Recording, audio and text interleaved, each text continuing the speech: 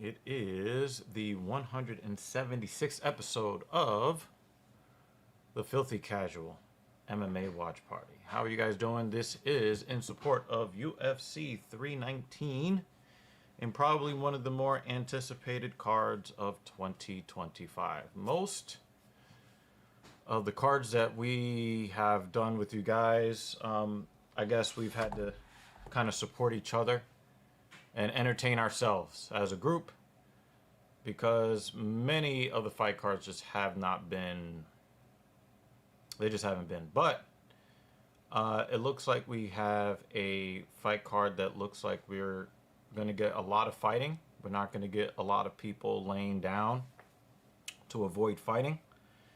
And we've got a main event that actually kind of gets my jitters going.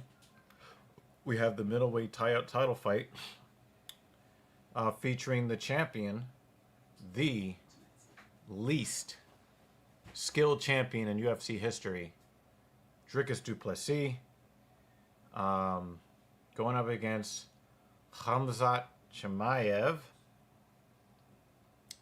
And I hope that the good feeling that I have for today's card will end up being accurate in the long term. We've got a lot to talk about because there is a lot of MMA news this week. A lot of big MMA news, and I'm pretty sure you guys are going to have a lot of opinions. Rampage and Neon. Are we loving it or what? I do not know what you're talking about. I really did try to figure out what you were talking about, though. But, yeah. Okay. Let's see if we can get some. We want to be able to hear the audio at least a little bit in the background. All right. Yeah, we've got we have Charlie. We have Charlie.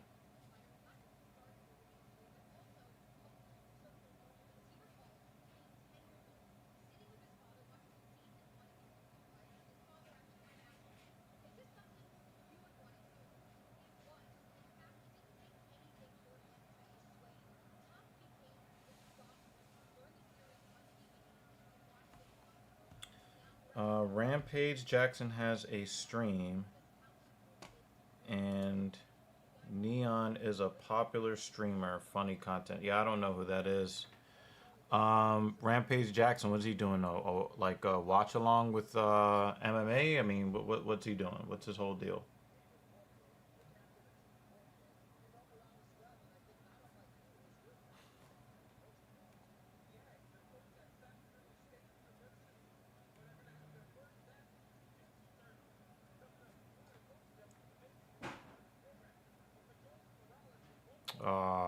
Come on, Ryan.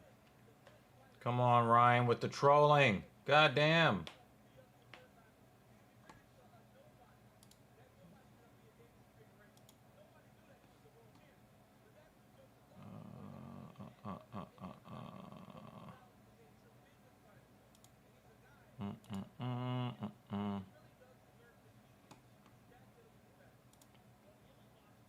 Oh, I don't like live streaming dates. I think that puts too much pressure on the person that you're dating if you're legitimately looking to date somebody.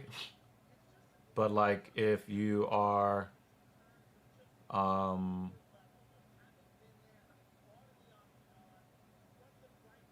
if she's just there to get, um to get clout, then I guess, it's fair. She gets to get put on blast and also gets the benefit of being on TV next to a famous man So that's just kind of like my. But if it's like a genuine woman who like just really wants to um, get to know a guy and putting her out on Front Street, I don't know. I don't know about that, but you know, you know.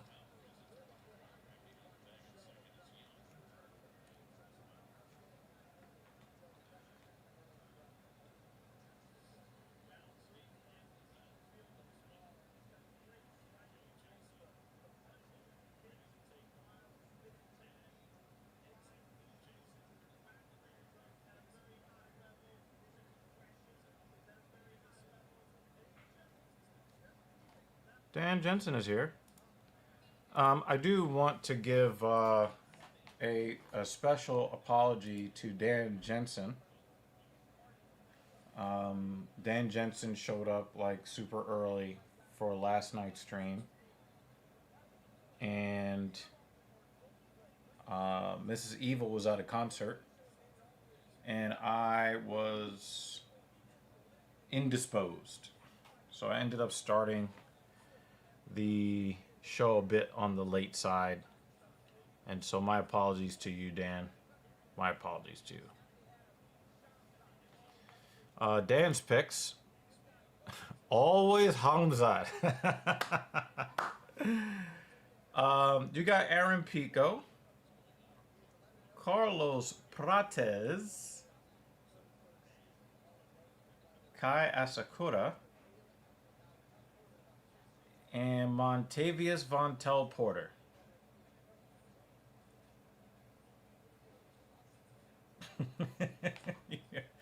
Your Ryan definitely has a Red Bull in the system. I apologize to Dan, and Ryan Fry is like, "What about me?" Ryan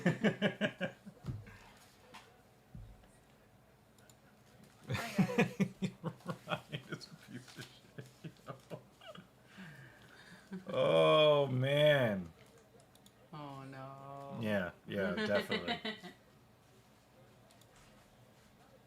Like, does anybody want Dricus to win? Anybody? I don't.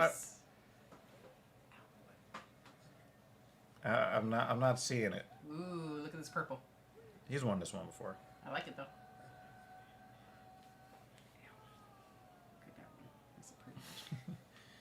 We were talking about Hi, guys. last week, Ryan. Last week. Yeah. Yeah. Yeah.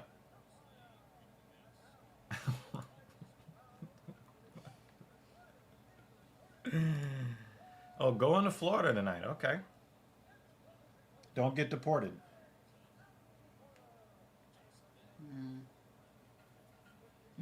Ah, okay.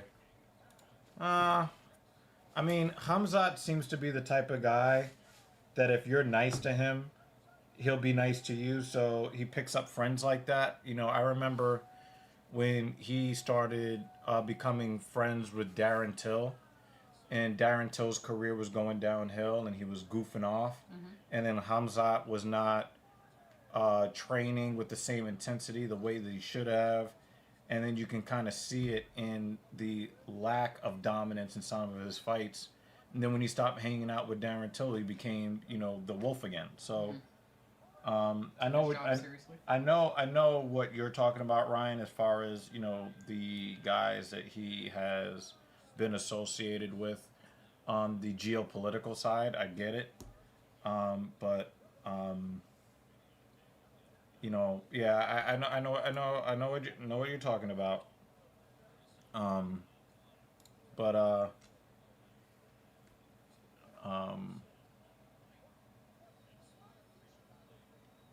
yeah, Well, DDP is not very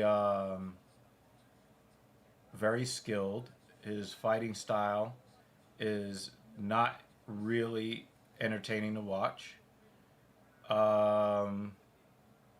His personality is off-putting, And for me personally, like you're talking about like the geopolitical stuff, personally, I don't like the whole I'm African thing when he comes from, you know, a legacy of um, of the worst kinds of colonialism. White people going to Africa and taking over their countries, um, and then to call yourself African when you're just the descendants of thieves and pillagers and e-parists, we'll call it that, e-par backwards. Um, you know, uh, and then the apartheid era where the people who invaded your country now get to tell you that you don't get to live openly and freely in your country because they now own your country. And they did the same thing that, our government is complaining about with South Americans and Mexicans, you know? And yeah, I agree. But for me, I don't like to hear, I don't like to hear about how African he is. I just find it to be extremely disrespectful to actual African people.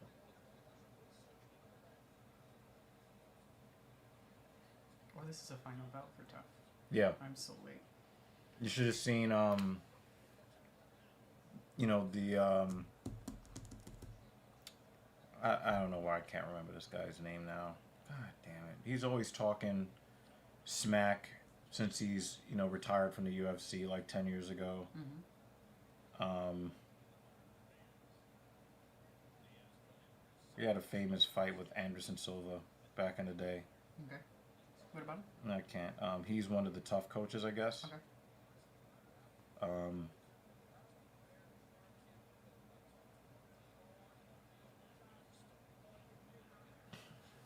for me, um, I would have, I would have a much easier time with his personality if, he was at least honest about his legacy, his ancestral legacy. There are people that will say, well, there's nothing that I could do about it because, this is what my forefathers did or whatever. Mm-hmm. But to be calling yourself more African than like Africans, that's crazy. That's crazy. Uh oh. Uh oh. Somebody's in trouble.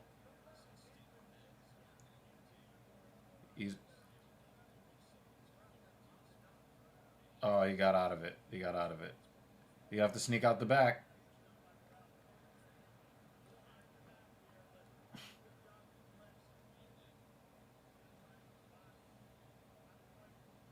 Oh, he's got the body triangle.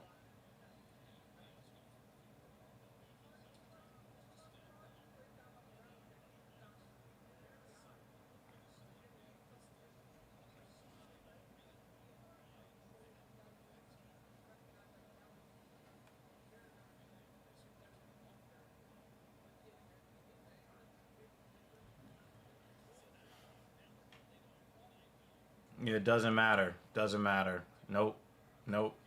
You're not going to be a white man, a descendant of pillagers, talking about you're more African than black people. Nope. Nope. Nope. Not at all. Not at all. Nope. And it's not like they went there and integrated themselves into the country, right? They didn't do that. They went there and took over people's country and killed people and, did, bad things to the women and children and took over their country. And, they didn't assimilate themselves, right? They didn't assimilate. They went over there and they robbed the people of their land. So no, I'm not buying that. I'm not buying that. It'd be different. It would be different if, again, if he took the position that, you know, what the legacy is improper, and he let's say led a push towards integrating into African culture. That would be one thing, but that's not what he's done. And I'm never ever ever going to I'm never ever ever going to be all right with that. Jensen says, I think I judge fighters really differently than most people. I only judge them on their performance in the cage and sometimes on the microphone. Everything out of the UFC, I don't care about that. Yeah. Yeah. I mean, but for me, Jones has done a lot of fucked up things in the cage with the cheating. So even if you look past all that other stuff outside the cage, it's kind of like, well, he's still a cheater. You got, we have to like, we have to like, we have to be honest and come to terms with that. So, the difference between black people in the U.S. and the Dutch in South Africa is that the Dutch went to South Africa to steal the land and to steal from the people. Africans brought to America was brought here against their will, again victimized, pillaged, EPAR'd, made to build the fabric, to build the United States for free. So it's a false equivalency to compare the Dutch going into South Africa and Africans being forced on slave boats to come to the United States. That's a false equivalency. And in the United States, in America, there were no white people. There were natives, there were aboriginals that were here, but this was not a white country. In fact, when black people were forced to come to the United States, it still was not a white country. It belonged to other people. That white people from Europe came over and stole land and harmed people and killed people to steal their land and resources. That is not the same thing as slaves being forced to come over here. Oh. It looked like he hit his hand, not his head. It looked like he lost his balance. If they call that a knockdown, that will be very unfortunate. To get that position. Yeah. It will be very unfortunate if Idris loses. Have to catch it. That's unfortunate. Yeah. Yeah. Because he held on to the cage in order to get better positioning. Yeah.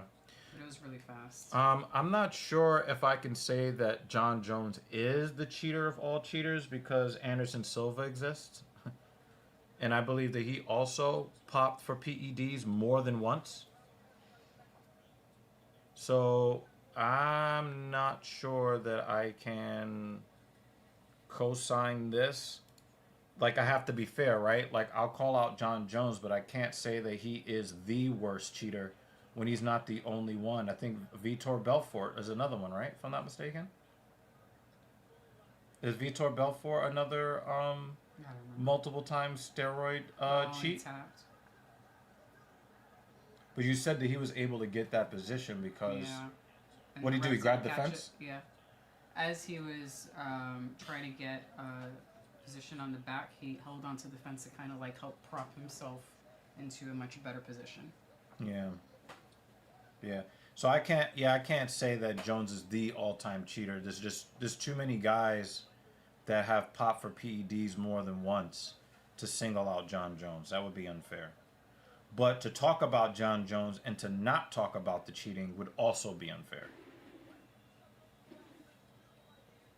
Yeah, I want to see what you saw.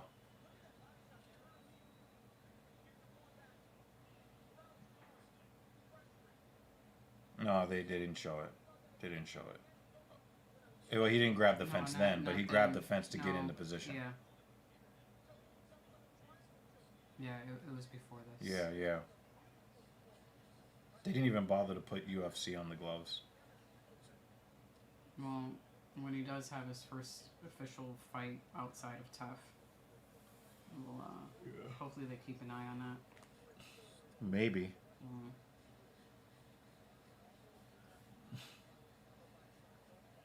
I guess he got the strikeout. My sister. Oh, he got a ground out. Oh, is she ahead of you?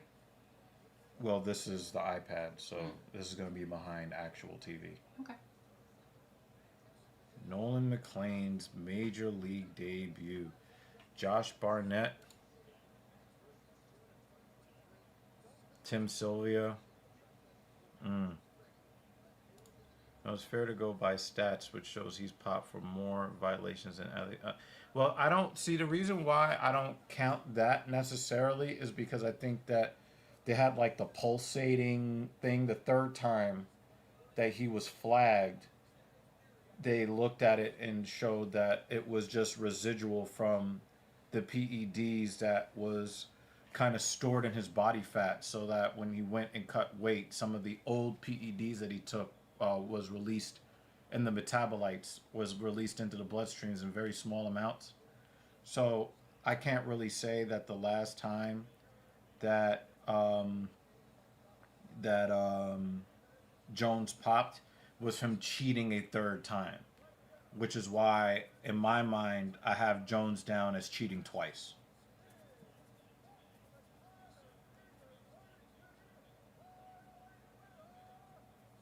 If you're not cheating, you're not trying. I guess so.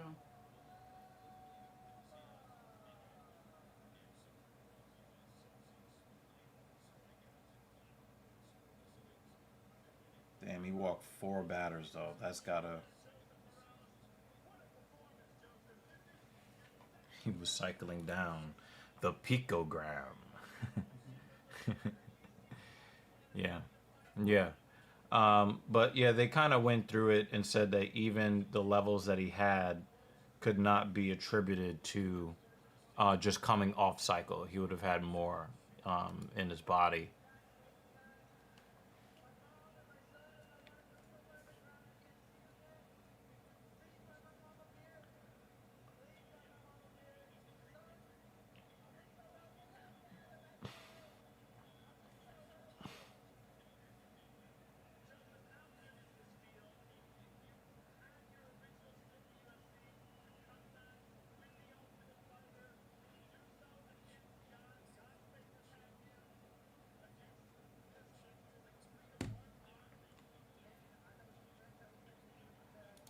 Yeah, but what they're saying is that he had taken it so long ago that it would be more associated with the second time he cheated than him.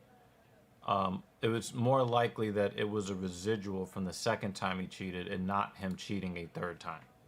So I'm comfortable with USADA's findings on in that particular case.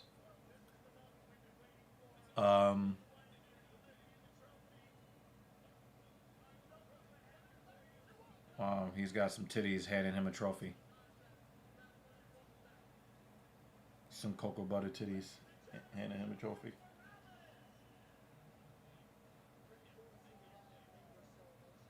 Like her boobs cover a lot of real estate on her frame. And she's tall. Yeah.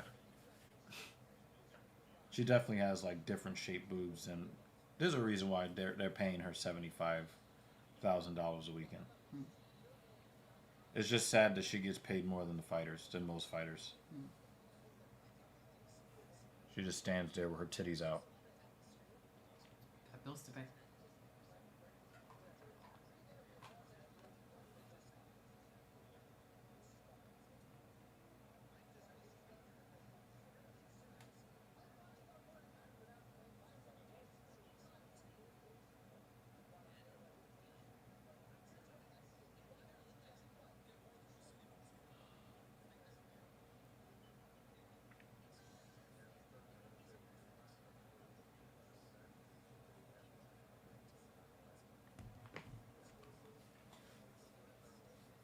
I think you could put up the rest of the banners.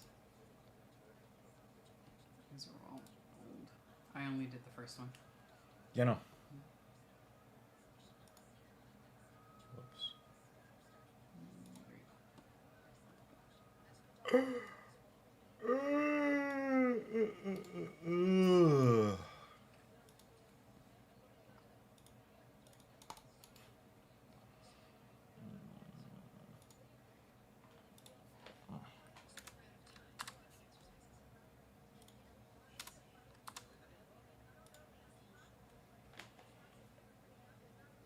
I cannot believe that Edson Barboza is on the early prelims. That is so disrespectful.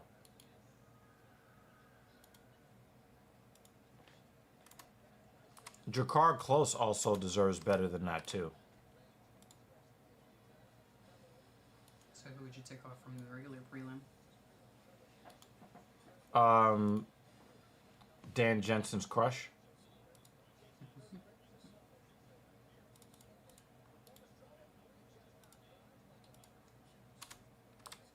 Could you imagine that three-way? Dan Jensen, John Jones, and Jessica Androgynous all cavorting. This is a different type of show now, and let's just focus on the task at hand, which is updating the banners. I would put Gerald Mearshart on the fucking early prelims before I put Edson Barboza on it. I mean, let's be real. This is the guy that got fucking obliterated. Toshiomi Kazama. Yeah. Hey Dan, I hope that you still watched the card last week. I gotta know your opinions on what happened to Toshiomi Kazama last week. Yeah. I'll probably just move one off of somewhere else. Just grab one from the... Yeah. And I'll just move it.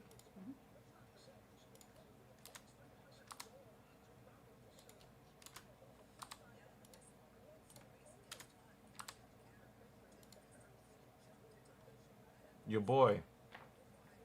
Oh no. It's a big ol' no.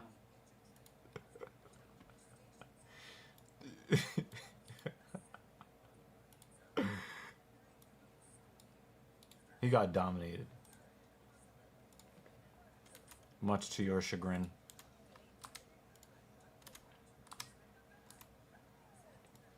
If I thought about doing a snack burn, I changed my mind.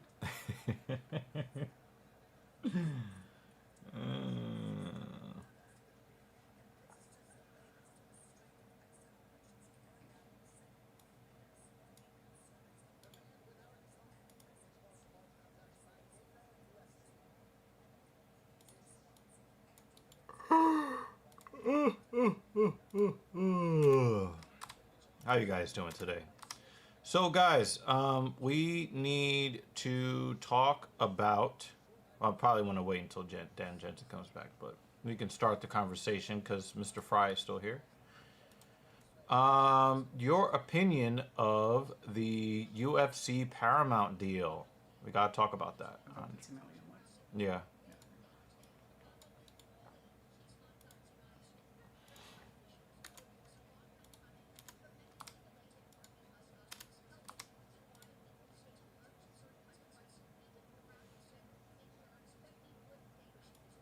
I don't think that deal would impact, or maybe it will, international viewers, since they don't watch it on ESPN. It will affect them because Paramount is also looking to get first dibs on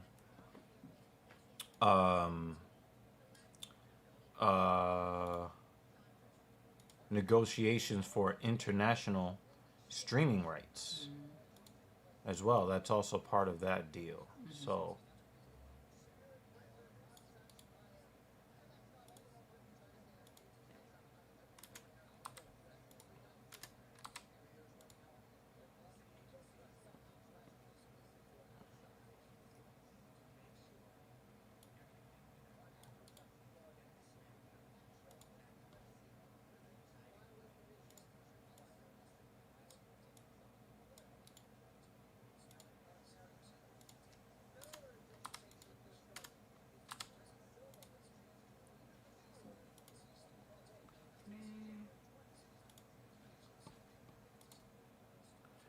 yeah,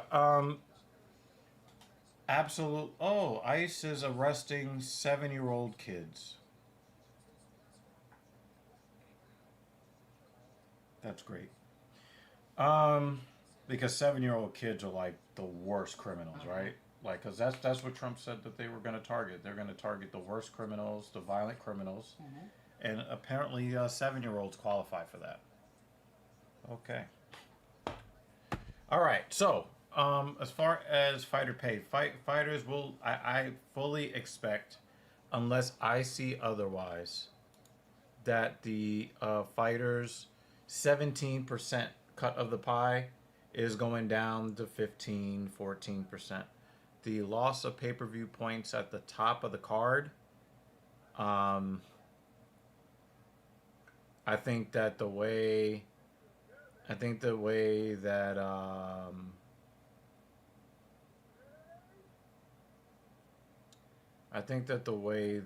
I'm glad he's not on the Mets anymore. Because this commercial's really bad. Yeah, it is. I have no idea what's. Oh, it's a clothing company. Yeah. They're not going to. I think the way that the UFC is going to negotiate contracts with fighters is they're going to say, well, I think customer facing and for the TKO shareholders, look, 7.7 billion over 7 years, a 1.1 billion dollar average annual value. But when they go to talk to the fighters, they're going to say, well, since streaming is cheaper and we're not having pay-per-view come in, we can't offer you as much money. That's how I think they're going to try to play it. Yeah. Now, they think fighters are dumb because, they're dumb enough to put on gear, shorts, and then walk into a cage and have somebody lock it behind them, and then, put their lives at risk for a nominal fee. That's usually pretty small. But if you think that all the fighters have not looked at all the press releases, we know that you are going to take in $300 to $400 million more per year than what you've been taking in. And until I see otherwise, my first expectation is that they are going to try to take a studded spike dildo and shove it up the fighters' asses at every opportunity. And I dare them to show me otherwise. So they end up just going to other promotions? No, again, there's a reason why fighters keep coming to the UFC even though the PFL pays more. There's a reason. You get what I mean? Yeah, but I feel like if the pay is cut more... No, but the pay is only going to be cut at the top because only the champions get pay-per-view points for these types of events. Everybody else is fighting on their regular contracts. So the fighters, on average, will lose revenue, but, the bottom 95% are going to get paid the same. So the UFC is going to make more money off of their trauma, but they're not going to see any more money off their trauma. You get what I'm saying? Yeah. So the percentage of revenue that the fighters are going to get is going to go down because the top fighter, the champions at the top, they're going to lose pay-per-view point income, and everybody else remains the same except for the UFC goes way up. So basically, that 17% that they've been getting might go down to 12% of the total revenues. Maybe even less than that. So is there still an incentive to become champion? Besides saying That's a you were the great champion? fucking question. At this point, continue point fighting. Right? I mean, how can you be mad at guys that dry hump other men in the cage to avoid fighting, to get out of the cage with no damage, to collect your win bonus? Just on that level alone, you know how much I hate it. But I'm just saying, just for the sake of this conversation. I'm just saying, if there's going to be less money at the top, where's the incentive to be the best fighter to become champion? Unless that's the thing you really want. There's a handful of those guys who really want that title to say that they were champion. But people got bills to pay and families to feed. So I think that they're going to start questioning their Yeah, choices. they definitely are going to want to know when it comes time to renegotiate contracts. They're definitely going to want to know. You guys are coming into all of this money. Besides the shareholders, how much of that money is coming to us? Mm-hmm. And I just don't think that anybody believes that any of that money is going to go to the fighters unless we see otherwise. Mm-hmm.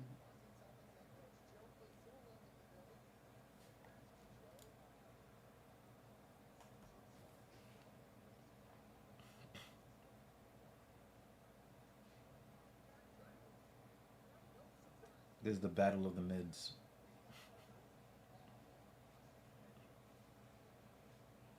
As long as they're entertaining. Yeah. Because they're not bad looking. They're just not like the ones we like, you know. Mm-hmm. Look at those quads quadding. Mm-hmm. That is a very lean set of quadriceps. Almost bodybuilder like. Mm-hmm. That's pretty impressive. I bet you her hack squat is on point. Mm-hmm.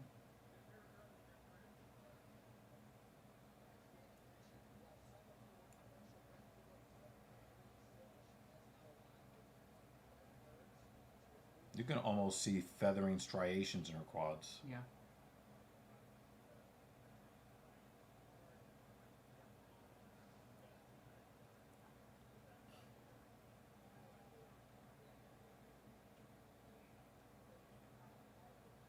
But then, as impressive as it looks, if her opponent is smart, she will attack with leg kicks.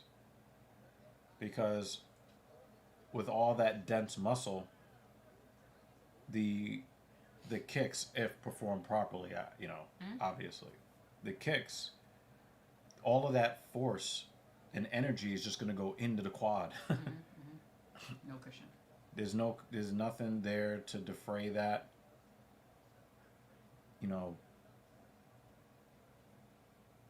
look how heavy she is on the lead foot. Oh, I got her first kick. Yeah, but it was really more of a low leg kick. Mm-hmm. I think if she went for a higher leg kick, she could really, really cause some pain.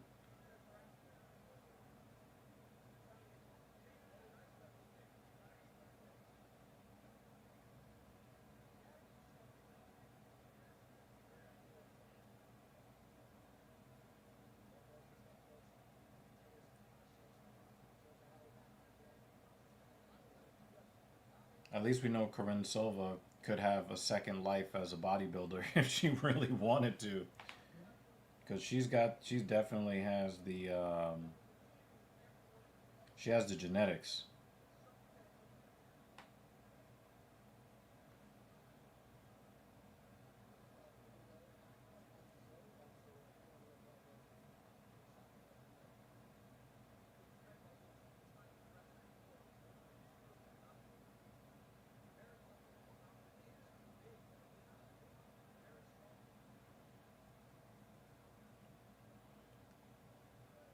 DLSG22, thank you for following us on Twitch.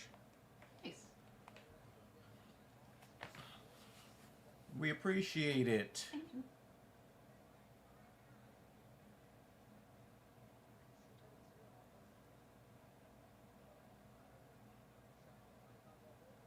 You see how heavy Silva is on that lead foot. If Barbosa really wanted to be a horrible bitch, she could just kill with that leg kick.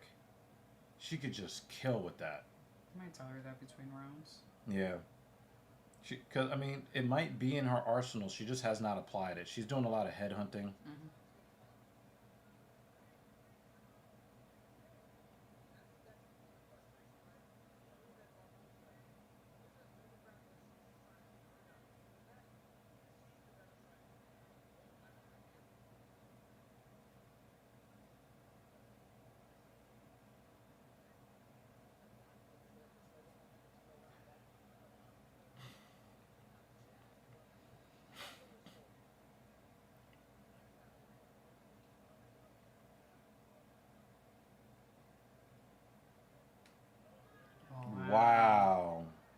That positioning was crazy.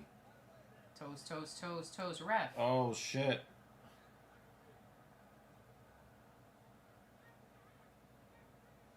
She's like, no, don't hide the hands. Switching sides. She grabbed her really fast. It was kind of like watching those nature shows, right? I like how she's not married to one side of the rear naked. She doesn't have enough time. Yeah. She doesn't have enough time, so she's just going to have to do some damage. Oh, man. Oh, man. Oh, nice. Man. Damn, that was trouble. I thought that Silva was winning the round. She might still eke it out, but that was pretty precarious at the end.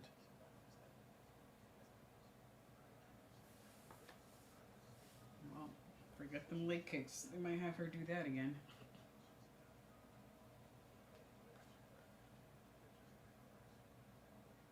It just looked like she was just headhunting the whole time and was failing at it. So it's like, if it's not working, can we do something else, please?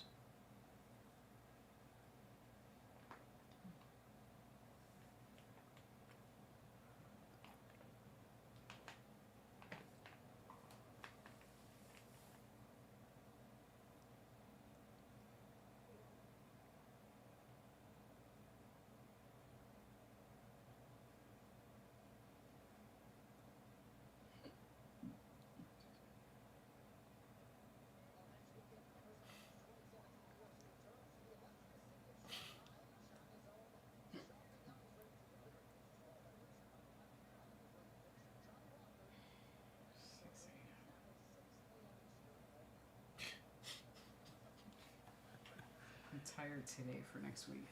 Yeah.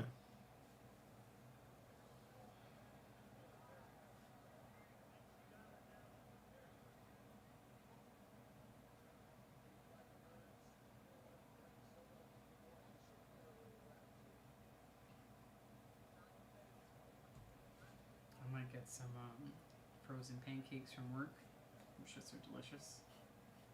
So I could just wake it up, microwave them, be done.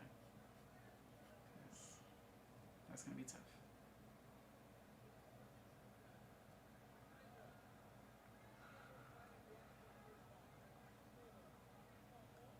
I think the prelims is 3 a.m. Yeah. That's what I'm talking about.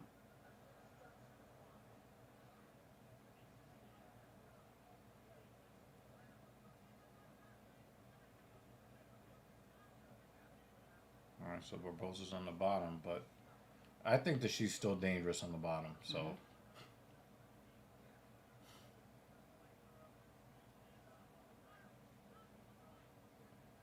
It looks like Silva just helped Barbosa Silva just helped Barbosa get up. She scooted her into the corner so she could stand up. How dumb was that? That was really dumb.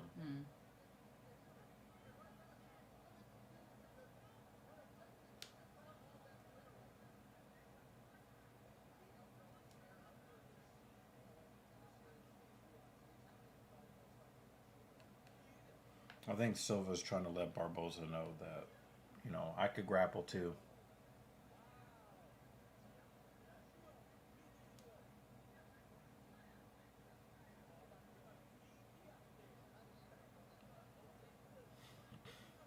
You know, Barbosa's going for that takedown. I think Barbosa senses that if she gets Silva to the ground quick enough, that if she doesn't wait until like the final minute or minute and a half, she might be able to put her in position for rear naked choke, arm bar, that kind of thing.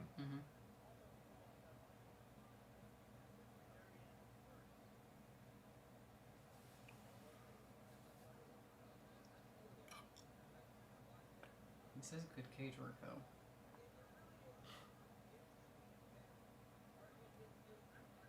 By both of them.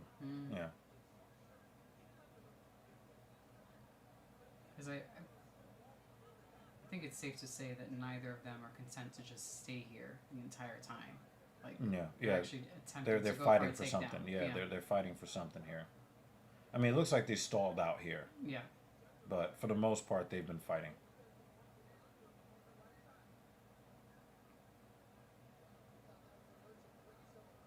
Yeah, it looks like we're. Well, there we go. Oh, and she ended up on top. Wow.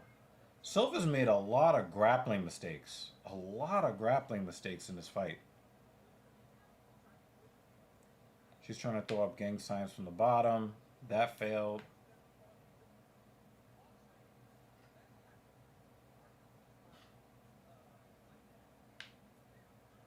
All right, so she's going for it again. She's throwing up the gang signs. Oh, knee in the booty. She's got a muscular booty. So, oh, she's got caught in the triangle. Oh man, if she ends up getting submitted, that'd be That so would be crazy. Because the submission attempt was so obvious coming in. All right, she's putting pressure in to get both of her shoulders through. If somebody gets power bombed, I'm leaving. I'm done. I can't take that 2 weeks in a row.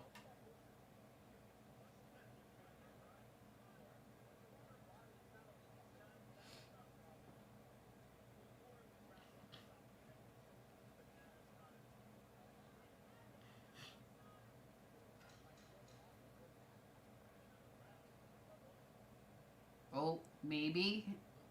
Oh no, she's posturing. Okay. She's posturing. I saw her coming over. Yeah, she was posturing up though. The other dude was just like, talk to the hand. Fuck this commercial, yo. I've seen the commercial multiple times, and I only did that once. Okay. Only But once. I could sense it. I can. Only once. How many times did they show it already? That was the second time. No. Yeah. They showed it more than twice. No, that was the second time. More than 2 times. In your soul, they're playing it over and over and over again. Big news.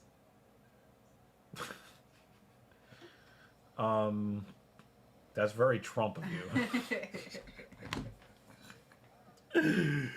More than twice.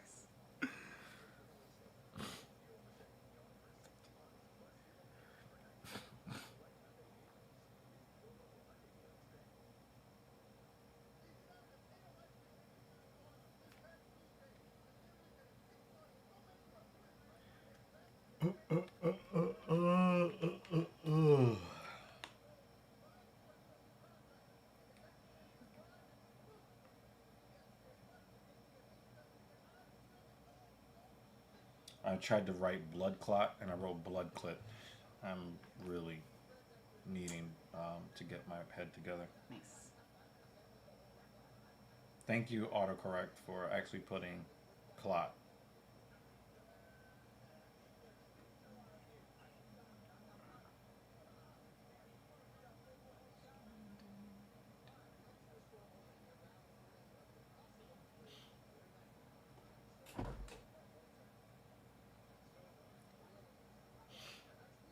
Knees to the body.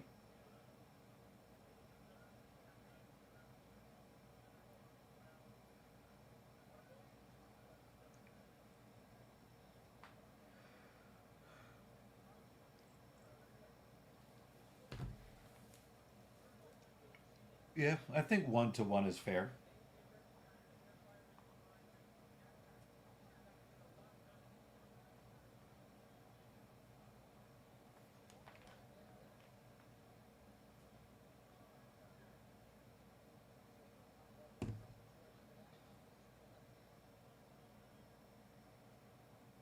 Ouch, it looked like her toe hit her kneecap. That looked like it hurt.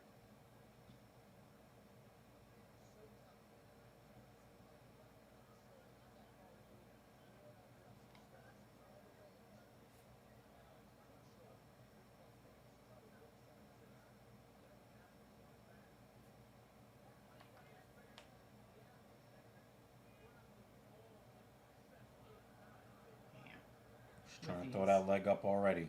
All right, so she's on top with 3 minutes left. This is a great position for Barbosa to be in if she wants to advance position to try to get a submission here.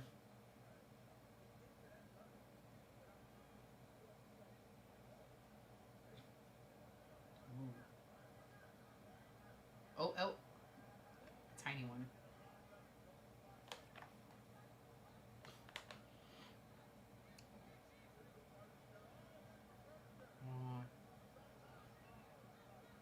Oh, darce it Wow. up.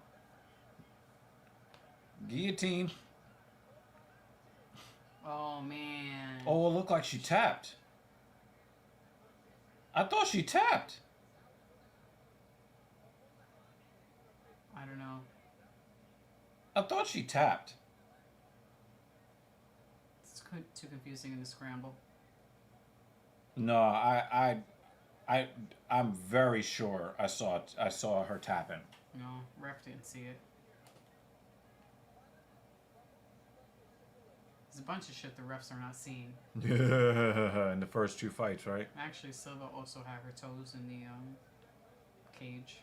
They ain't catching shit today. I don't know why I thought that was Roman Reigns for a second. I feel like people could just go Victor Henry crazy today. Mm-hmm. I'm gonna be alright. Donk. Yep.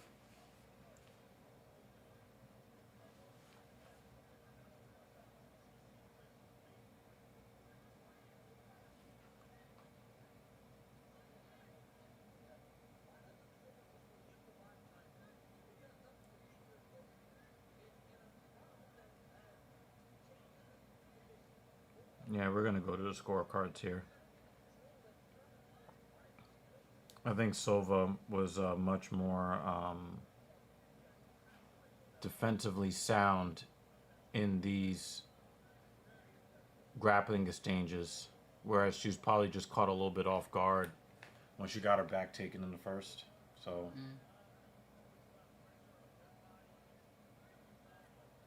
this fight is a lot less interesting now. Like when you kind of feel like there's a chance of a finish, the fight, even the more mundane parts of the fight, you kind of feel like you're getting somewhere, right? This just kind of feels like they're both kind of content being where they are. Silva's flat on her back, and Barbosa's just happy to be in top position, you know? That's what it looks like to me.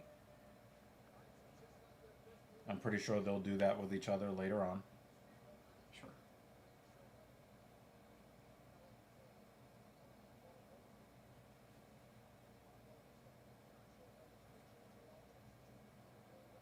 That definitely looked like some Scissor Sister shit. Yeah, that was just poor footwork from Silva. And if there was 10 more seconds, she would have some really funky elbow joint movement.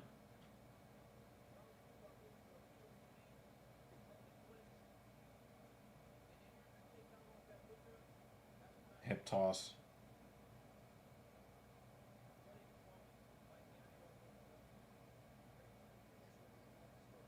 They're both going to be pretty sore. Her face is a little lumpy for somebody who didn't get thumped up. You see how her face, but Silva was throwing hammer fists from the bottom. Yeah, it just elbows and hammer the fists. discoloration of the face, kind of looking like greenish.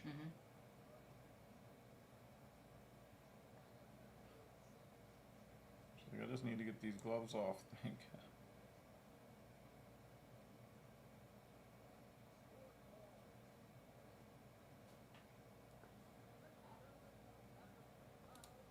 Yeah, that would not be fun.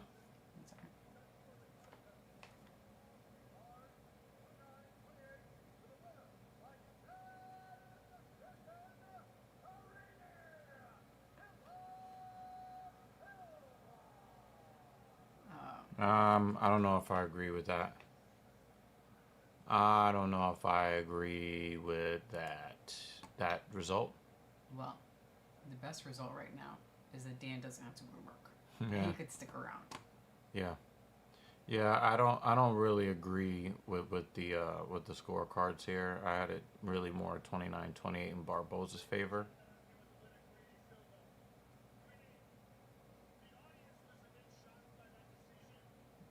Okay, so I wasn't the only one.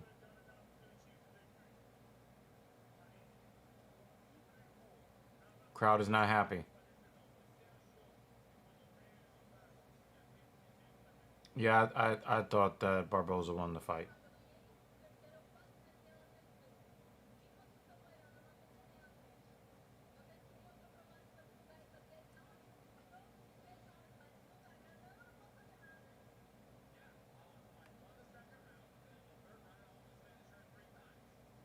No, you didn't. You did not almost finish her 3 times you got taken down.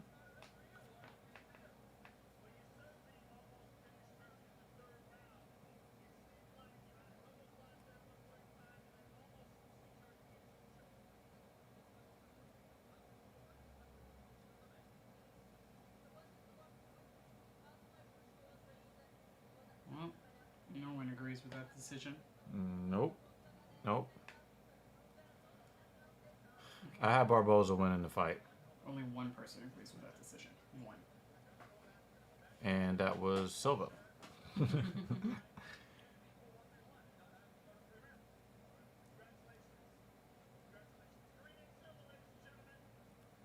I thought it was 1-1 after the second round. I thought Silva was dominant in the second round. I thought that Barboza won the third round. And all 3 judges gave the third round to Silva, and I just don't agree. I thought that Barboza won rounds 1 and 3.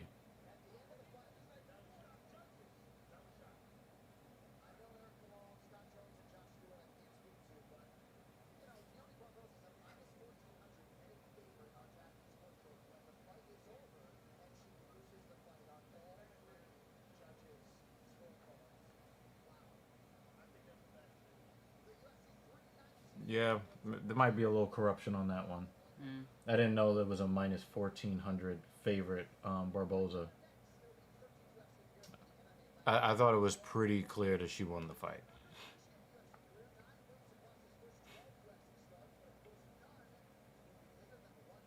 And she did not almost finish Barboza 3 times in the third round. That's not what happened. You walking in there with his eye jammy already? It looks like he's got Or some is that a scar tissue. Yeah, but that eye is lower. Yeah. Stop moving. Now he doesn't want people to see it. Yeah, what he did to Dan Hooker, that was crazy.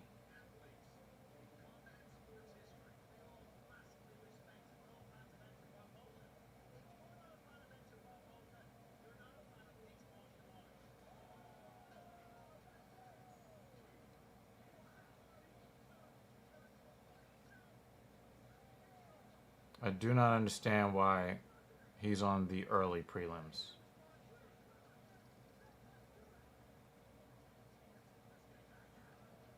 That might be one of the greatest knockouts in combat sports history.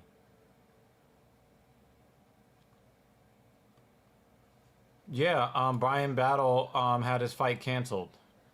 Brian Battle failed to make 170 in his last fight. And then they move him up to 185. You know, it looks like he's having trouble with the eating disorder again. That's what it looks like to me.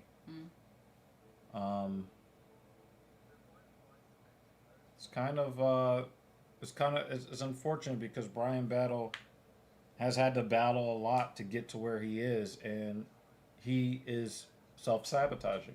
Yeah.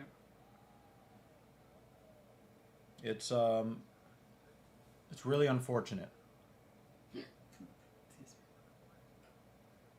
Why do we have to watch a fight pack? That the fight went to the scorecards. Come on, guys.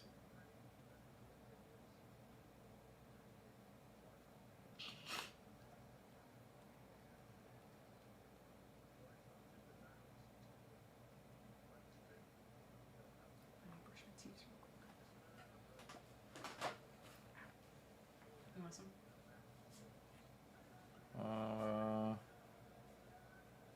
I guess. What do you want? Huh? What do you want? A cup? Of? I thought you were getting iced tea. I'm gonna go brush my teeth. Oh, I heard you say iced tea. I said teeths. Okay, you're trying to confuse me. Always. You want the homemade iced tea or you want the other one? Homemade is not as sweet as the store bought one. Yeah, just 8 ounces is fine. According to Fight Pass, there are only 2 fights on the early prelims. According to Google, we have 3 in the early prelims and 4 on the regular prelims.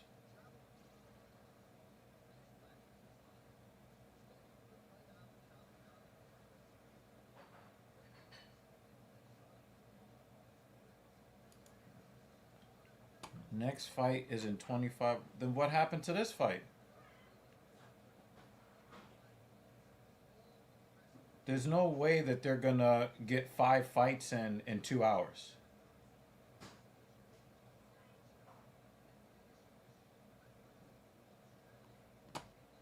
Yeah, I hope you're wrong too, because Edson Barbosa is supposed to fight Drakkar Klose right now, and there's supposed to be from 8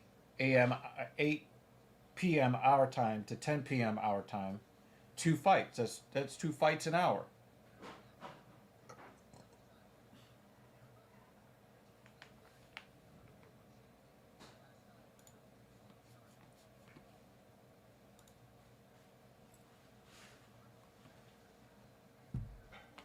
Thanks.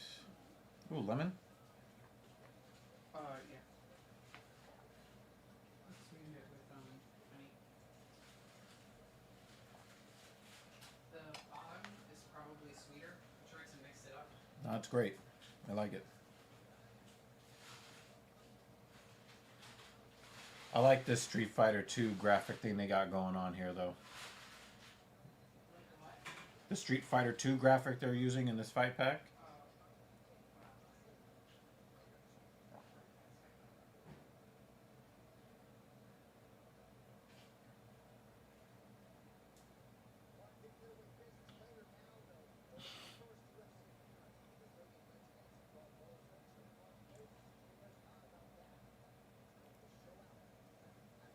All right, here we go.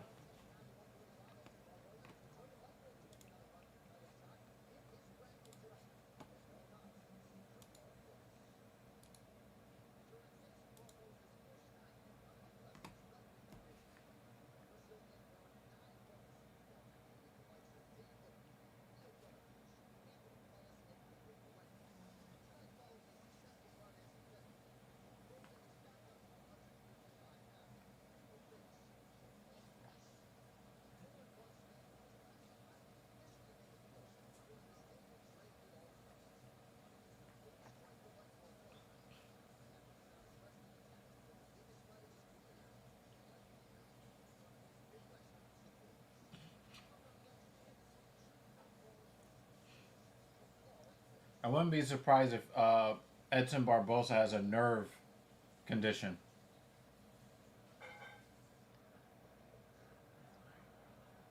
Mm-hmm.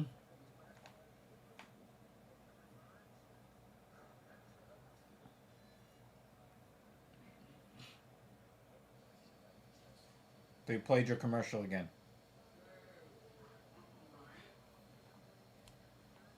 Nope, but the lemon is good enough.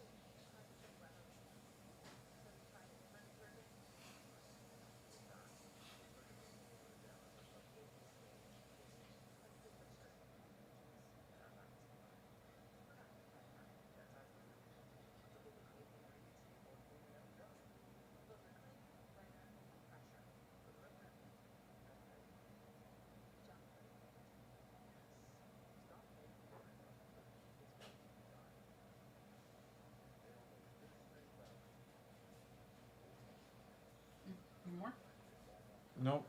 I'm gonna give you the big chair soon.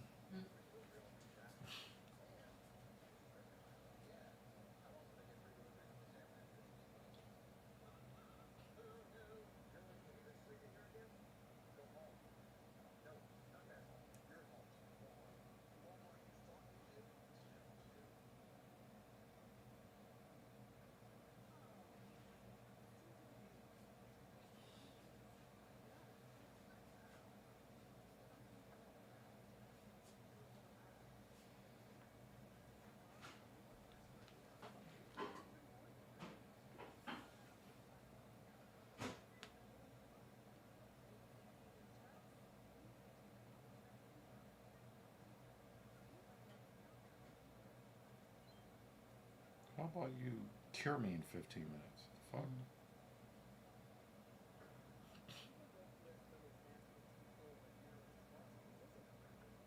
This is a cool commercial.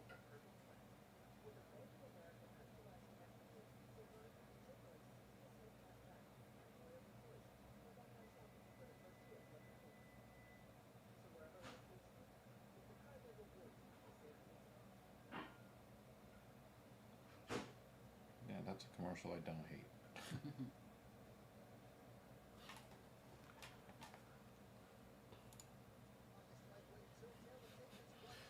I just, Yeah. I'm just doing it more now.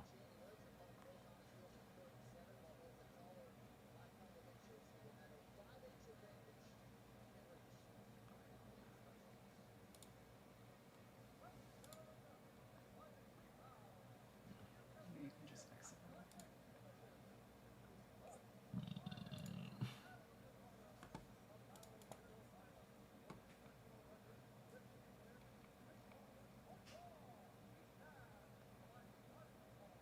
And then you can't You know. do anything. Yeah, because we can't control from there. But as long as nobody else can see it, it's fine.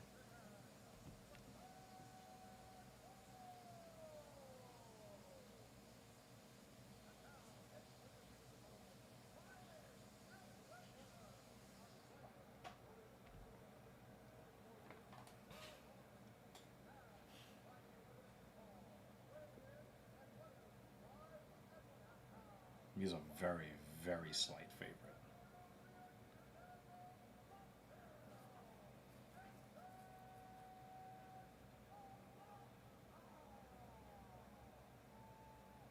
You can't tell if there's swelling here. It looks like the eyebrow is raised. Or scar tissue, Yeah.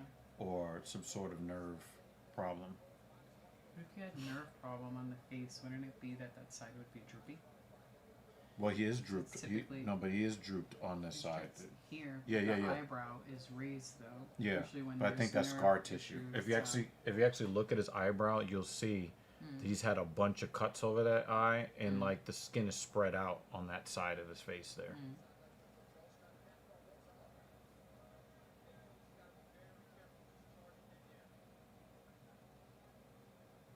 He always comes in immaculate shape. Barbosa. Yeah.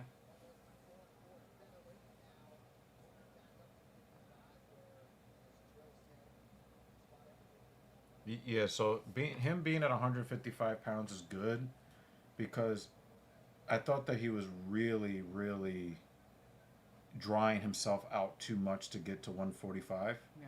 And obviously, he looked like he was made out of granite, but he wasn't able to take shots as well at 145 as he has been able to take damage at 155.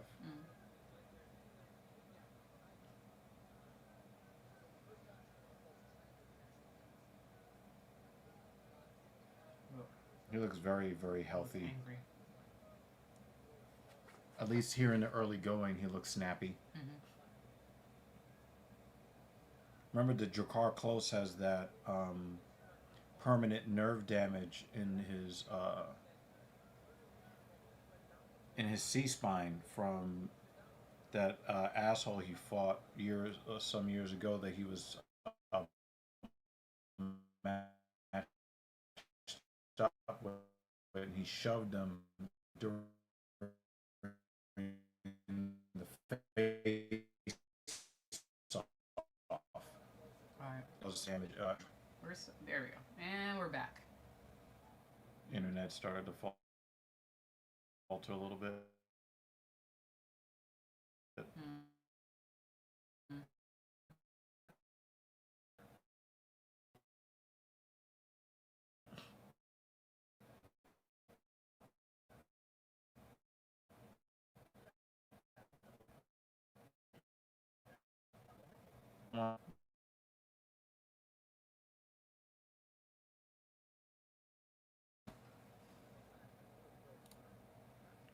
Stay interneting. Internet.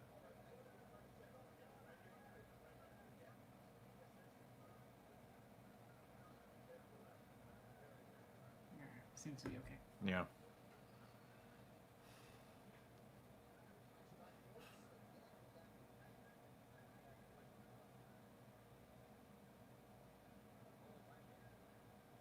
Barbosa seems to be using his hands a lot more.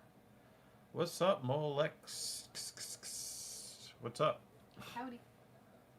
Yeah, we're trying to keep our interneting. Yeah, if we suddenly disappear, just give us a moment. Or an internet moment. Yeah, and we're having an internet moment. You watching the fights, Mole? X? X. Or Triple X? And if you are watching the fights, please give us your picks. Did everyone give us their picks already? Dan? Ryan didn't give us any picks. Hmm? Ryan didn't give us any picks? No. Alright. He gave us his commentary, and that's okay. He did. I think Kratos was the first one with a pick. Saw that earlier.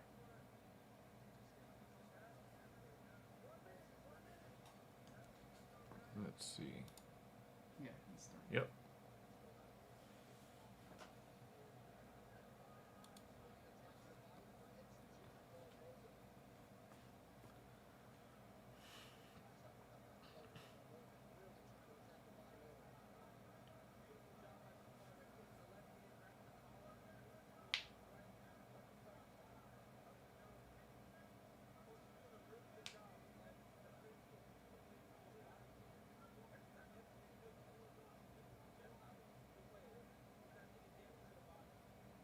He's setting him up for a kick. Mm-hmm. I thought he was going to go to the body, went to the leg there. Ooh, nice.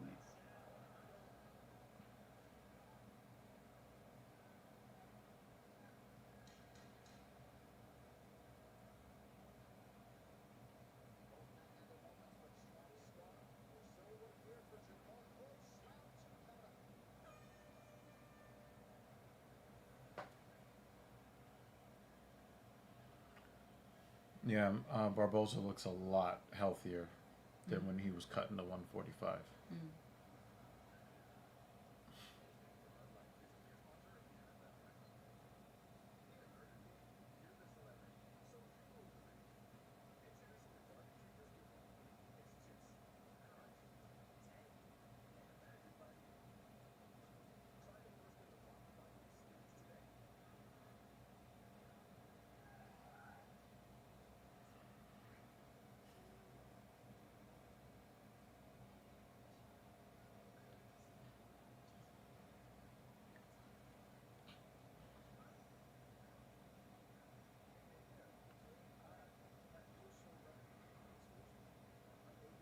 Nobody gives a fuck about them. Just fucking shitty ass Hyundais.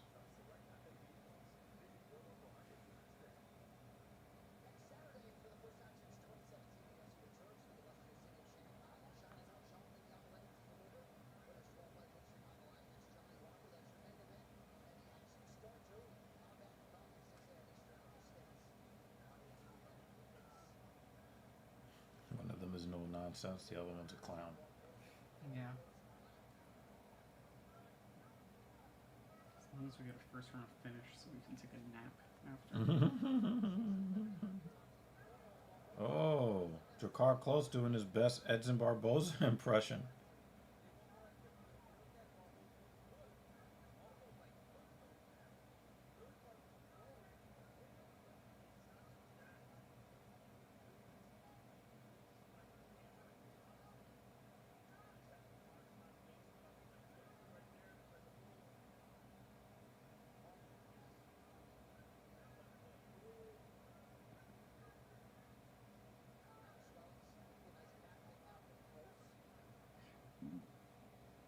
Never thought I'd see the day where Drakkar Close would come into a fight with Edson Barbosa and look like the more capable kicker. Mm. Oh, boy. Barbosa is It's about to not go good. out.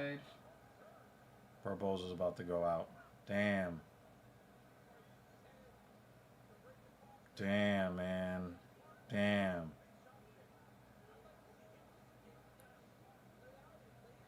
Damn.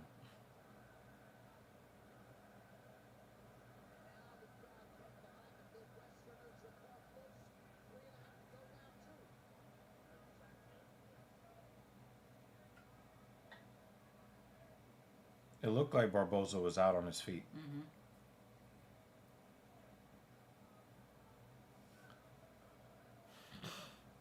And then his arms went down and he just took another one too. Look, He's arms like, down, oh. look, boom. He's like, just stay up for me. I'm not done with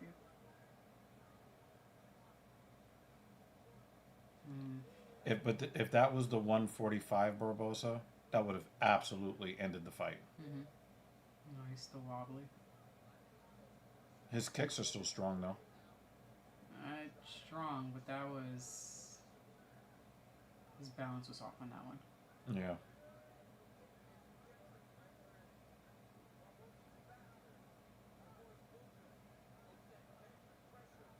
The shovel uppercut, that right hand from Drakkar is landing.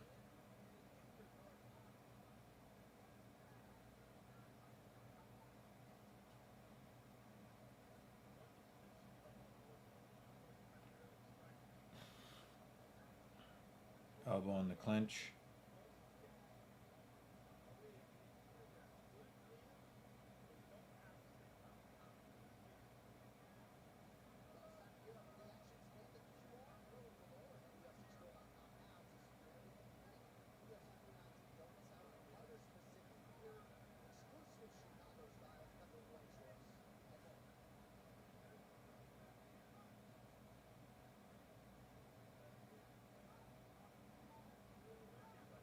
Well, they both came close to landing some big shots there. Oh, man.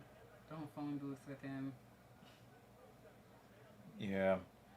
Drakkar Close too is having a good night if you are brawling with him. Barbosa is trying to go to the body, which is smart, but every time he hits you in the head, It's in trouble. it's a problem, you know?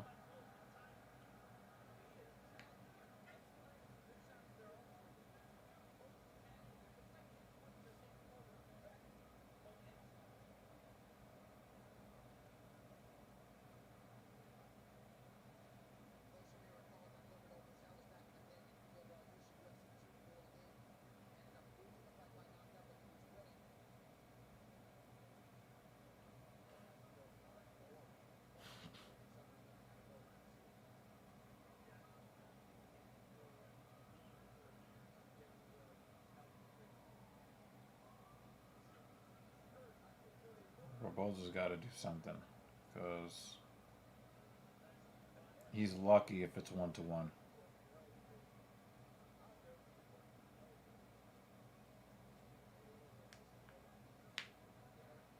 I think he's just trying to survive right now. Yeah, he needs to get back to the stool for 60 seconds. Take a deep breath.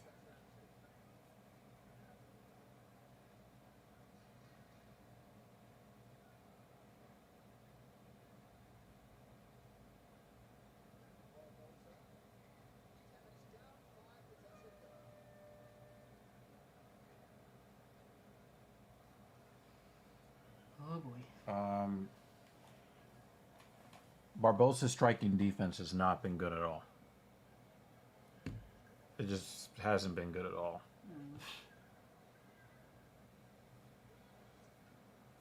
It looks like Close is fighting like he is surprised that some of those shots are there to be had.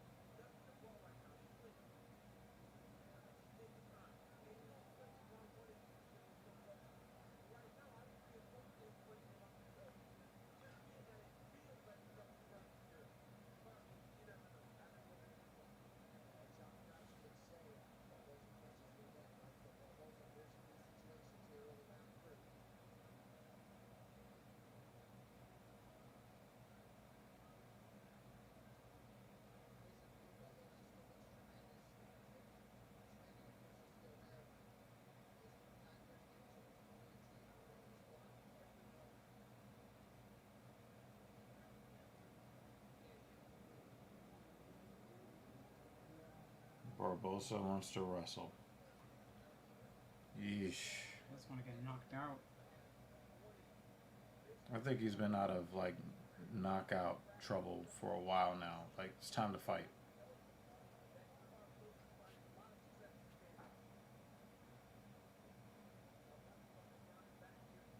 You're not a BJJ black belt. You're not a judo champion. Stop it.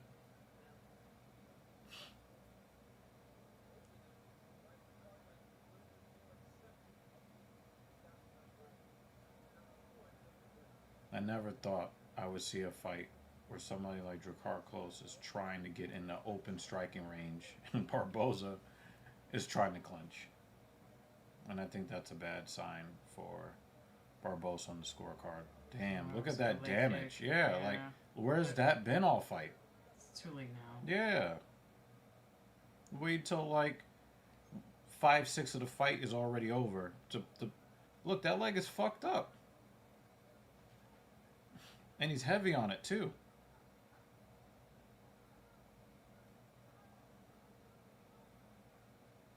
Oh, nice right hand.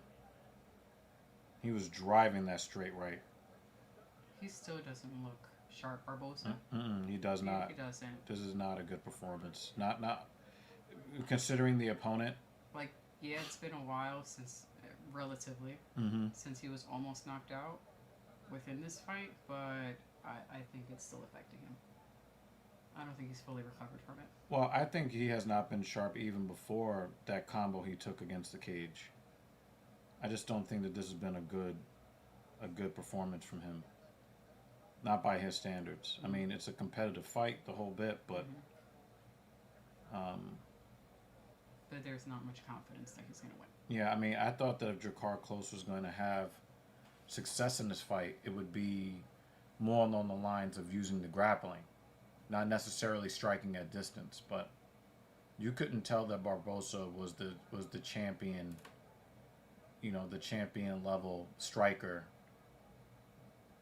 just by watching these two guys. And it looks like Barboza's really relying on his hands a lot more in this fight than in most other fights. Like, he's supposed to be. He's supposed to be, Howdy, sir. A guy that almost kind of uses his kicks as jabs.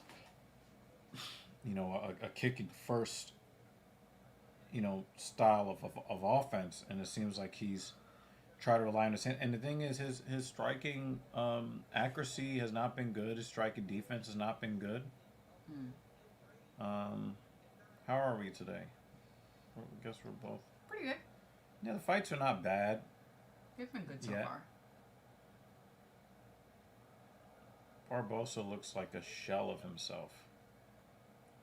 We're just watching a fighter who we didn't expect, oh, come on, would be performing as poorly as he is tonight, because he's usually really good. But the card has been good so far. How are you, sir? I will accept any outcome. No 30-27s. Yeah. But either fighter wins 29-28, I'll accept it. Because there's a case for both fighters. I think the problem for Close is that I think Close looked better in his best moments, better than Barboza, but almost all of them came in the second round. And I think that, the first round is close, the third round is close, the second round is not close. Yeah. But if you give a close round to Barboza in round 1 and a close round to Barboza in round 3, even though Dricus looked like the better fighter, by the unified rules of MMA, I'm more inclined to give the fight to Barboza. Well, even though I thought Close looked like the better fighter. Judges are on some shit today. Yeah, they definitely are. So, Polly Chaser donated $10 last week. As we went off the stream. Thank you for that. So did. Thank you for last week's donation. That was cool.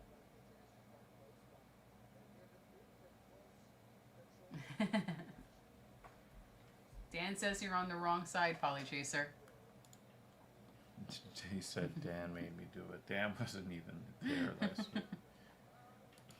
Let's see what the scorecards.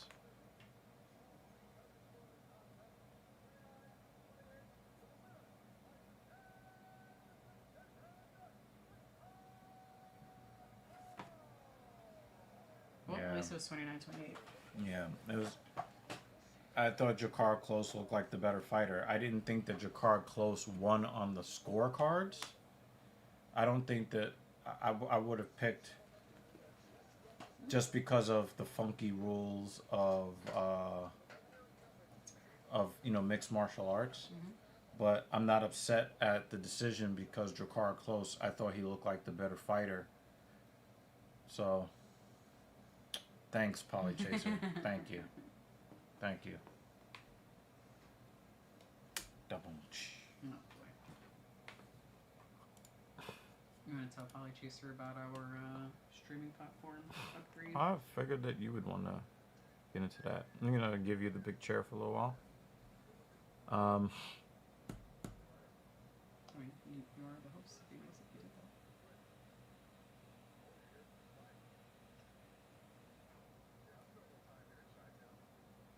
Oh, I don't care about this. I was like, ooh, this looks interesting. Nope, don't care.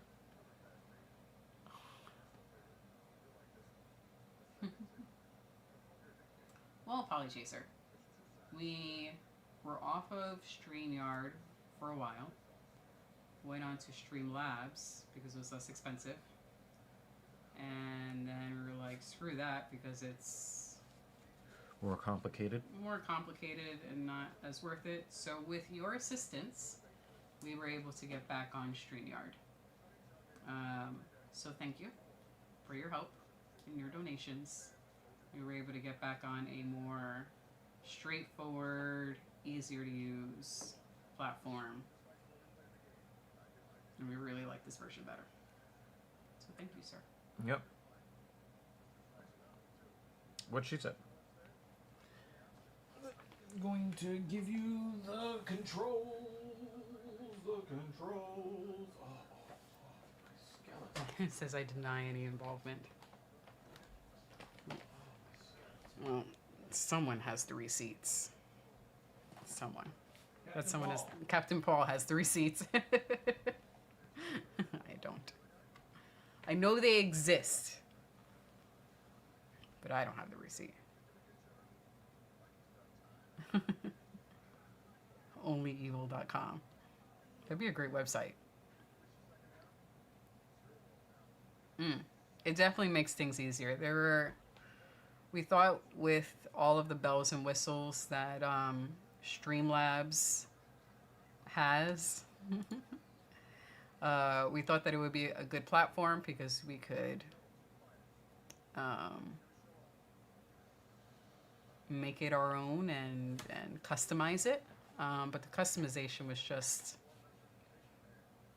a little too challenging and difficult right now. Maybe that's something we could try again later, but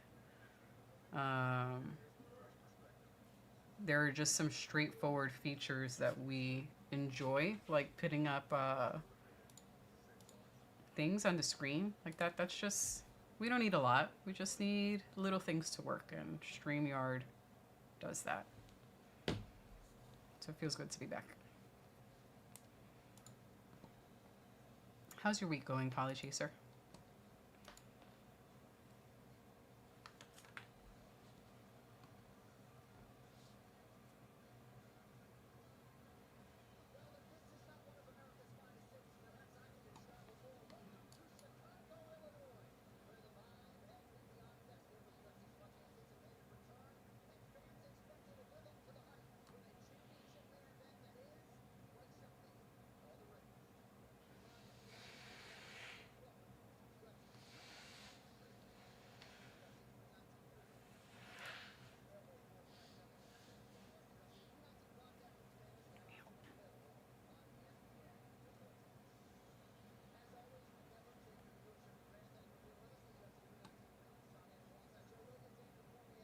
Kitchen stuff. What are you doing in the kitchen?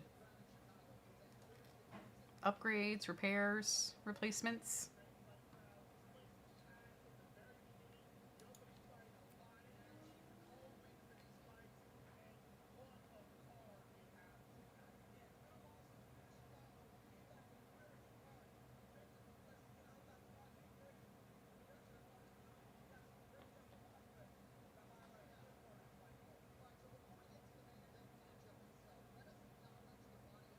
Spice cabinet. Ooh. That does sound awesome. Spice cabinet. All of our spices are just on like the bottom shelf of the cabinet. The ones that we use most often, we just sit it on the counter. I've stopped trying to organize them too much in the cabinet because I'm just going to take it down anyway. So I just leave it by the stove until it gets a little too cluttered, and then I feel crazy. Spice cabinet sounds nice. I've tried making my own combination of spices. Hasn't worked out too well. They're not as delicious. I don't think I have the proportions right of the different types of spices. So I end up just getting some pre-made dried spice mix from the supermarket. Oh, I wanted to do my own picks. Yeah. The same. Usually what Thing 2 and I end up doing every couple of months or so, we get up on the stepladder because we're both short, and we could only really reach the first shelf in the cabinet, and on the second shelf we could only reach the front of it. Anything that's in the back, we need to step on the stepladder to get to it. So we usually end up going through the cabinet every couple of months or so just to remind ourselves what the heck we have up there. Or like the one spice we purchased for one recipe and never used it again. Never used it again. But I don't want to throw it away because spices really don't expire, so we'll find a use for it.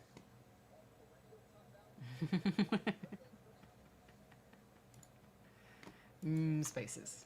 There's one spice that we have right now that I'm really liking. It's a dried sofrito blend. So it's like dried onion, dried garlic, average height, sure. Dried onion, dried garlic, parsley, dried sage, rosemary, and they're all just kind of in chunks. So we have a grinder that was for black pepper, and then we finished the black pepper. So DG has the phone. Babe, I think you got something. He'll check the email. Thank you very much. He can confirm. But it has all the spices. So I have a black pepper grinder, and then we finished all the black pepper. And I have another black pepper grinder. But I filled it with the dried sofrito blend, and it's really good because I could just freshly crush it. Some good stuff. We've been having fun with experimenting with different recipes. I learned how to make marinara sauce. It's amazing. I may have said this before. Actually, I am the one who's going to spend it on the peanut butter. He's not into peanut butter. I love peanut butter. Love peanut butter. I have peanut butter with my breakfast. I have peanut butter with my lunch sometimes. I love peanut butter. Love it. I have just a regular spreadable peanut butter, right? And then I have the powdered peanut butter because I like to put that with my oatmeal. And I was going through the regular peanut butter so fast. I really fucking love peanut butter. So with the powdered peanut butter that I just get from Target or our local grocery store, and then just mix it in so it gives it the nice flavor, and add a little extra salt to it to bring out the peanut butter flavor because the dehydrated peanut butter is not as strong. But with oatmeal and some fresh fruit on top, I could also just Eat it straight off the tub. Eat peanut butter with chocolate flakes on top? Boggle? What? How would it boggle your mind? Dude, that's delicious. Love peanut butter. It's excellent by itself. It's excellent with chocolate. It's excellent with fruit. I don't know. It's the best. And then if I have a smoothie, I'm putting peanut butter in it. I guess it depends.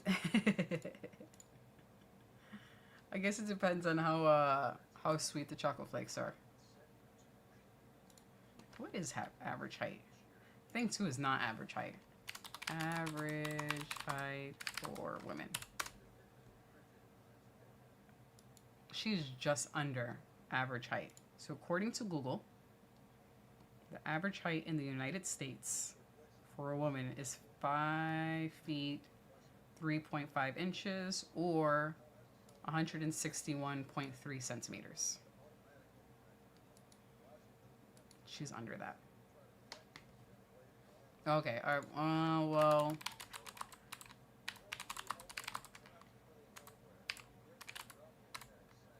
Average height for a Korean woman. The average height for a Korean woman is actually more than American women.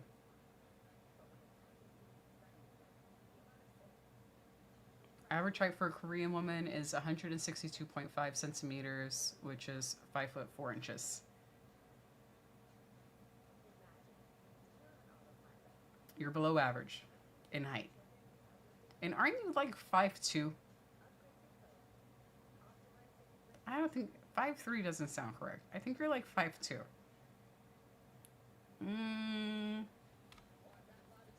I think it's 5'2". No! Did you hear?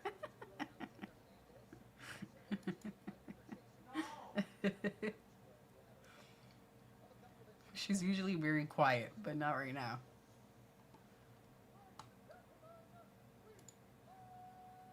Here,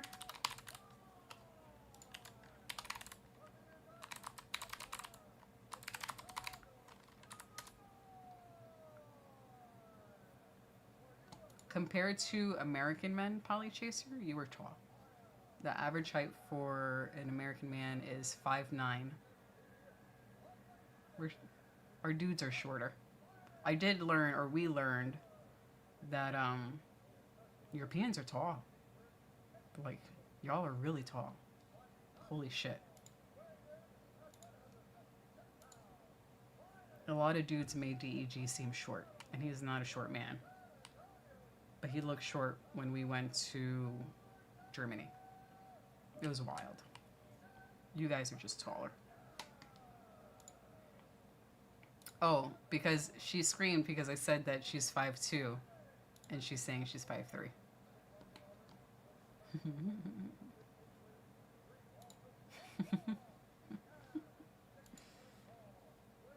Ooh, you left for the Chase Hooper fight? How dare you? You just walked out on the Chase Hooper fight.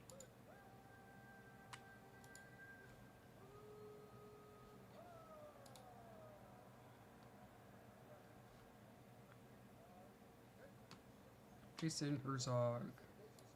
Yay, so a ref who might catch. That's what she said.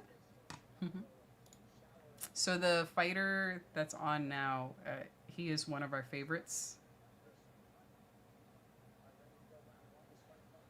He's a younger fighter. I mean, he's starting to put on some more muscle. But he's just a very likable dude. And he's very skilled in the cage. We like him. So if you happen to put it on, if you want to watch for a little bit, Chase Hooper, who's in the black shorts, is the fighter we are rooting for.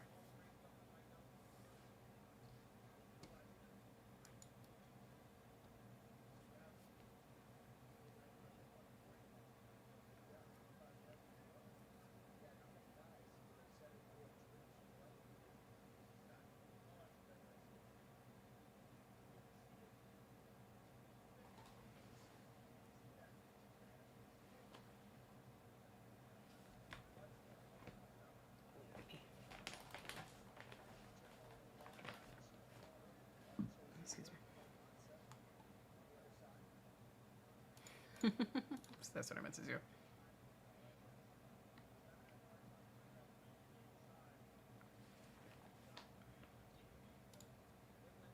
Oh, Dan, I think you were taking the call when DEG mentioned this. He brought up UFC events moving to a new streaming platform or a different streaming platform, Peacock. So I was wondering if that would impact you guys at all, because you don't stream the fights from ESPN.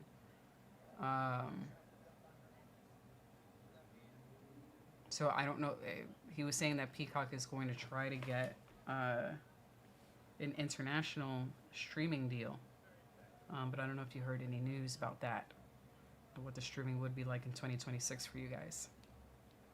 Yeah.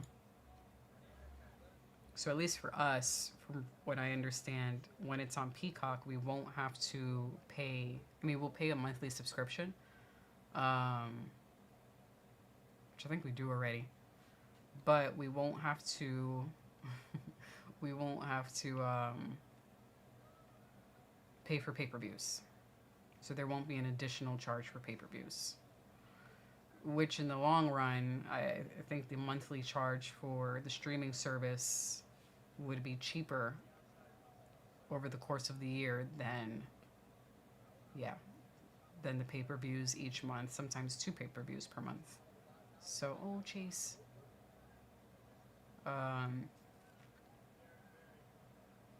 So from the viewer's perspective, I'm for it. But let's see what happens.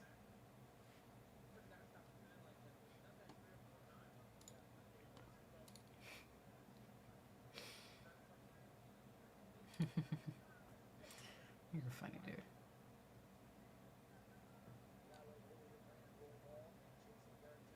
Oh, Chase.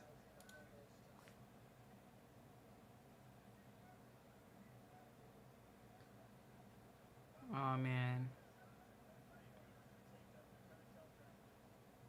He really went after that takedown and lost it.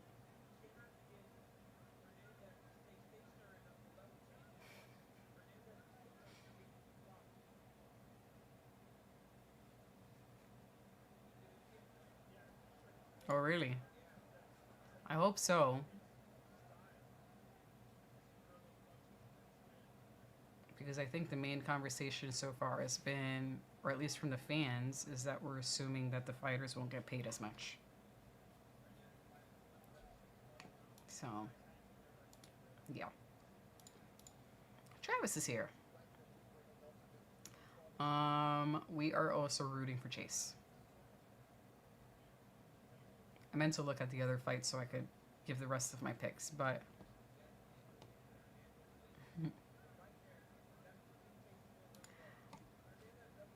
yeah.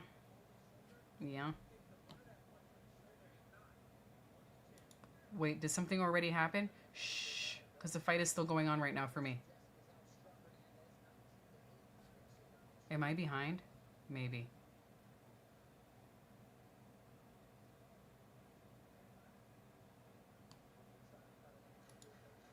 Oh, you're behind, Polychaser.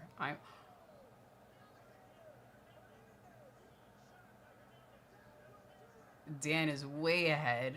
Polychaser is way behind.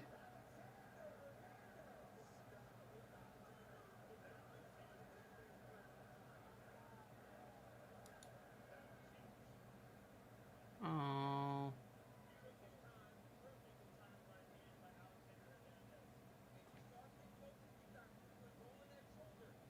You actually just missed him. Oh, well, I mean, we did see him as he was walking out, but he's taking a quick break. He'll be back. Give him 10 minutes-ish. Aw, man, Chase. Darn.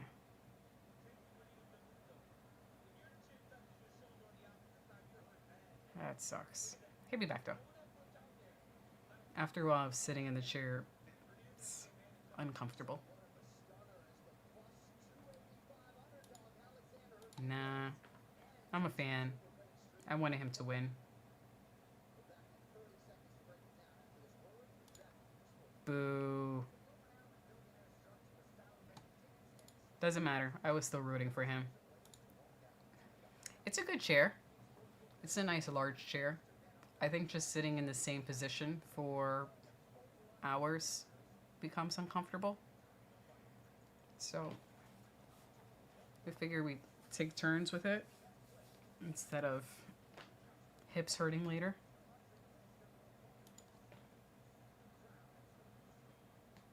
Oh man, Chase. All right, let me check out the other fights. See if I have any additional picks.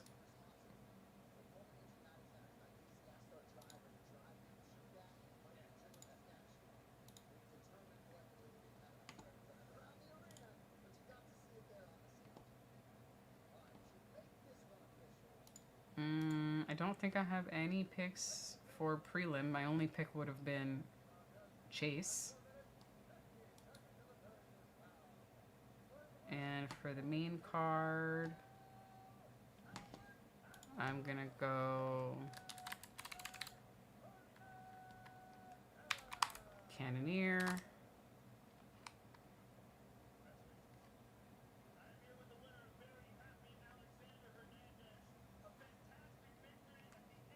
Sure. Don't really have many picks for the main card either.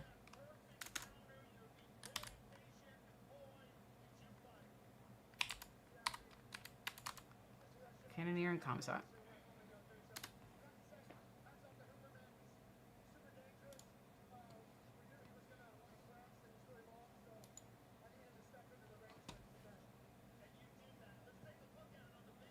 Yeah, there were 2 seconds left.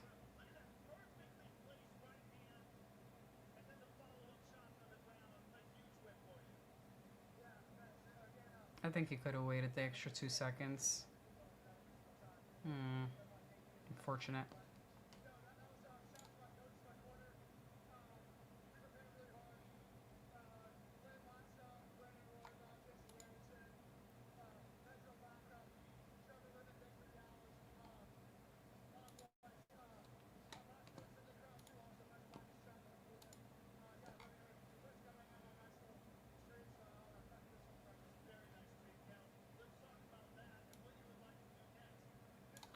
Well, welcome to this side. Now you're on the correct side.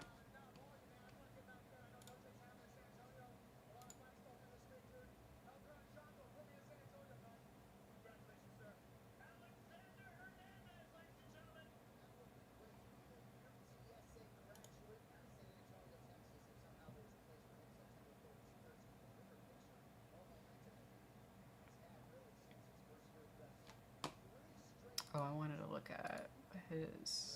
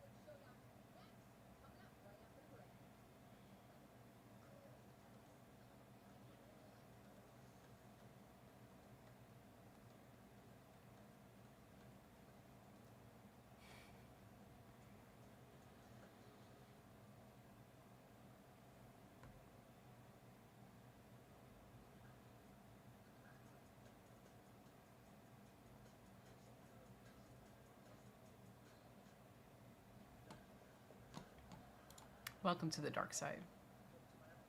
The fighting dark side.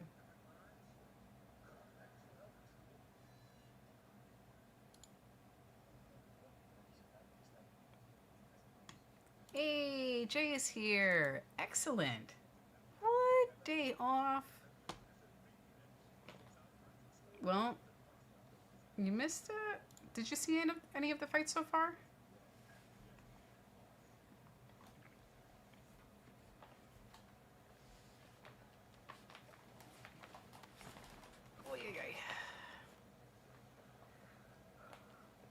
It's been pretty entertaining so far.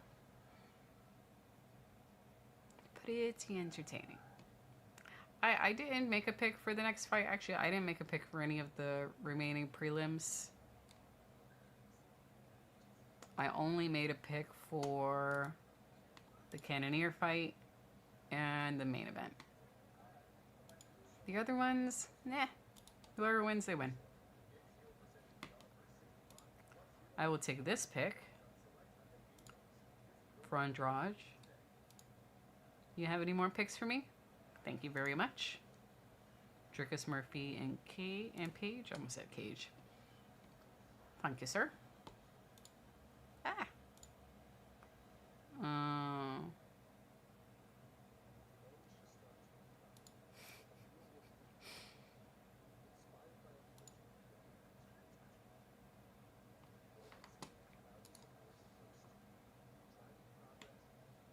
Oh my goodness. That sounds like loaded with corny jokes.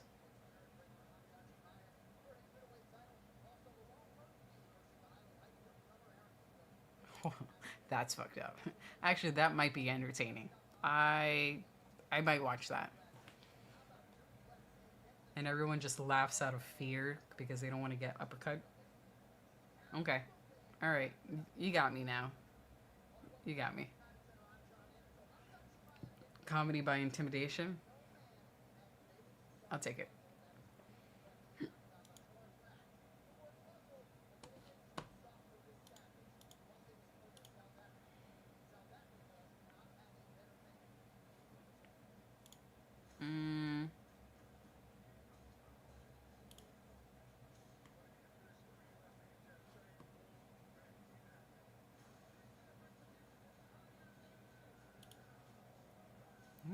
I didn't even notice who was the favorite.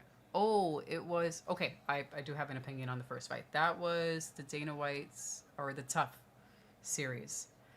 I thought that was a pretty... It could have been a good fight. It was a bit shitty because the guy who won was using the cage and it wasn't caught by the ref. I don't know if you noticed that, Jay. But when he went for his finishing move in order to gain position, he had the dude's back. In order to get better leverage, like better position, he grabbed onto the cage to try to hoist himself up and shimmy into a better position. And that was... Yeah. I mean, he got embarrassed, yeah, but the dude was using the cage to help him with his submission position. And the ref didn't catch it. And I think the fight after that with the ladies, I think there was also some fence grabbing. Oh, but with the toes. It was fence grabbing with the toes. Ref didn't catch that. So I'm not really looking forward to more fights from Joseph Morales. Hopefully he doesn't do any more fence grabbing or gets caught. But it's hard for me to judge this dude who got embarrassed when the other one is busy grabbing onto the cage. Oh, you missed the whole discussion about that. I'll let DEG touch on that. Jake is here. Welcome, guys. The gang is all filing in. I appreciate it.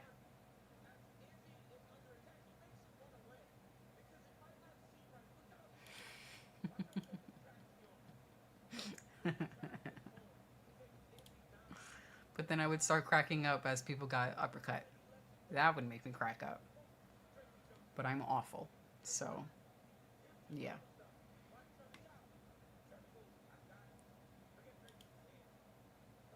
He didn't look well. He didn't look sharp at all, unfortunately. Yeah. We were expecting better from him, and he didn't look sharp at all. And this is an excellent comment. His swinging overhand, like he's swimming, standing up. It's just weird. It's really, really weird. I hope it ends quickly with him losing. It's a weird fighter, but not in an entertaining way.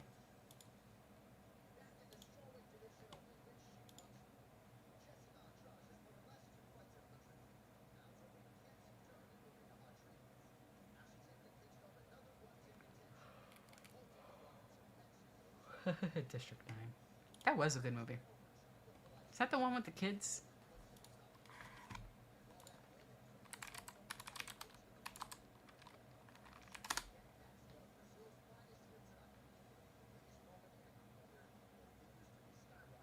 No, I don't think this is the one with the kids. That was a good movie, though. I wouldn't mind rewatching that one. It's been a while since we've seen it. Ooh, it's on Hulu. Nice. I should rewatch that one.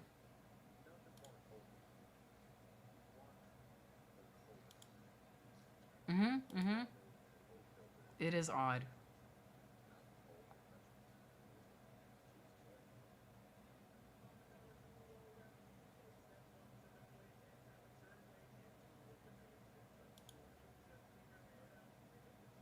I know, his last fight wasn't great either. I was actually nervous to watch his last fight because I wasn't sure how much his how much his jaw had healed. Like, that injury to his jaw was scary. Like, really scary to see. So in my mind, I'm just imagining he gets punched in the jaw and suddenly his teeth pop out again. I mean, it's probably not what would happen, but this is what I'm thinking as I'm watching him fight.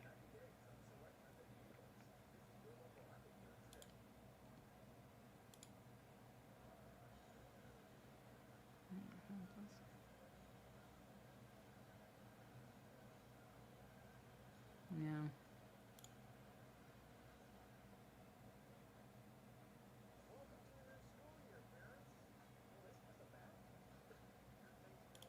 That would be unfortunate. He was such a scary, intimidating fighter, and now not so much.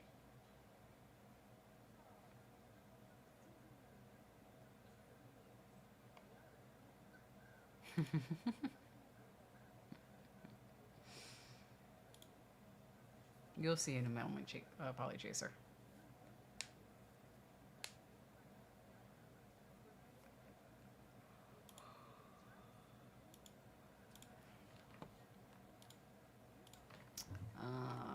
Roberts Whitaker.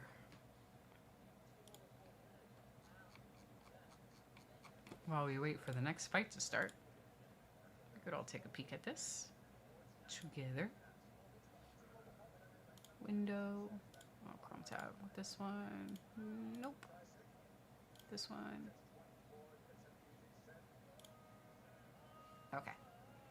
Since we're talking about Whitaker, no food after midnight and no water. That sounds even worse. Alright, let's go down.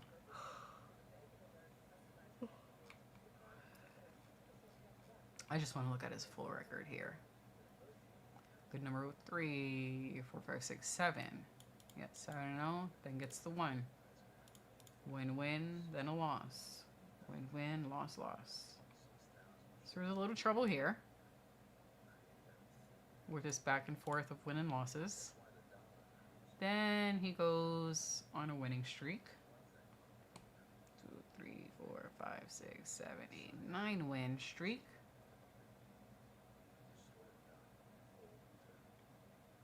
And then it starts to... He's happy with this fight, really?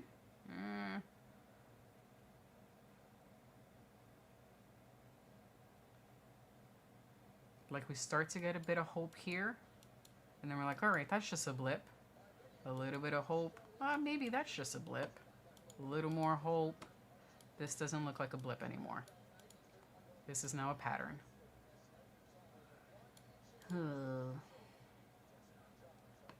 Oh, his last two losses were in Abu Dhabi.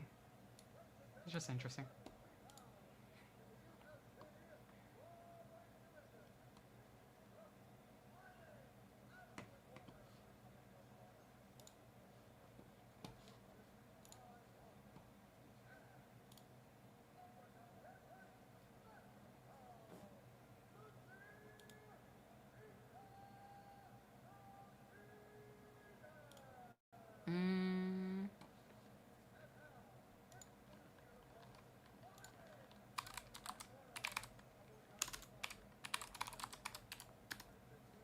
Who is the number one ranked?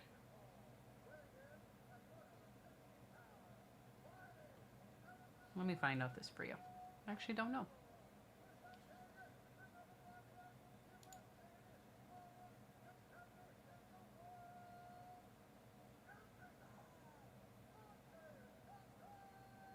So the one in the blue poly chaser, if you're watching it, the ladies in the ring right now, in the octagon right now, she's the one they were calling a gremlin.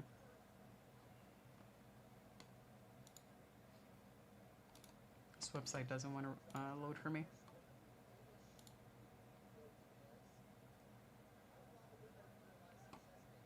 All right, I'll look up the rankings in a minute. I mean, yes, they'll, for some, they'll go on to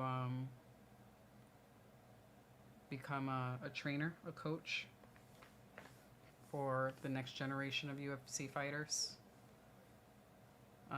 Some join the UFC commentary and do the commentary ringside. We have a DC who used to fight. Some of the commentators who do shows after the broadcast used to be fighters, so they go on to do other things. And some of them start their own businesses outside of the UFC. So one fighter who just retired 1 or 2 weeks ago, I think he has his own clothing line, and I think he has his own barbecue sauce company, which is really interesting. So, yeah.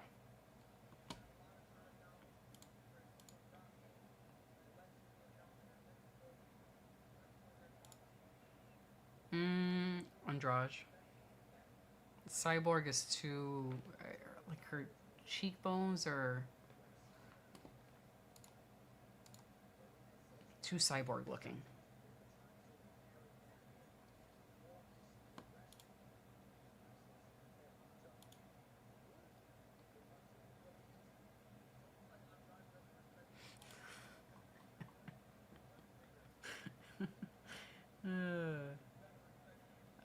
You're not wrong. We all agree in this.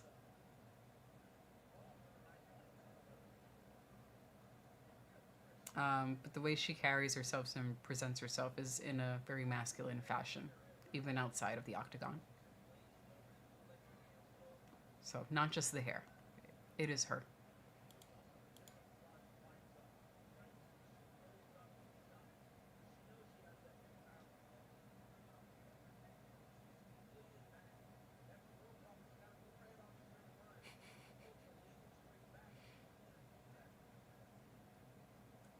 Ooh, that was a good leg kick from Godinez.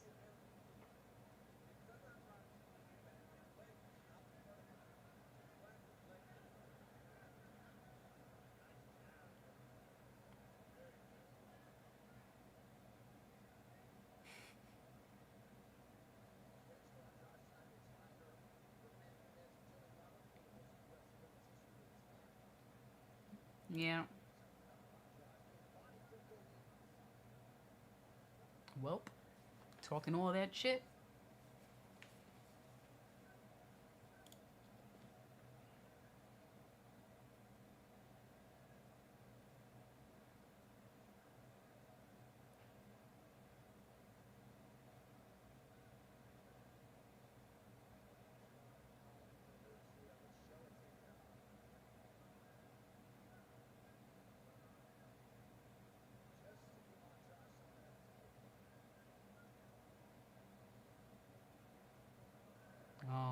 was a good body kick. Got her right in the ribs.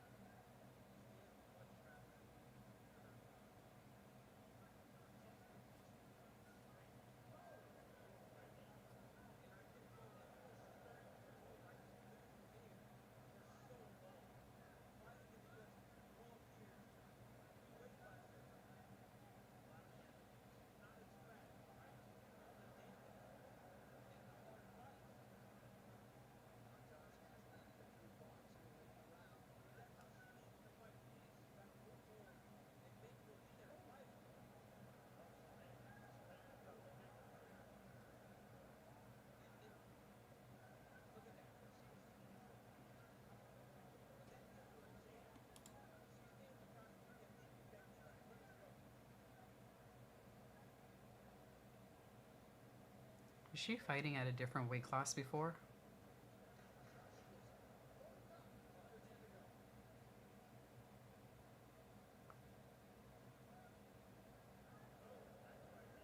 Because I don't remember her looking this soft. Yeah, the poofy fro doesn't look great. I know it's convenient, so you don't have to worry about your hair when you're fighting. It doesn't look great.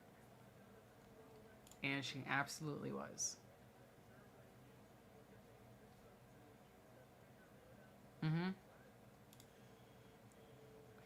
Unfortunately, there are some other female fighters who are way worse at it. She does just swing and hope for the best, but she's a little more accurate than some of the other female fighters who have a similar approach. So she's not the worst at it. There are some that just sort of like close their eyes and move forward, hoping for the best. Andrade is a little more accurate with it compared to the others. Not saying that she's very good, but comparing that style to other ladies who fight the same way.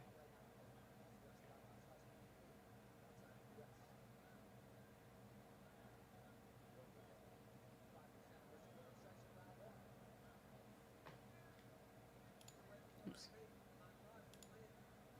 Oh, why you gotta do that? Dude, you're gonna make my tummy hurt.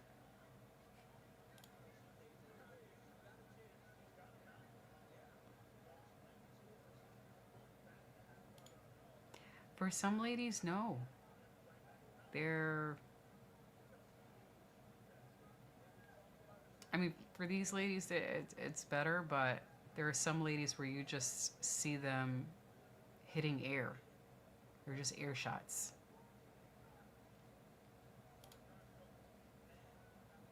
It's almost like they're shadow boxing.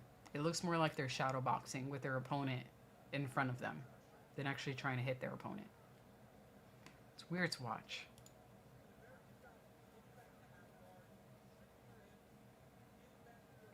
No, get her.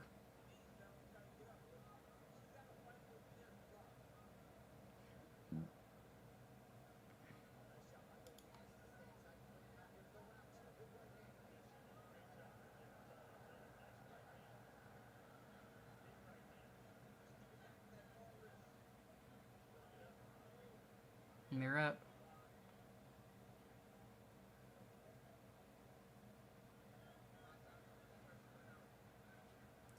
She is starting to look a little gassed now, Andrade.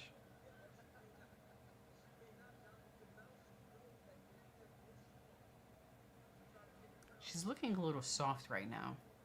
She usually looks a little more cut and defined.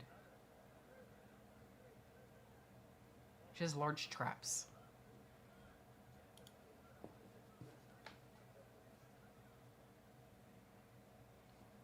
Mm-hmm. Mm-hmm.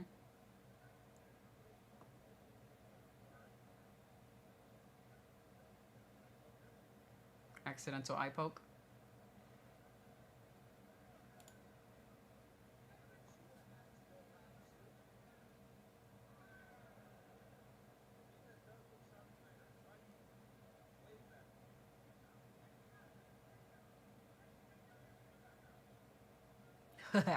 This is hilarious.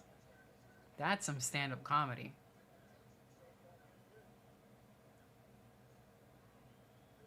That's that's hilarious. How quickly do you think that fight would end? Mm-hmm. Wouldn't make it out the first round.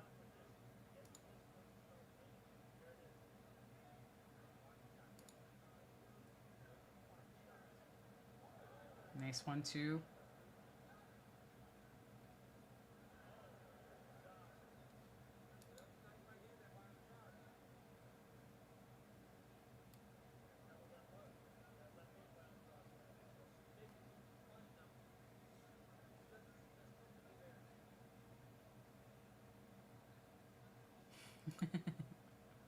Not fighting. Other skills.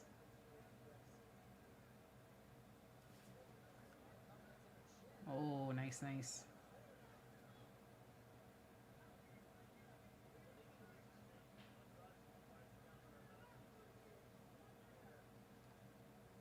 Mm-hmm.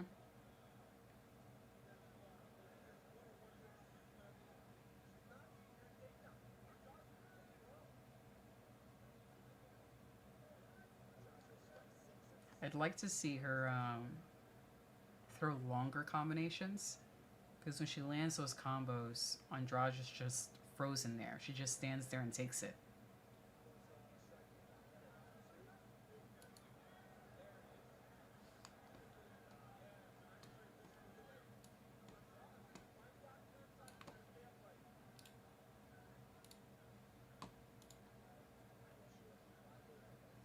No, so Lupe is not, or Lupi is not her real name, but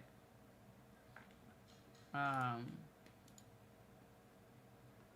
she has a pretty long name, Maria Guadalupe Godinez Gonzalez. So I think Lupi is supposed to be the nickname for Guadalupe, or Lupita is another nickname that she has, and then I think they just shortened it to Lupi. So it's just a nickname. Her real first name is Maria. This is a very Spanish name, though.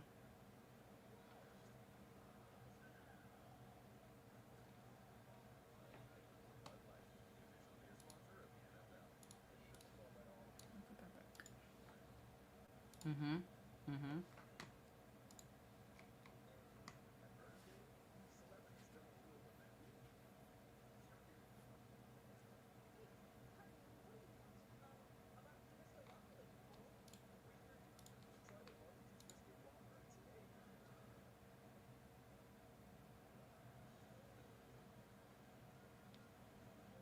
Oh, so yeah, this is a. They're doing straw rate weight right now, and she also does flyweight.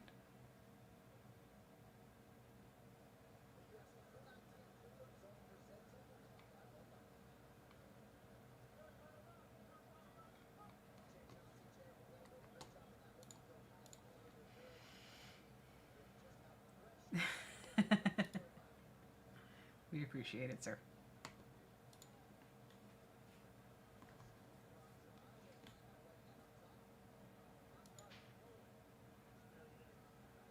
Oh man, she snuffed that takedown. Yeah, just more combos. As soon as Andrade gets hit, she just stops.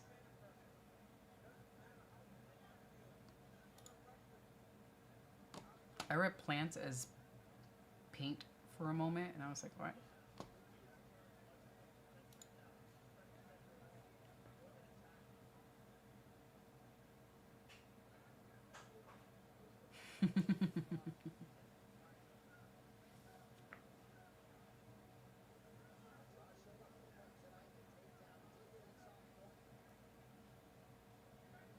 Come on, Loopy. Oh man.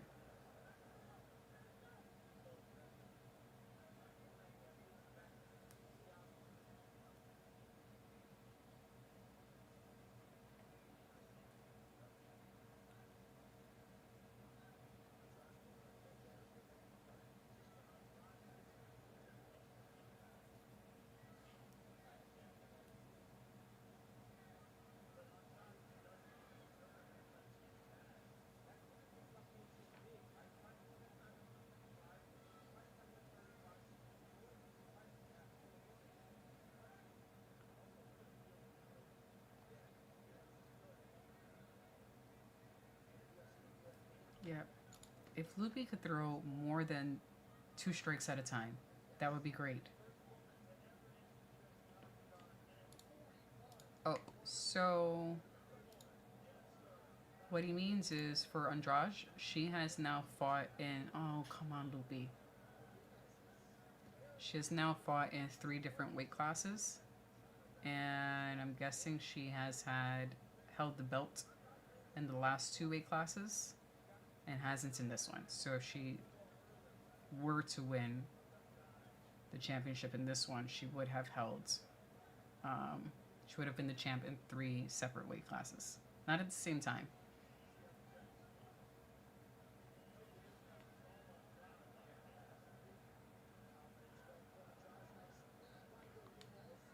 Oh, we've got some blood.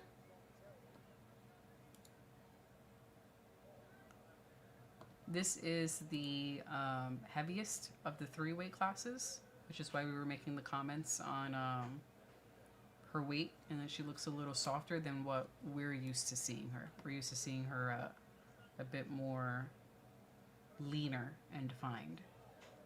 But this is the heaviest weight class that we've seen her fight in. Yeah. Oh, she only won strawweight. Got it. Wait, but if she wants to be... She wasn't the champion in any of the other 2? Okay. Sorry. Thank you for the correction. I don't want to put up the wiki yet because then that's going to cover the screen.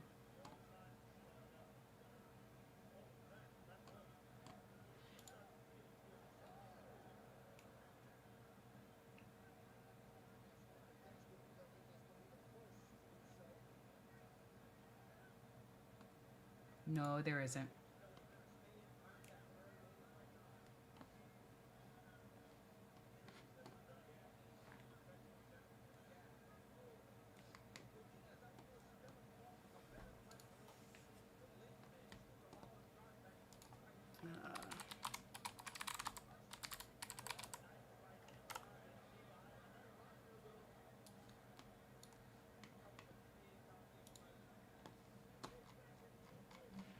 I will bring it up.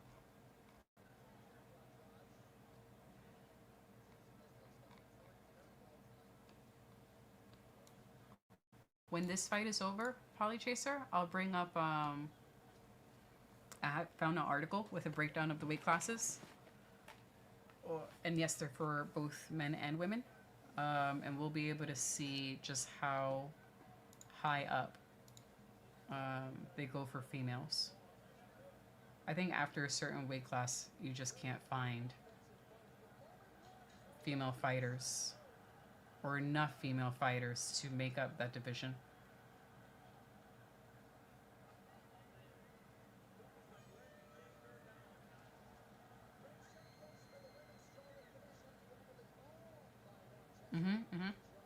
Yep. So for both males and females, same number of rounds, same amount of time.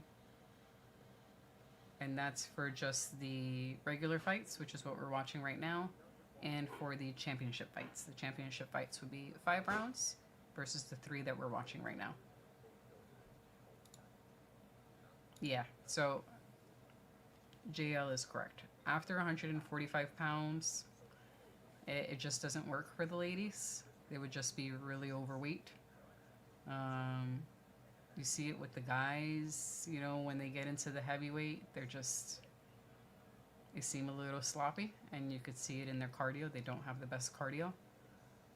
For a woman to go past 145 pounds, she'd probably, and be able to fight, she'd probably have to be a much taller female. But it just doesn't make sense to have female fighters past 145. Or if there are any female fighters past 145, there aren't enough to make up a division. There are a small handful of female fighters that are really great right now, who when we see their name, we're like, yes, we're looking forward to seeing them and watching them fight. One of them, Jay mentions, she's a Chinese fighter. Actually, there are a couple of Chinese fighters that are really good. Well, let me hear the scorecard real quick, then we'll go back.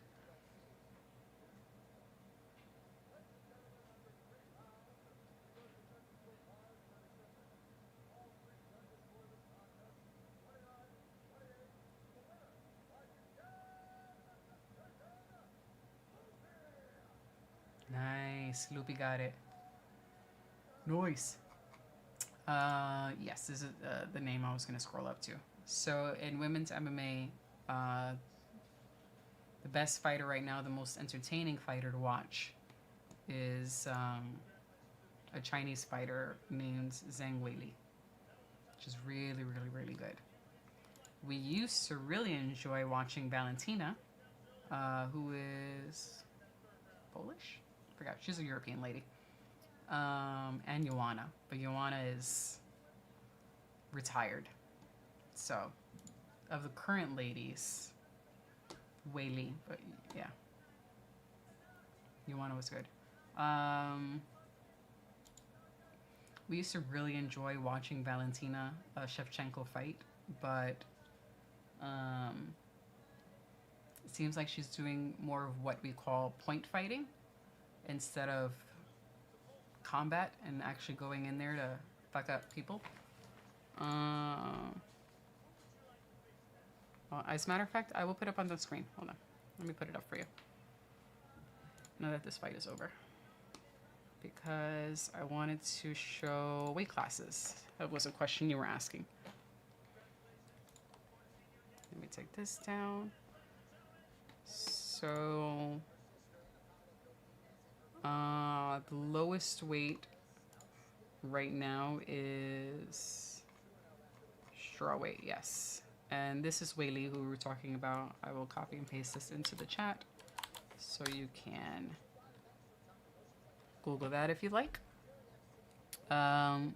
She, at the moment, is the best female fighter. And we always look forward to her fights. They're always very entertaining. She's a very skilled fighter. We don't feel like she's going to go in there and just lay on her opponent and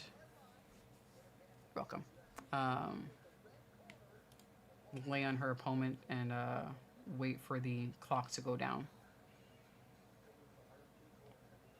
Joanna, who Dan mentioned, she is retired. Oh no, it's okay, dude. Many of these names I don't, like, I'll recognize the name if someone mentions them, but there are many times where I don't recall someone's name immediately, or I have trouble putting a name to a face. Like, I'll see a fighter on the screen and I'm like, I know I've seen their fight maybe a few months ago, but I don't remember who the heck they are. Or I see their name and I'm like, I don't remember that name, but I have to see their face or footage from their past fight in order to remember who the heck we're talking about. So, you're good. I hardly remember a lot of them too. So, here goes the lightest weight, 115 pounds, straw weight. So she is the current champion. After that, we have flyweight.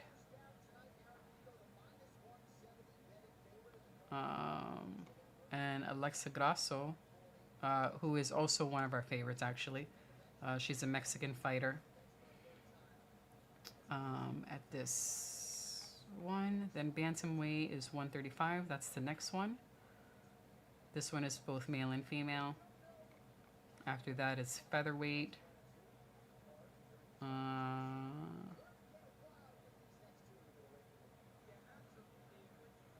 I'm not sure how many females at 145 we have at the moment. And then we go really strictly male because, like we said, it doesn't make sense to have females over 145. Next is lightweight at 155. You'll see it goes up by 10-pound increments. Jay is very knowledgeable. He's very knowledgeable in this. After that, we have welterweight, 170 pounds. The main event for today is... Oh, that's middleweight, not welterweight. Sorry. Middleweight is later today. This is what I'm sharing. Middleweight, 185 pounds. So our main event for this evening is going to be this weight class. Next one is 205, light heavyweight. And then we have the heavyweight, 265. So I don't think we would want to see any female fighters at 265 pounds. So no, there's no women's heavyweight.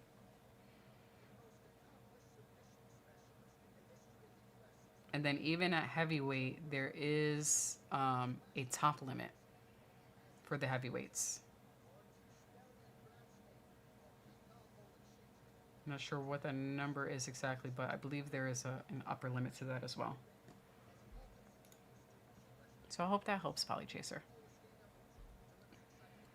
I always have to look up what the weight classes are. I never remember them.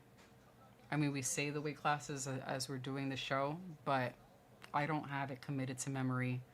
What is the weight for each, weight class name? So women's heavyweight would be 150 to 180. That's still a lot.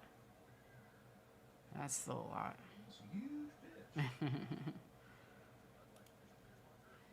Jay is assisting me in helping to educate Polychaser in all things MMA and weight classes specifically. That's what we're chatting about. And why we don't have a women's heavyweight, or would it even make sense to have a women's heavyweight? What would that look like?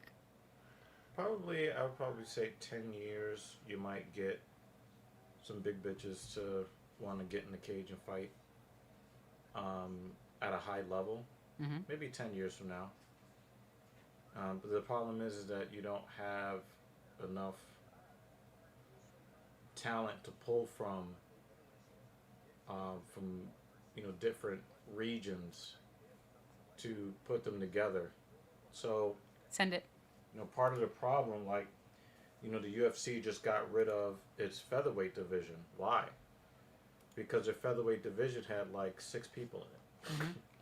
Well, that was one of the things I was mentioning. If we were to have, even if you get ladies who are that weight, you don't have enough to make up a full division. It wouldn't be worth it. Usually bitches that big don't want to move or do anything. Mm-hmm.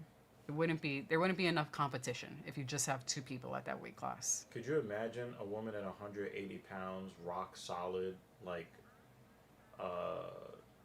fucking lean as fuck? There would be natty, not natty videos about her Yeah, every day. That's all people would talk about is whether she's natty or not. Yeah. We say that about the smaller ladies. Sometimes, yeah. And Polychaser was mentioning how masculine Andrade looks. Hey, don't talk about Dan Jensen's girl like that, man. I was wondering if maybe she's on something due to how masculine she looks. So from the things that I hear, it's like a cultural problem in Brazil where historically men have been hyper aggressive on the sexual side before the girls even turn double digits. So a lot of times a lot of the girls that don't want that kind of attention will try to make themselves as unappealing as possible and take on masculine personas to try to beat back the undue amount of sexual attention that they would get. The sexual assault rates are high from what I hear. People could be biased, but you get so much aggression from the males in the environment that some of the women go all the way to the other side because they don't want that. And it's not even necessarily that they're really interested in women like that. They may develop that interest later, but a lot of it is they don't want to be assaulted.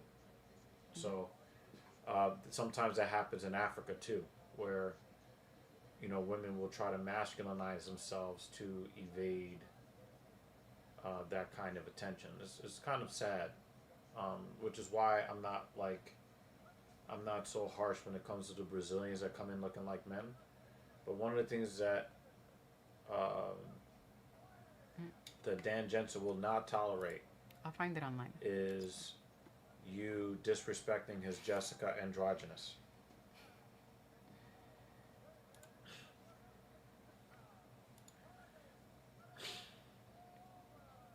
I'll try to find it online later, Jay. Probably Chaser says, I read about that in places like Congo. Yeah, Central Africa, absolutely. And it's kind of sad. But then, there are a bunch of Brazilian women that really do love that kind of attention, and they're happy to constantly, be looked at in that way. But there's a contingent of them that is like, nah, son, I don't, so I can't blame them. I can't, from what I understand, that environment is pretty toxic on the sexual level, so I can't. Is he gonna watch somebody get killed again? Yes. Just look at the bulbousness. Mm-hmm. It's just a great shape. Weird, yeah, but it's kind of weird looking. Excellent shape. Women have it very tough there. Congo is a country with the most EPAR in the world. I mean, I think that it's probably pretty bad in Jay. Rwanda, Burundi. I didn't know that's what you meant. Yeah, but the DRC. Yeah. I thought you were talking about something else. If it was that, I would have said no. And now it's burned into my brain. All right, you can unsend now. No, you don't send that. Especially she was acting like she was some sort of victim of another woman taking advantage of her, making me show my body and all. I will never forget that fight that she kept claiming her titty popped. I was like, you don't have tits.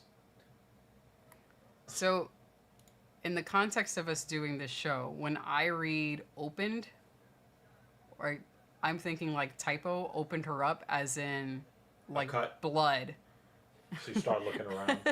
So I'm like, what? There's a bloody photo? I absolutely want to see the wound. And now that I'm rereading it, I'm like, oh, now I know what you meant. You suck. It's amazing. It's a minute into the fight, and Gerald Mearshart is still standing. I thought it was really funny that Gerald Mearshart would pick Du Plessis over Chimaev when Chimaev knocked him out in 17 seconds. Chimaev was immediately backed up to the fence out of fear.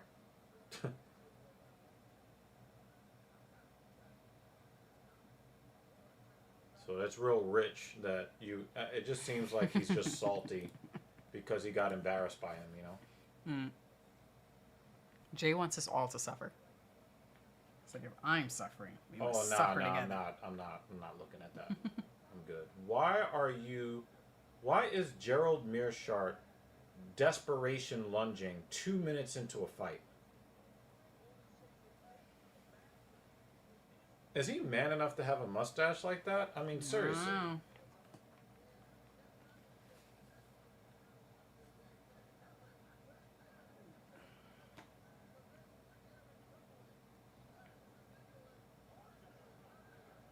Is he already loopy?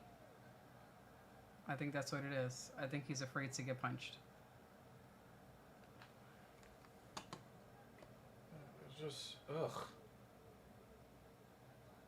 The coolest thing about him is his initials.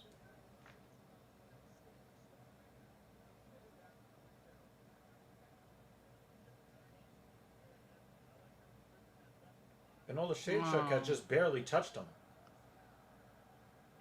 Herb Dinning. He could have stepped in. He's waiting for the head to bounce off the ground. GM3 should stop talking about fighters that have dominated him in negative ways. He's like, please come down to the ground with me and fuck me up. Embarrassing.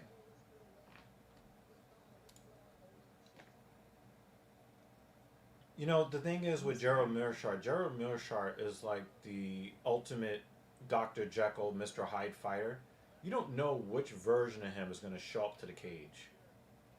There's a version of him that's super tough, and there's a version of him that just folds. This one was folding. So we know that he's gonna pick against Olashaychuk the next time Olashaychuk fights because he got dominated by him.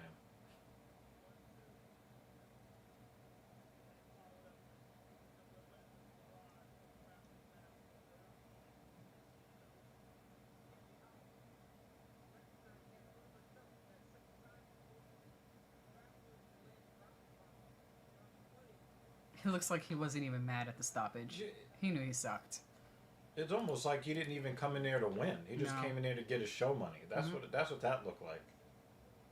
And with Gerald Mearshart, you don't really know which version of him is going to show up. Oh, did you get the I mean, confirmation emails? you could put him as a stream sponsor if you want to, but you know. No. Just wants to make sure that it went through. Oh, I'm gonna send you a text real quick. Okay.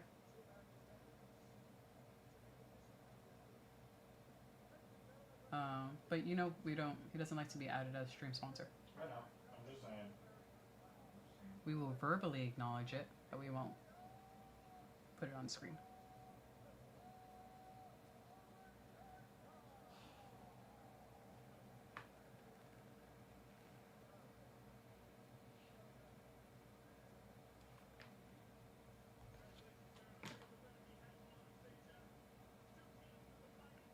Do you need to eat again? When was the last time you ate? And did you only eat once today? Yeah. It's 9 o'clock and you've only eaten once. That's why.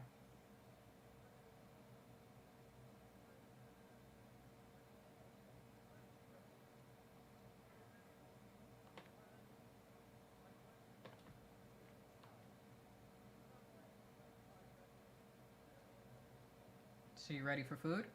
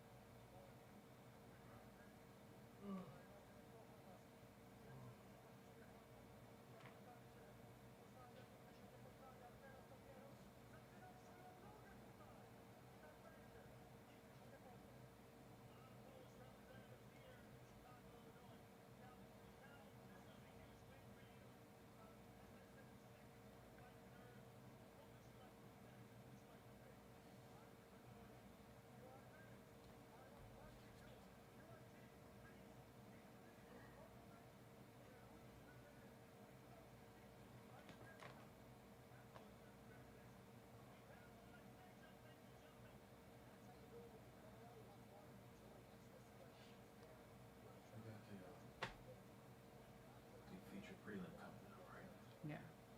Yeah. One meal the whole day is going to do that to you. Sit. Let me get you food. Wait, so they're putting Olashaychuk, he's joined the Fighting Nerds? That's,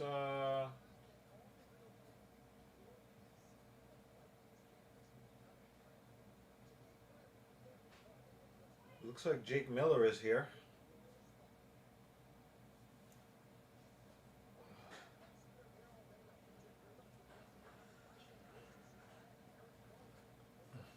A 1,050 favorite.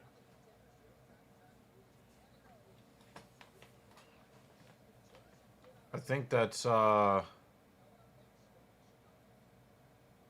teammate. Yeah, Gerald Mearshart is just not. He's just not, and I don't know why some other fighters have been cut after winning, and Gerald Mearshart still has a contract. That's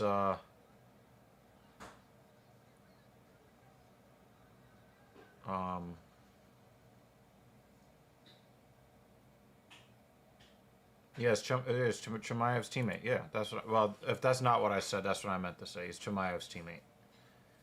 But 1,050 favorite. That's kind of crazy. Yeah, I think he just fought in the Contender Series. So at least he didn't have to, like, weight cut again, but...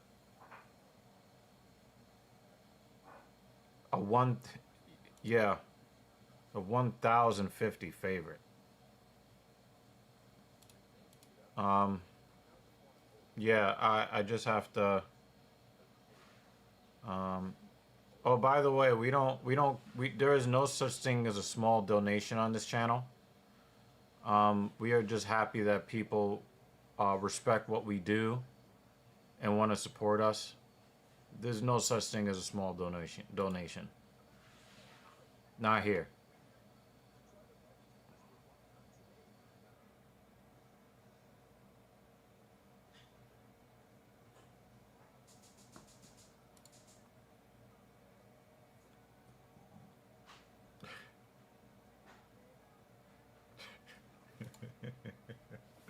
I'm gonna leave that alone.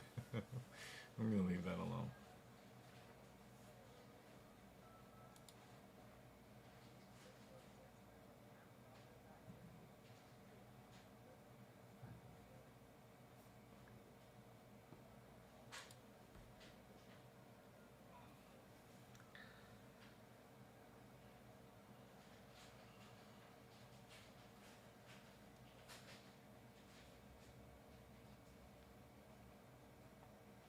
We're gonna leave that alone, Jay.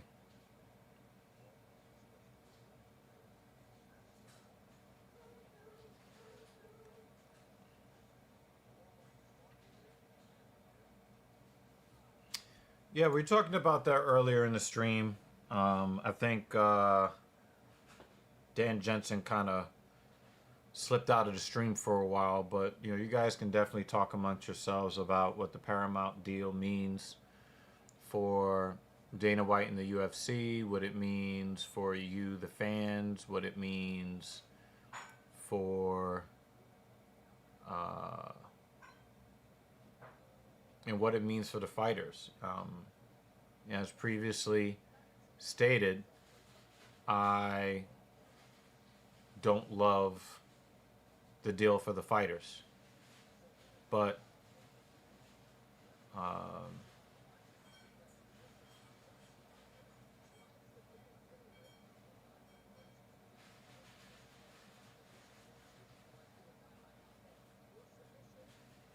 so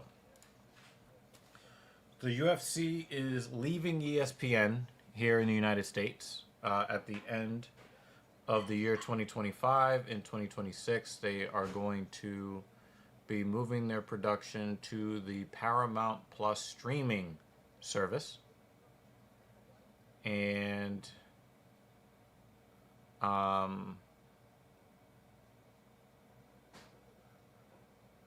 they are going away from the traditional fight night and pay-per-view, once a month pay-per-view model. And they are going to stream every event for just the price of the monthly subscription to the streaming service. Now, we don't really know how much value we're going to get out of that, or how quickly they're going to raise the price of Paramount Plus. But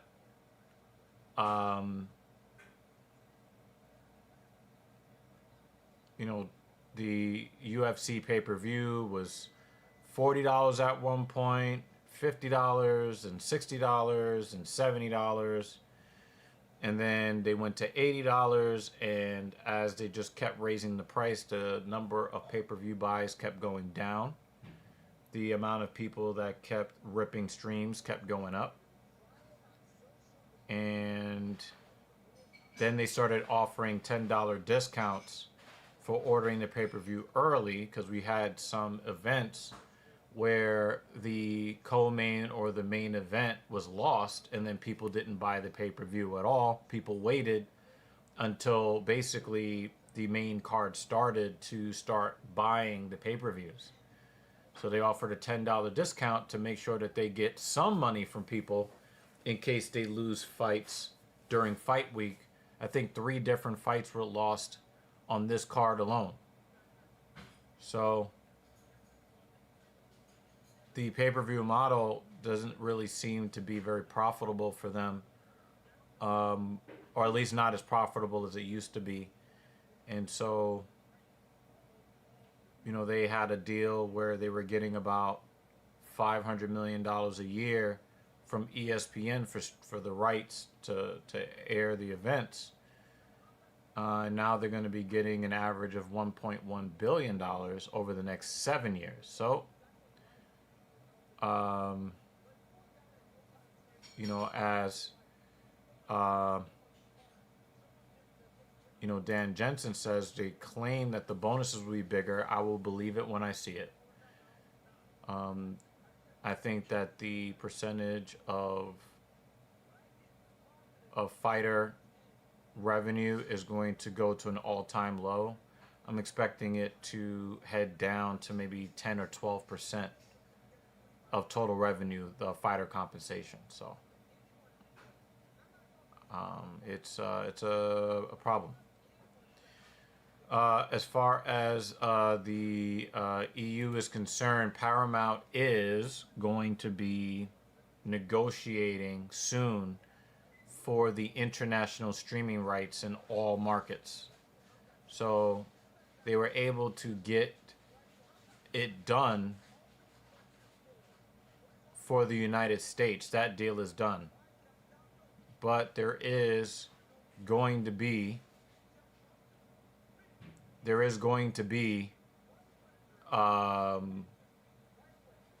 there's possible that Paramount Plus could be coming to the European market, and Paramount might try to take the rights for the entire global market.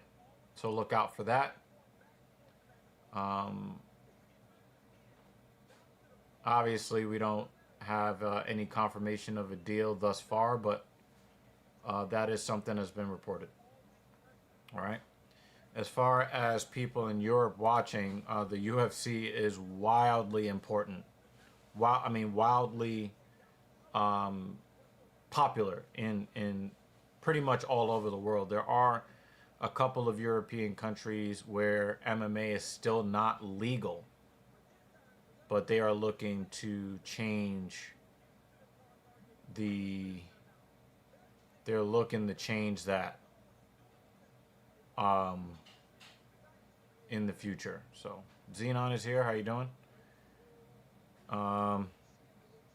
Jake Miller says fighters settling the lawsuit could have helped them instead of waiting out this deal's numbers was a mistake. Once they did that, I stopped caring as much because the fighter stopped caring. I think that was litigation. There was 2 different class action lawsuits, and those lawsuits were negotiated years before any of these deals. So I would not, if I'm you, Jake, I would not connect these 2 things. Where I would have some criticism for the fighters is that they never stuck together when it came to voting for a fighters union. And I think that's really where they screwed themselves up, not with the class action lawsuit. And I think that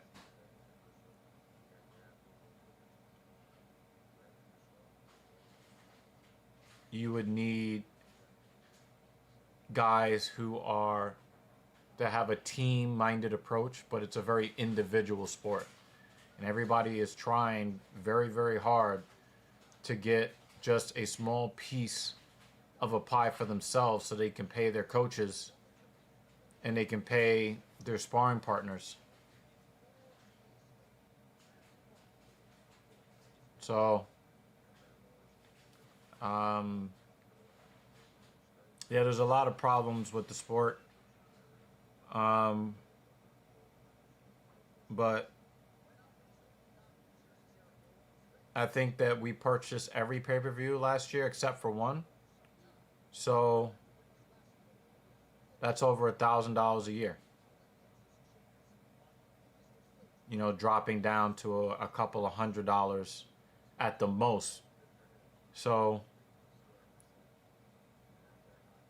I would be disingenuous if I was to complain about spending a lot less money, a lot less of our yearly family budget on the UFC. But I just get this feeling that the UFC is going to collect $300 to $400 million more per year and find a way to tell the fighters how much they can't pay them.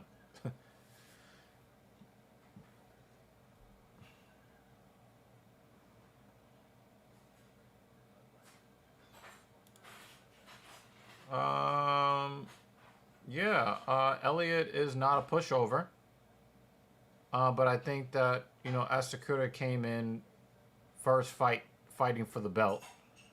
He looked competent in the cage with the champion for a while until he got submitted. We'll see what he's got. I remember some years back, some Japanese competition was very popular here, but it seems to have faded a bit. And now I don't hear much about MMA at all anymore. I think it was called K1. Yeah, K1 was pretty... There's also Ryzen. I don't know. I mean, if you hang around these parts, you'll hear a lot about MMA.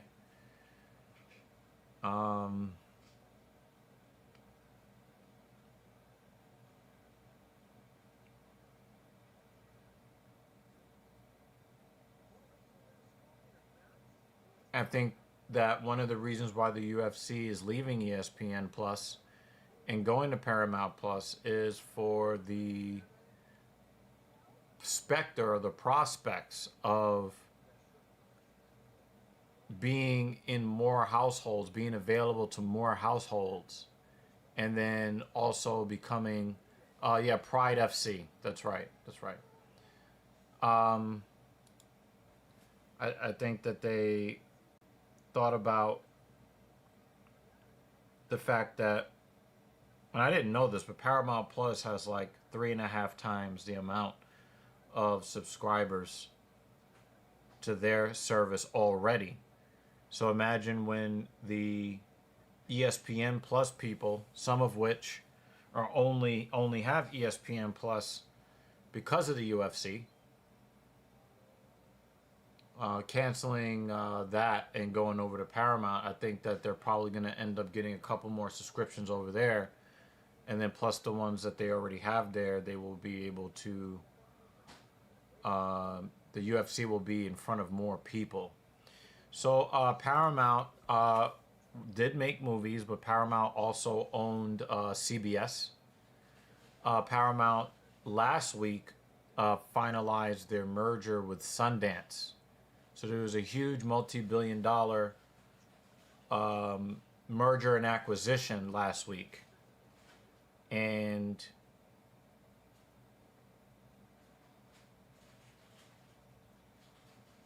because of that, they made this UFC deal. So all of this stuff is connected.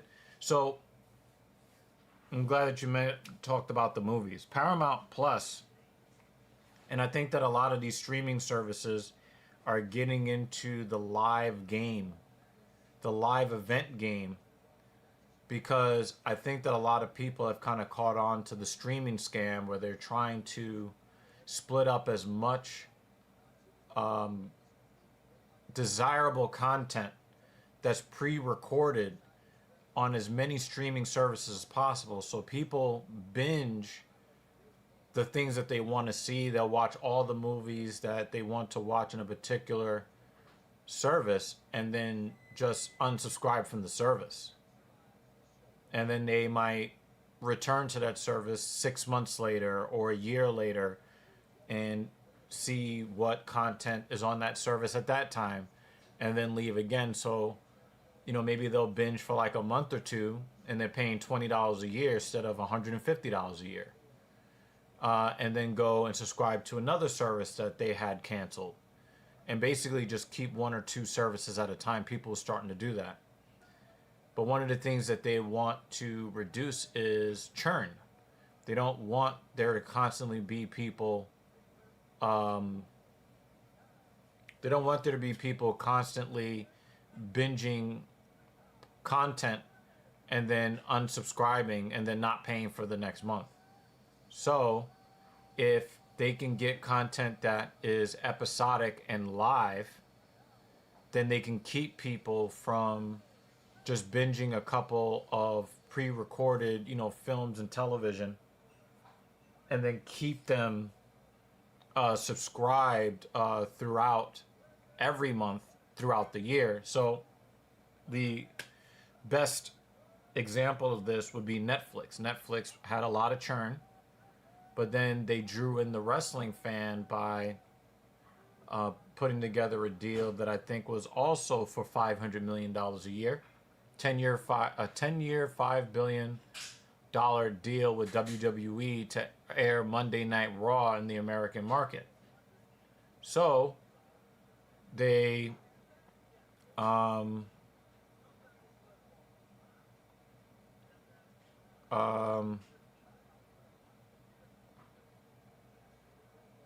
so I think Paramount is going to do a lot with getting the live sports fan engaged and keeping them subscribed.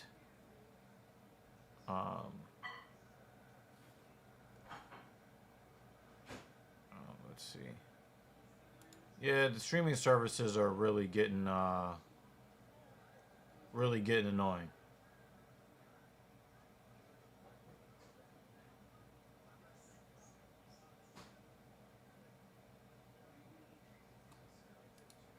Well, we're gonna give the loser troll, the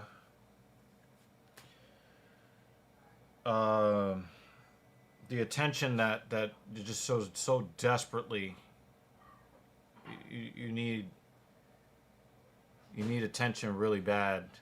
Nothing that you said made any sense. I know that this is supposed to get me emotional, to question. Apparently, the sound of my voice questions my sexuality, I guess. We have better trolls that come here every week. We have better trolls than this. But I understand that you're on Twitch and it's a Saturday night and there's not a whole lot going on in your life. So you have to go to small channels and try to say things to get people emotional. But this was a huge fail. In fact, now I just feel more tired. Having seen your comment, it's just kind of sad. I wish you were enjoying your life more than you are. Because only someone that is lacking in intelligence and lacking happiness would say some dumb shit like this. So, Polychaser is like, I'm not even sure what that means. But yeah, I wish you were living a better life, man. I really wish your life didn't suck. All right, moving right along.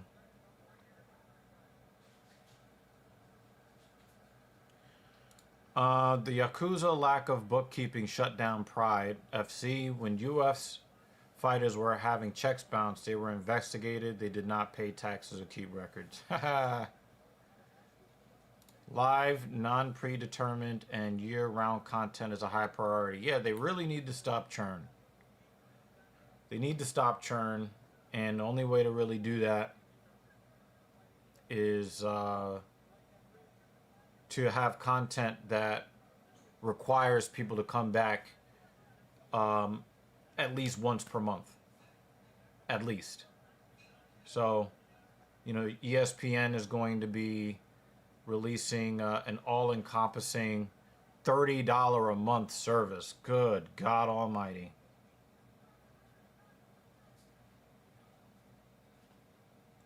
$30 a month.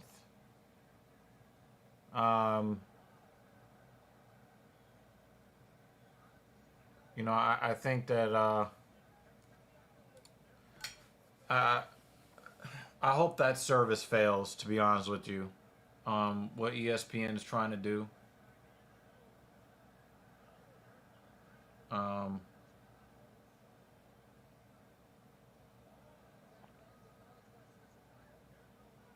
I hope it fails. $30 a month so that you can suck the NFL off for 19 hours a day.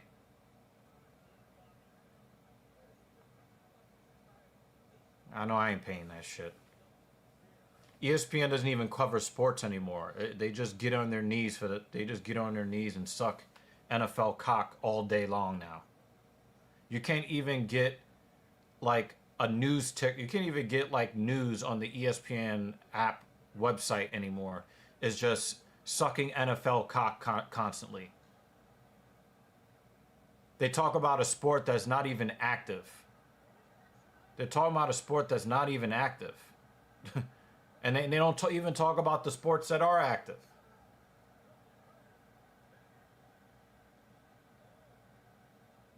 So, fuck ESPN.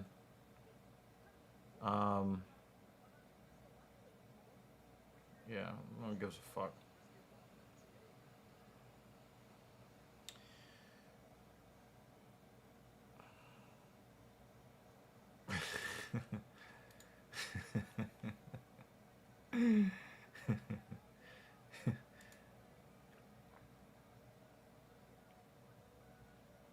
Yeah, they don't want to talk about baseball during baseball season. You know, the greatest thing about ESPN Plus, besides having the NHL on there, basically a league pass for the NHL,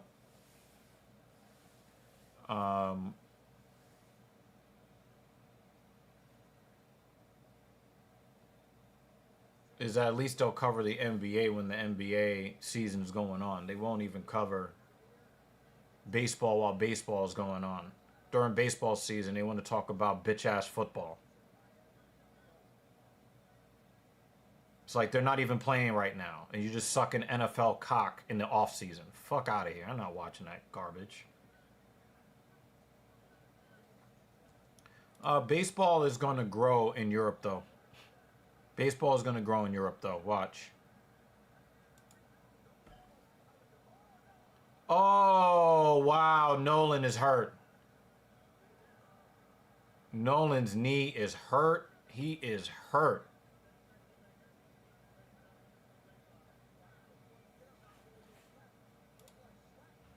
Yeah, the problem is a lot of these streaming services are cracking down on password sharing. So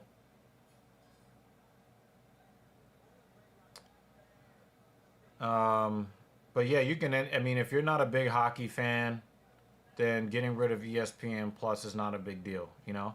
I think the only reason that I would keep ESPN Plus, the only reason why I would is because it gives me that what amounts to like a league pass for the NHL.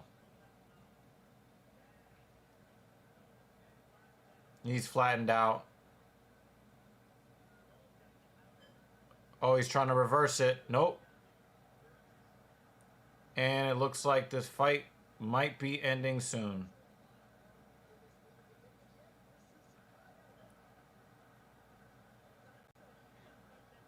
Yeah, he's going to tap. He's going to tap.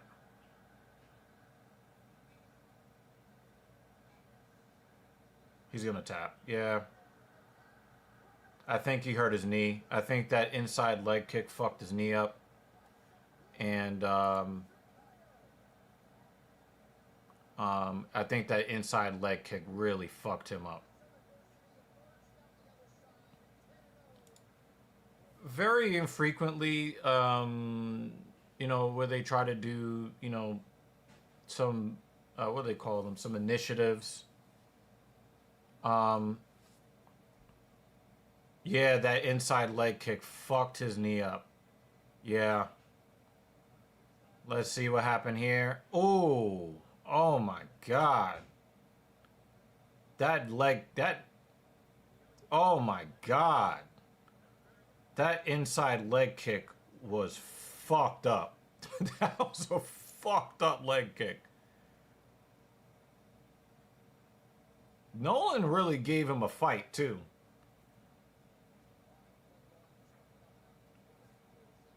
Nolan really gave him a.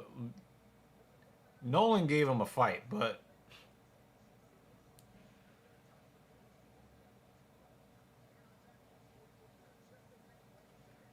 Wow. Yeah, most people follow Zero Sports, Polychaser, so. Um,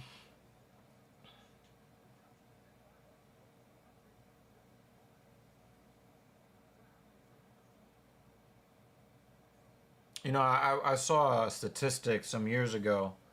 You know, one of the reasons why people are cutting the cord, so to speak, cutting the cord meaning that people are getting rid of traditional television in favor of streaming, is because every cable plan required people to have ESPN on it, and they were charging people a whole lot of money, but only 4% of people watch ESPN because the vast majority of people don't watch sports at all.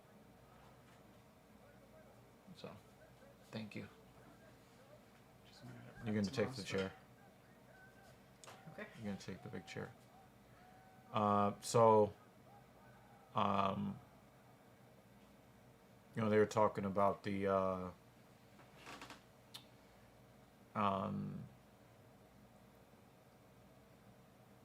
Paramount deal. So some of the people are starting to bring it up. Last comment from me for a little bit. Zena, we know you're not into sports. Baseball being less popular for inner city kids makes so little sense to me. Building a field, getting a glove and a bat is the steps you need. But you got to understand that in order for kids to play baseball, is not just getting a field. For one, you have to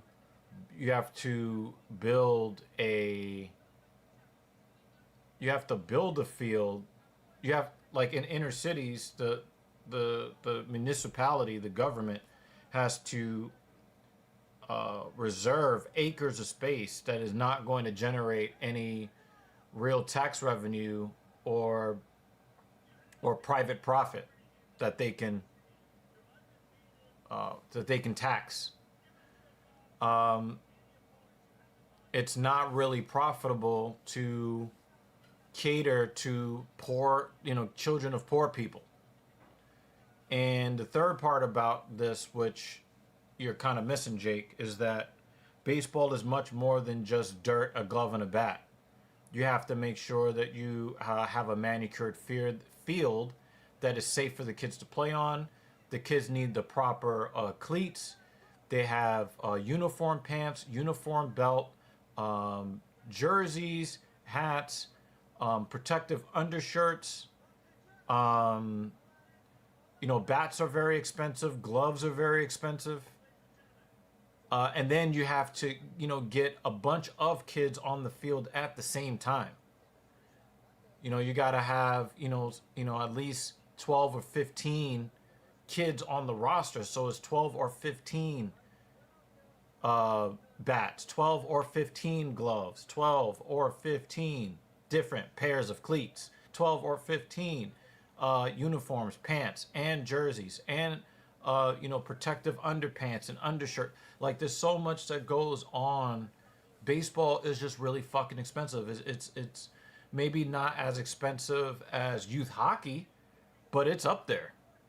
It's up there. So, basketball is a much cheaper sport. When I was a kid, they would cut the bottom out of milk crates, and you get this cheap $5 basketball, and you can play 1-on-1, 2-on-2, 3-on-3, 5-on-5.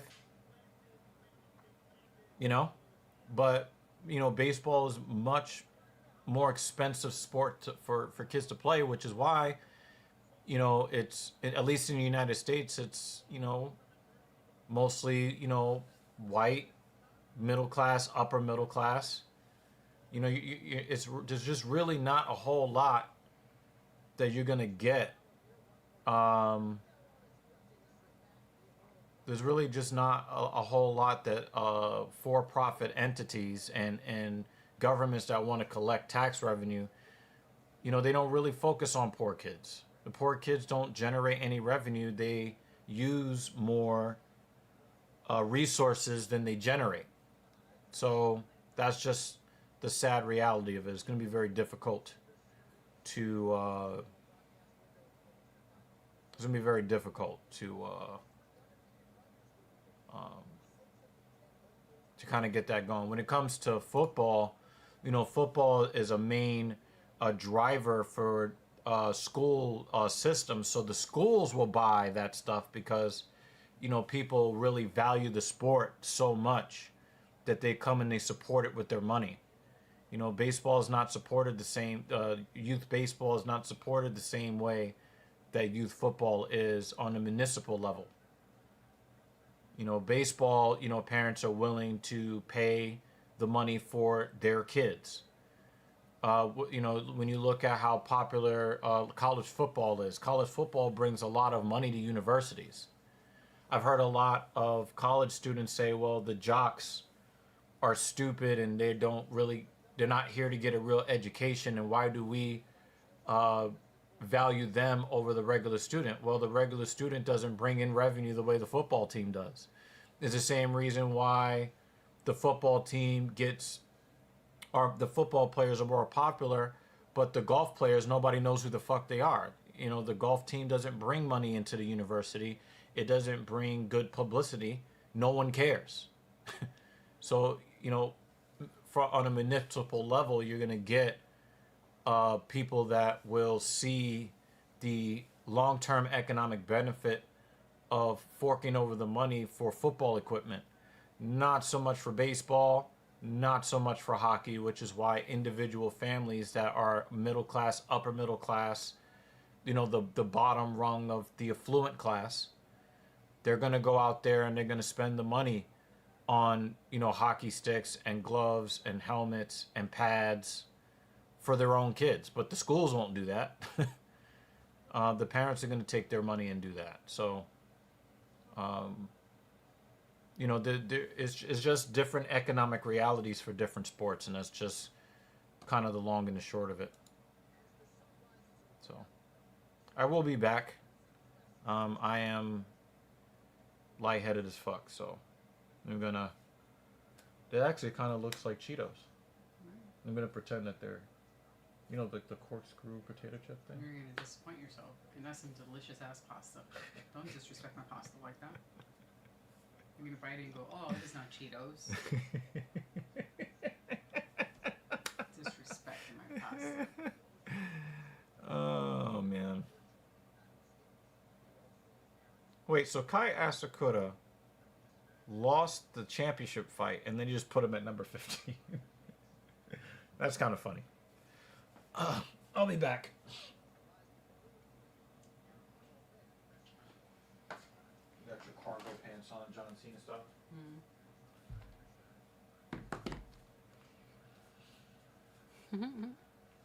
Always talking shit, August. Welcome. Ay.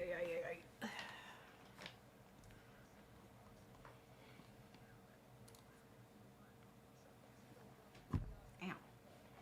Punching the desk. Alright. Y'all are stuck with me again.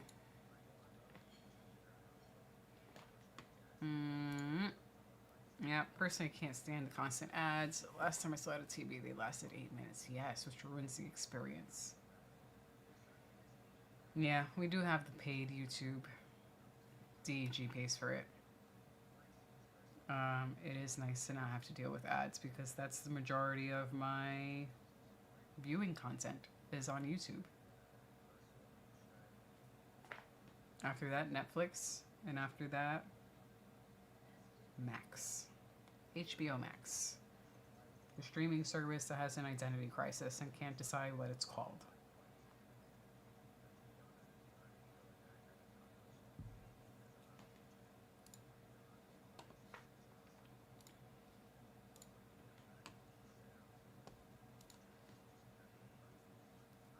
Thank you, sir.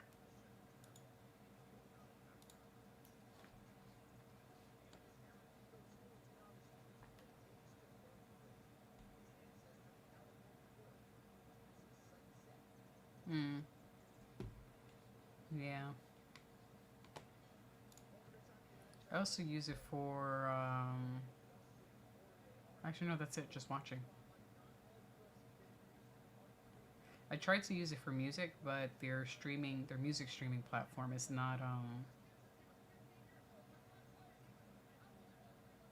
it's not as robust or user-friendly as Apple Music.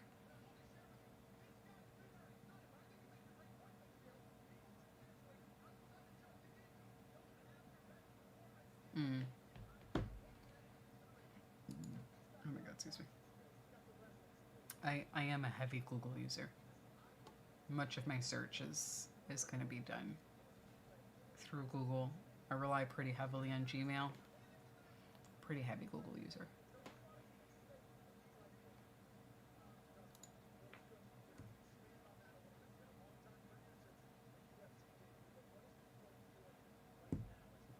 Oh, so Polychaser, the gentleman who is talking right now, who has the blue and white shirt, is the fighter who recently retired that I was mentioning. I'm sorry, maybe a couple of weeks ago. And he is the one, I believe he has his own clothing line and has his own barbecue sauce.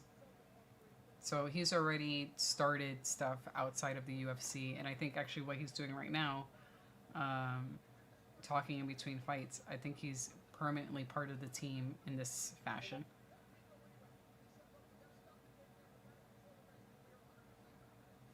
So he was able to find work outside of fighting. I'm not familiar with that. Quant for searching. Okay. Is that more of a European thing? I'm not familiar with either of these. Barbecue sauce. It could be... Let me double check. Make sure I'm giving you the correct information.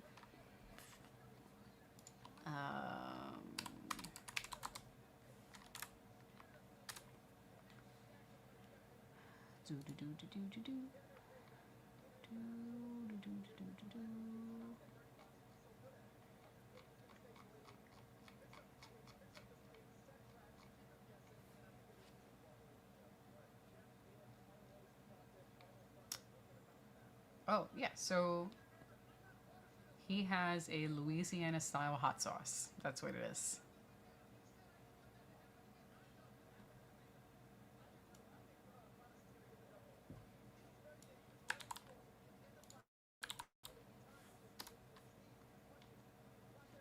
This is his brand of hot sauce.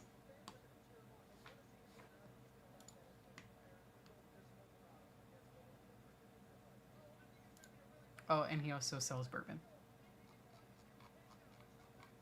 So he has income streams already set up outside of UFC. It's where he's from, Louisiana. What that style actually means, I have no idea. Louisiana style hot sauce. So Louisiana style hot sauce is characterized by vinegar, chili peppers. Chili peppers are often cayenne or Tabasco. Salt. That's it. That's a Louisiana style. Vinegar, chili pepper, salt. According to Google.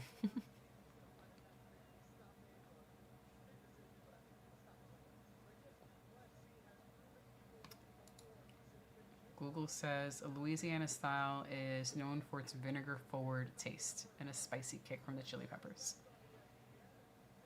There you go.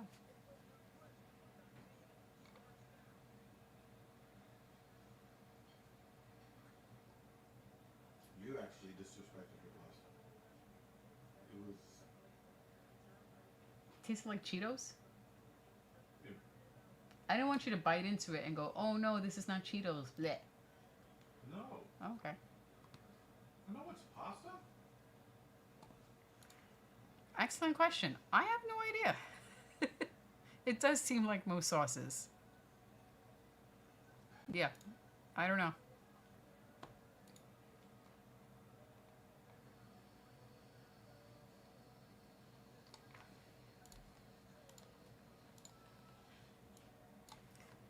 Let's look up Louisiana style hot sauce versus Tabasco sauce.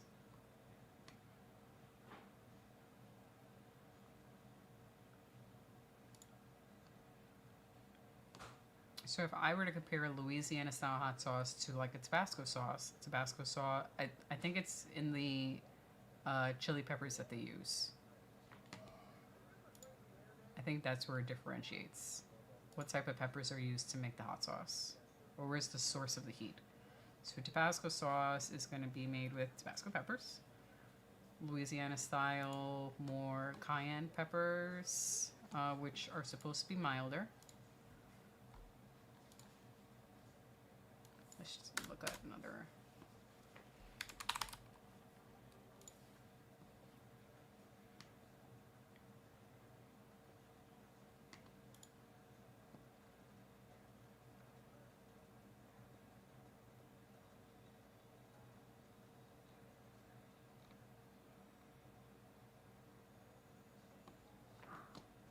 Yeah, there it goes. Our mini education on the different styles of hot sauce and what makes them different.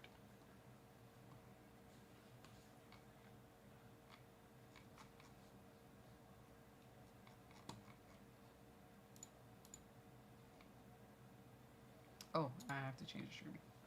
All right, main card. No, that's not what I wanted. Go back. Go back.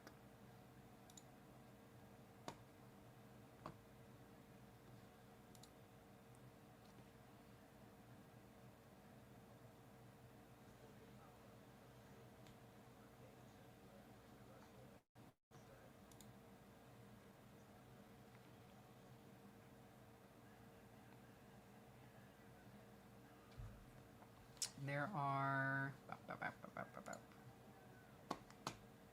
5 fights. We're done with the prelims. We're on to the main card. 5 fights left, including the championship fight.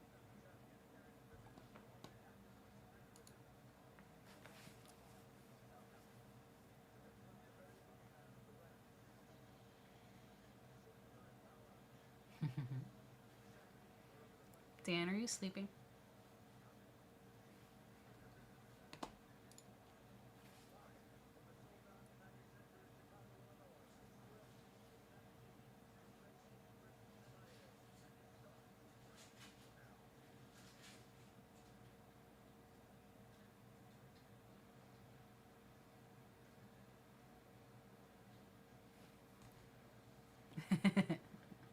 Are you awake?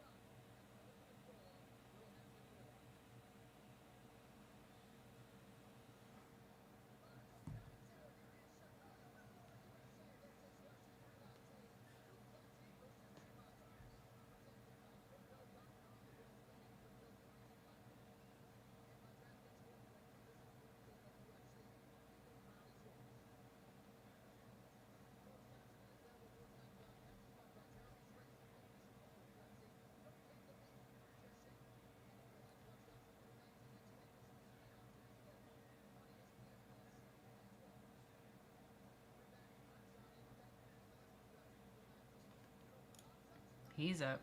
He's up. Polychaser was concerned.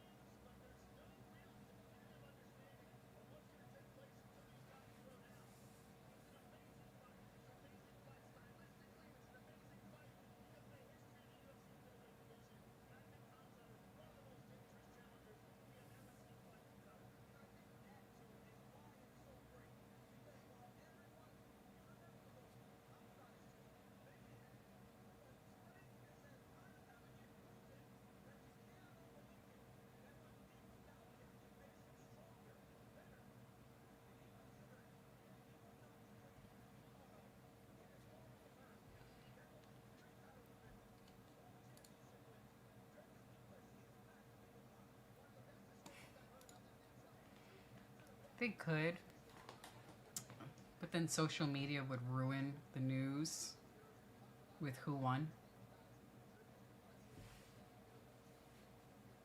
And that wouldn't be as fun. Yeah. Yeah, most are. This happens to be an evening where a good number of them are actually pretty entertaining. But this year has not been a great year for fighting from a fan's perspective. It hasn't been a very entertaining year. But yeah, as soon as something big happens, there's a screenshot on social media. And we could say, oh, just stay off of social media and you won't see it, but it does kill the fun.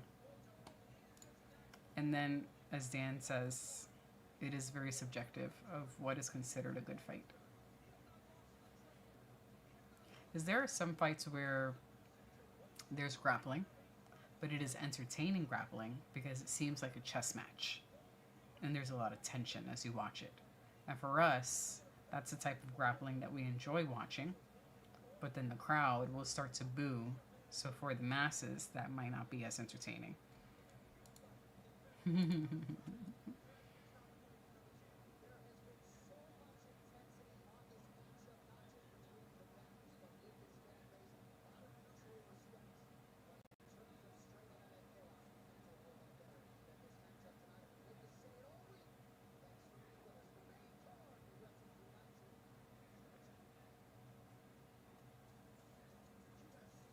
So it seems like these two dudes were ready to fight just at the face-offs.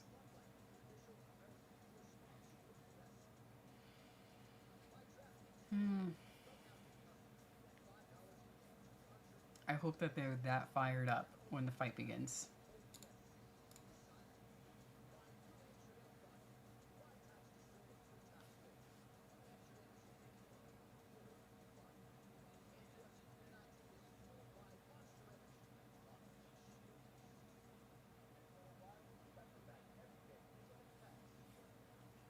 More commercials. Hopefully this is the last one before the next fight starts.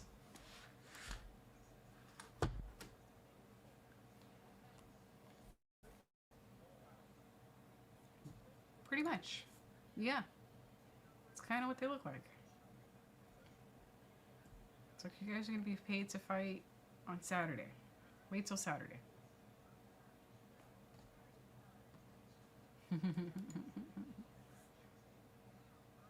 How many doggies do you have again? 2?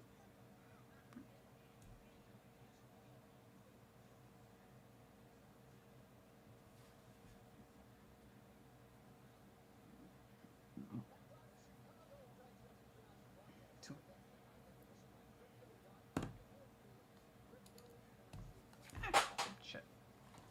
Dropping stuff.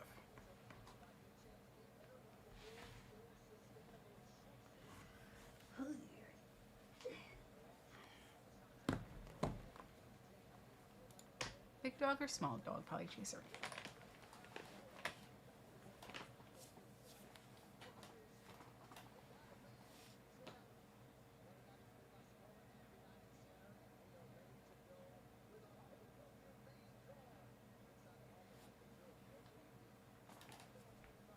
Mm-hmm.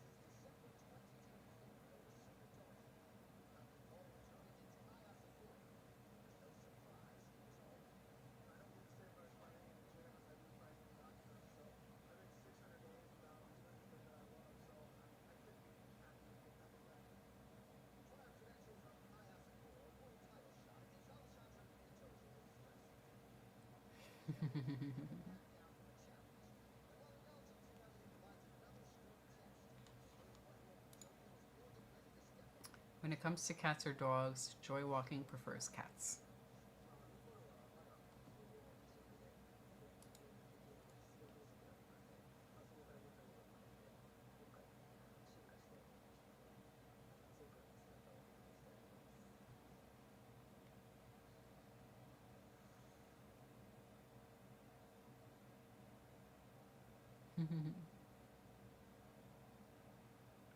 Dan is also a cat dude.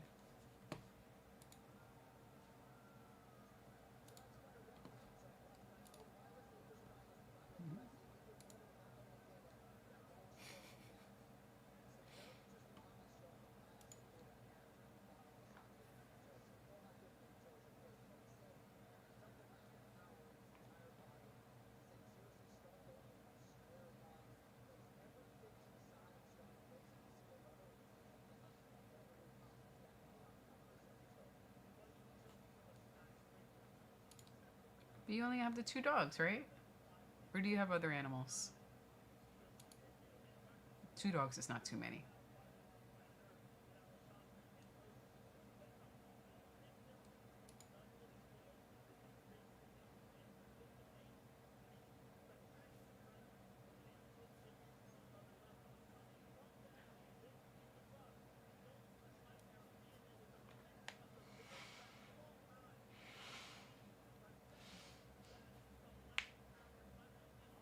Oh, and chickens and a couple of horses and pigs and sheep. That's awesome.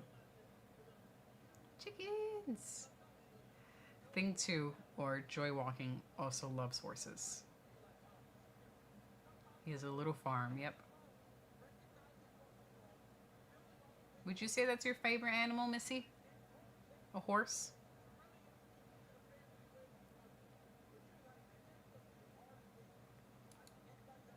From this city girl's perspective, sounds like a farm. We do have some people here in the city who have chickens. You don't see it very often, but there are people in this crowded city who own chickens. Yes, a horse is her favorite animal. In our old neighborhood in Brooklyn, someone had a rooster, and if you were up, I wasn't up early very often. There were a few times where I was up pretty often outside. I think it was a time I had a job that was kind of far away, and you could hear the rooster crowing in the morning. That was cool, because that's not a sound I'm used to hearing in the city. I'm used to hearing, you know, car alarms and police sirens and just general city noise. So to hear a rooster crowing in the morning, that was cool. I like that. What are some of her hobbies, if you don't mind me asking? Your wife sounds like a cool lady. If I had a mini farm,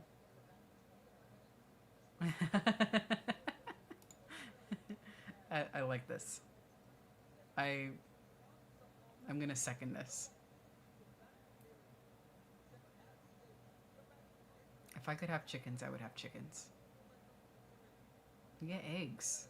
Eggs are expensive. I'd love to have some chickens. Horses sound cool. I don't have confidence that I'd be able to take care of a horse.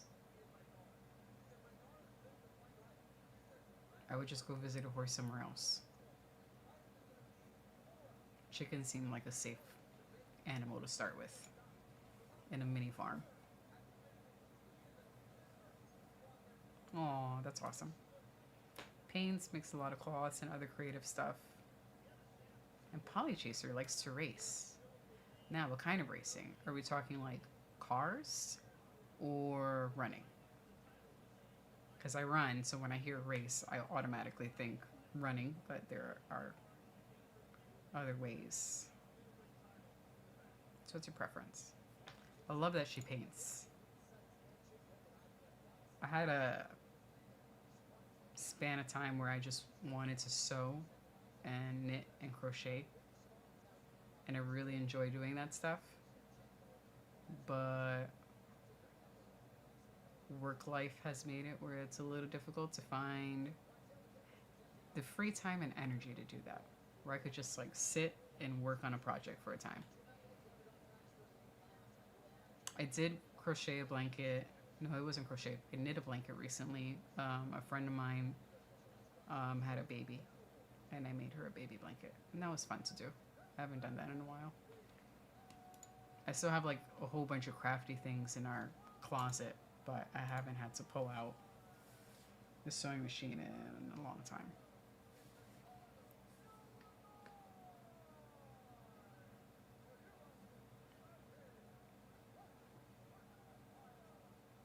I think my crafty activity at the moment is just cooking. Finding different recipes to experiment with.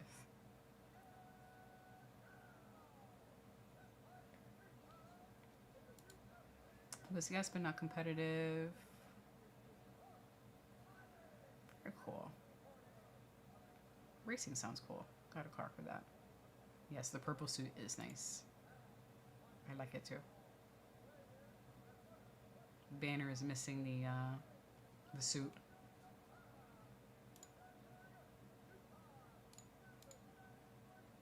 I would be too scared to race. I got to test drive some cars in like this makeshift track in a parking lot. And I was terrified I was going to wreck the car. I was not going to. I had an excellent dude in the car with me to help guide me through the cones. And then at the end of the test drive, I think the person who was in the car with us was a stunt driver, a professional stunt driver. So he was like, you want to feel what it's like to be in the car and actually like zip around the cones. And that was fun as hell. So I like being in the car when it's zipping around. But I'd be too terrified to do it myself. As my wife too, she went along one time and never joined again after the one lap. That would be fun. I wouldn't mind sitting and doing that. I just wouldn't trust myself to be the driver. I'll stick to like video game racing for that. Alright, round one. Damn.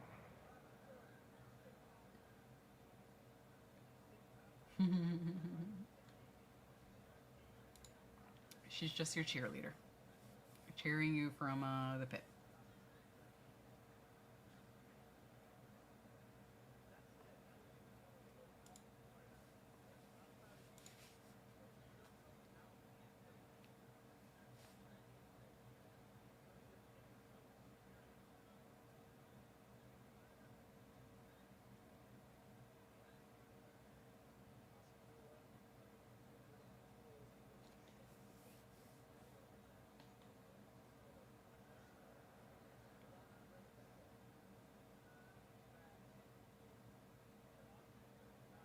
is looking pretty confident in this fight.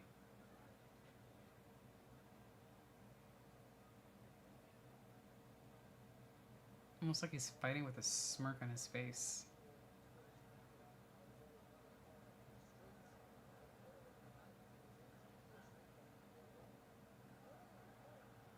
No, we may not make it out the first round. Yep, he got wobbly.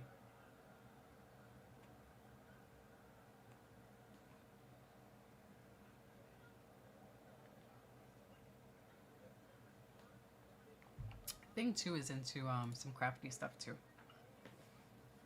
She helps me out sometimes if I'm working on a thready project. She helps me out with the baby blanket. We have some knit kits that we purchase where it just gives you a pattern with enough yarn to complete whatever the look is. So we have a couple of sweater project kits. Haven't done that in a while, but she's also very crafty.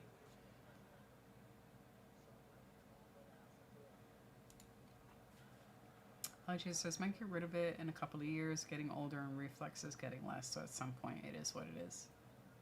Would you then just get in the passenger seat of someone else doing the laps for the thrill?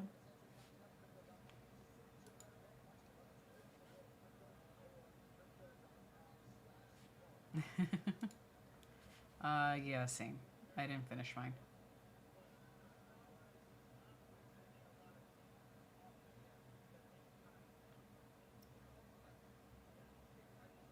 Tim Elliott has a weird fighting style.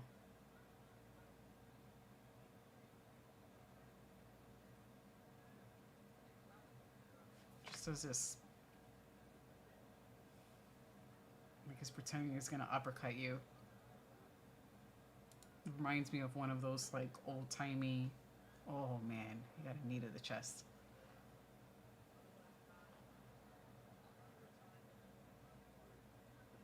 It was very awkward.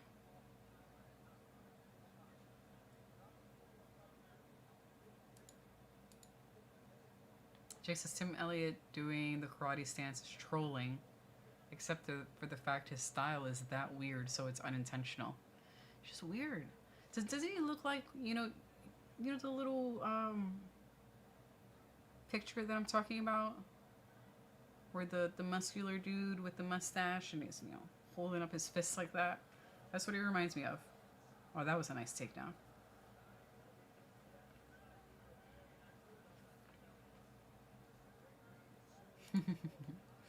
Just says, I doubt it though, more of an in-charge kind of person. So you prefer to be the driver. Understood.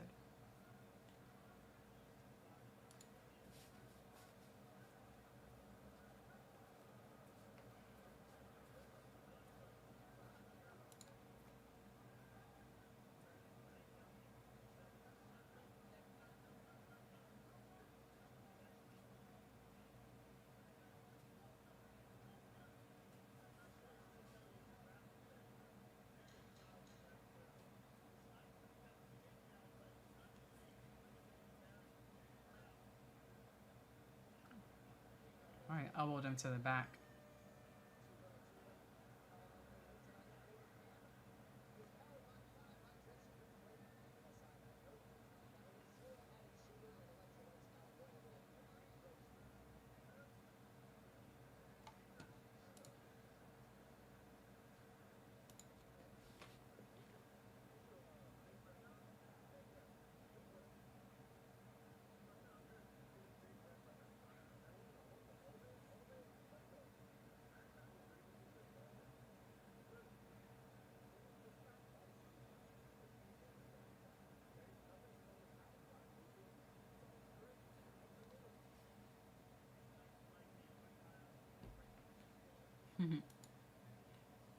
Never had a crash with a car, but had a couple of big ones in my go-karting days years and years ago. The only go-karting I tried was I like the amusement park. I don't know if it would be the same where you are, where you can't really, the risk isn't as high. Kids drive it little kids are doing the go-karting. That was my way of being a fast driver as a kid. Those are fun. Actually, we did one. We went go-karting maybe 2 years ago. When I think about it, there's an indoor go-kart place less than an hour from where we are. That was fun.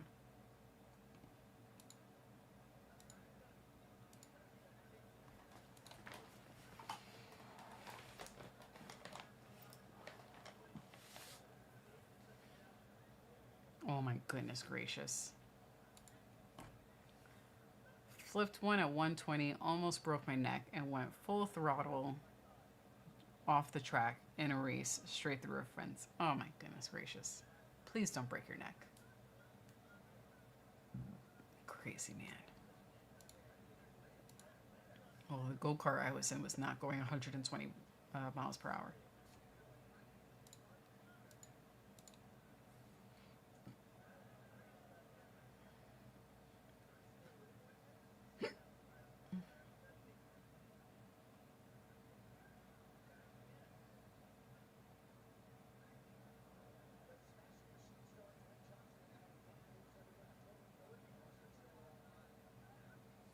Oh my goodness gracious. 120 in the rain. Nice. That's one feeling I think I'm okay not experiencing. I'm okay with that. I don't have any FOMO when it comes to that. I don't have any fear of missing out for that one. You could keep that one, Poly Chaser.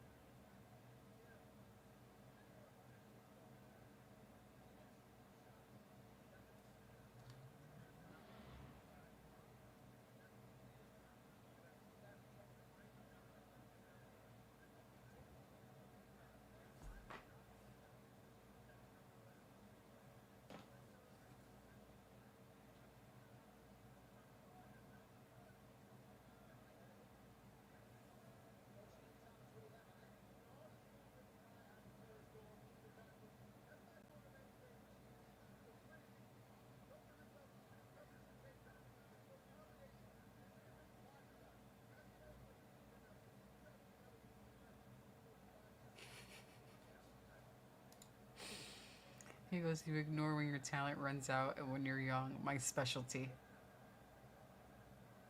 Mm-mm. Nope. Like I said, only go-karting I did was in the amusement park.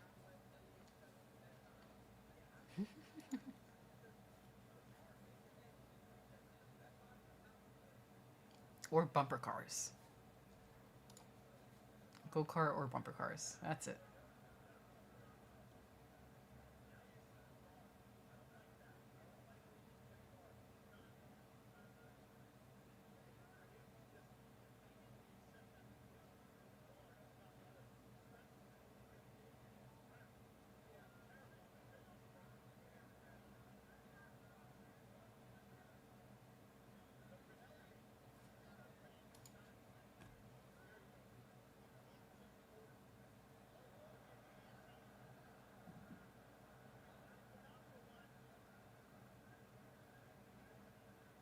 Nope, it doesn't have the lock-in.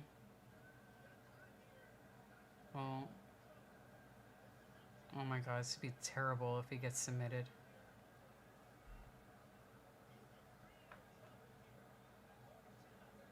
Is this the dude who walked in and immediately got a title shot?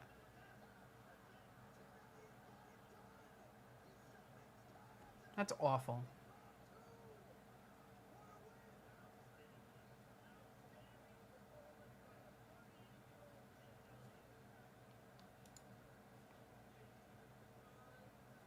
That's awful. Yeah, I don't understand it. And it makes me really It's very annoying. Like, you walk in, you automatically get a title fight, you lose, and then you face the number 11th ranked and you lose. Why the fuck did they pick him?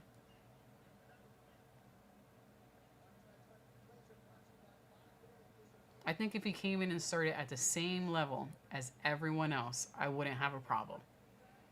But you walked into a title fight and then lost against this number 11th ranked guy? What the fuck are you doing here? The problem with Kai Asakura is that he comes from an organization where he was able to dominate the bantamweight division with his striking. The fighters that he was fighting didn't have the kind of grappling skill that the UFC fighters have, so he was able to dominate a lot of guys on the feet because most of those guys that he was fighting were strikers, and he got beat on grappling in these exchanges. He wasn't losing too much in the striking. You're now 0-2 in the UFC? Yeah, that drops him out of the top 15. So, like I said, if he entered the same way as everyone else, I wouldn't be talking this much shit. yeah, of course. But it really bugs me. And he's a that 3-1 favorite in this fight, and he gets submitted in the second round. Who is picked? Like, it's as if for him, it's almost like it's rigged. Like there was money on. Well, You know, he was the please they push said this that guy. He was the second most bet fighter on DraftKings. So, but you know he what the fuck is up with these matchmakers? He rushed a little bit too much to get up from the ground, and he left his neck out there, and he got his neck taken. So it happens. I thought that if the fight, because the fight was about to go to the end of the second round, it was going to be 1-1 going into the third. 2 fights in the UFC. Both fights are during pay-per-views, and both are losses. It's a waste of my fucking money.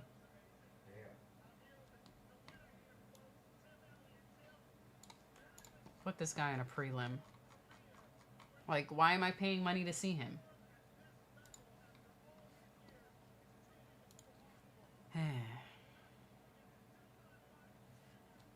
Dan is also the TSP bouncer. He is.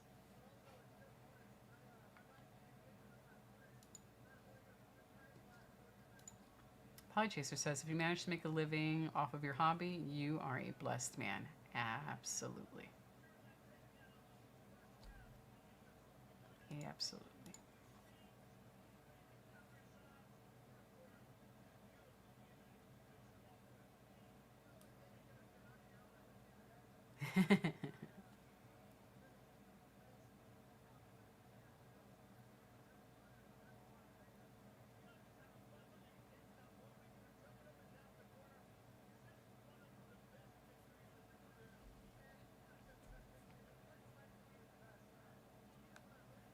It's the power of beard, Polychaser.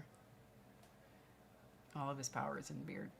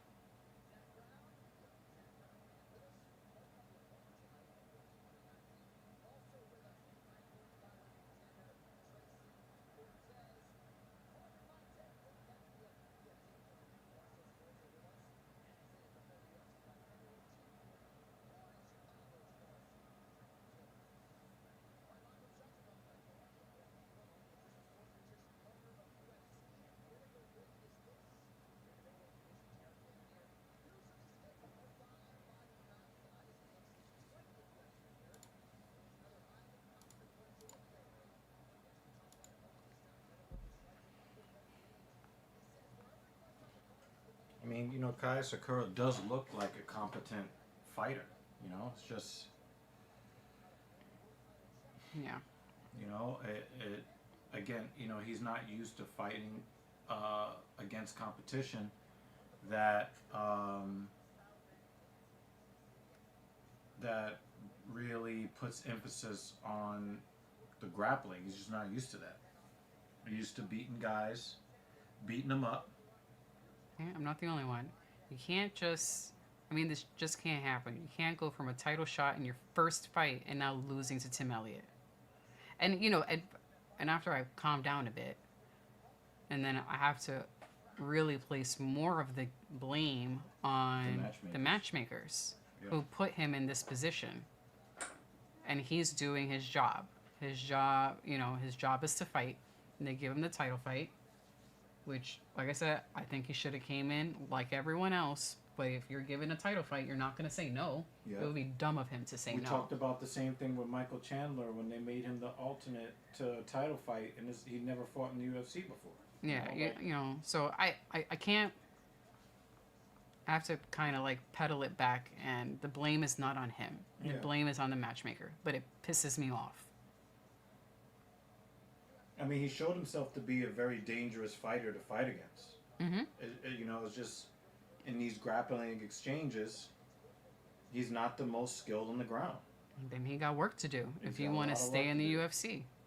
Yeah. He's got a lot of work to do.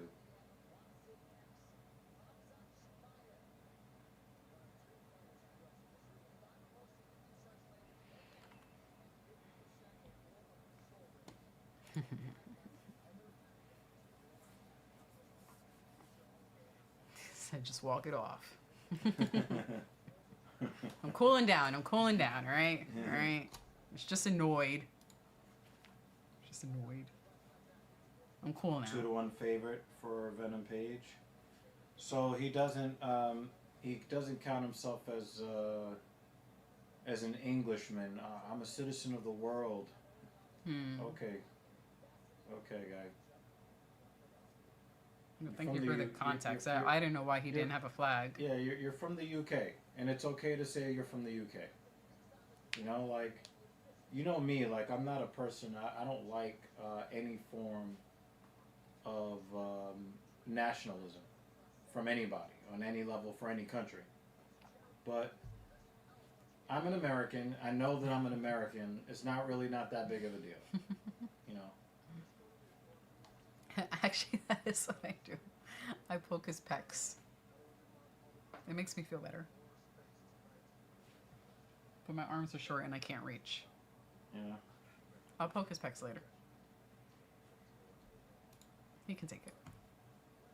I think that MVP is probably going to win this fight, and I just think that Jared Cannonier is going to end up being very frustrated with the fighting stance and the movement of Michael Page.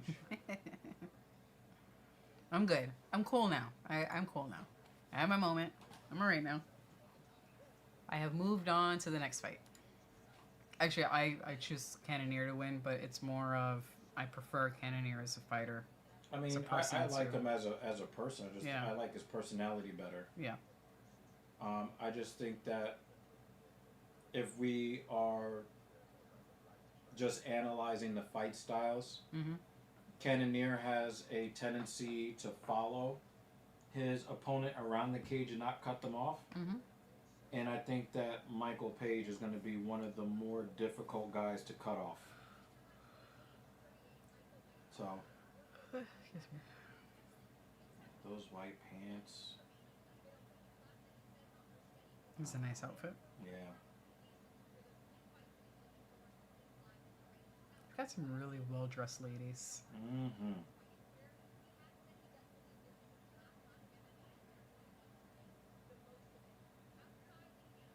I mean, even like the worst dressed one is still not bad, you know? Mm-hmm. It's just like, oh, that's not as nice as some of the other days. You missed Karen, that normally at the desk. She was like the side cage reporter. She was looking. Yeah. I was like, wait a minute, why is she not at the desk?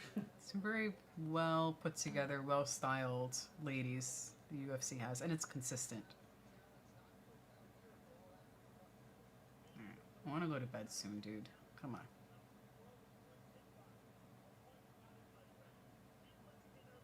Ah, boo.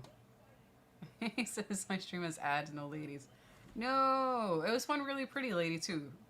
Like their outfits are usually like very tasteful, very well put together. It's nice. Stupid ads. Making me miss out on the good part.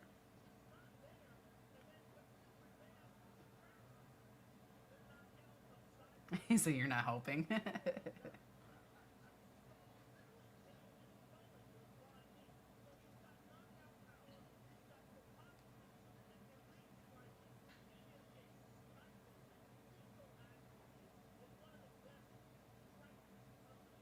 Dustin already started his commentary gig. Yeah, I saw that. Yeah, they said he was going to be at the desk for this event. Mm. I'm kind of happy for him. You know, he was in so many firefights. You know, we've seen him rise up the CTE the rankings. Mm-hmm. And, you know, he got out of the UFC, at least to now, relatively unscathed when it comes to brain damage. Relatively. Yeah. So I hope that he really enjoys this next phase of his life. But I would not be surprised if 3 or 4 years down the line he gets that itch again.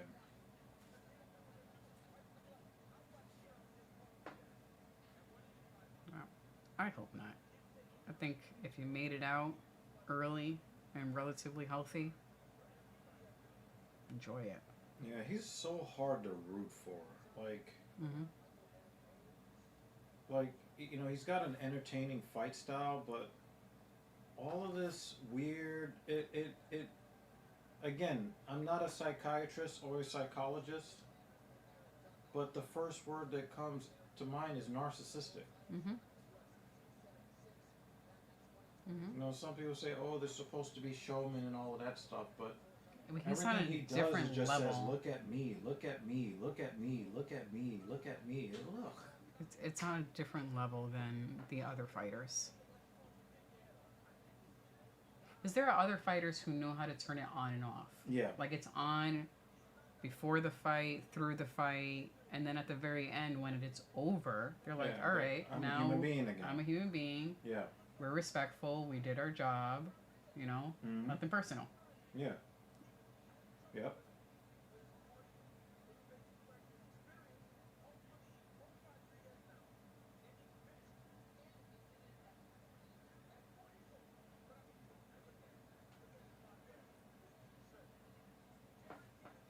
Got some pretty disappointing outcomes on today's fight card to this point. Mm. Regular size Chase Hooper. I know.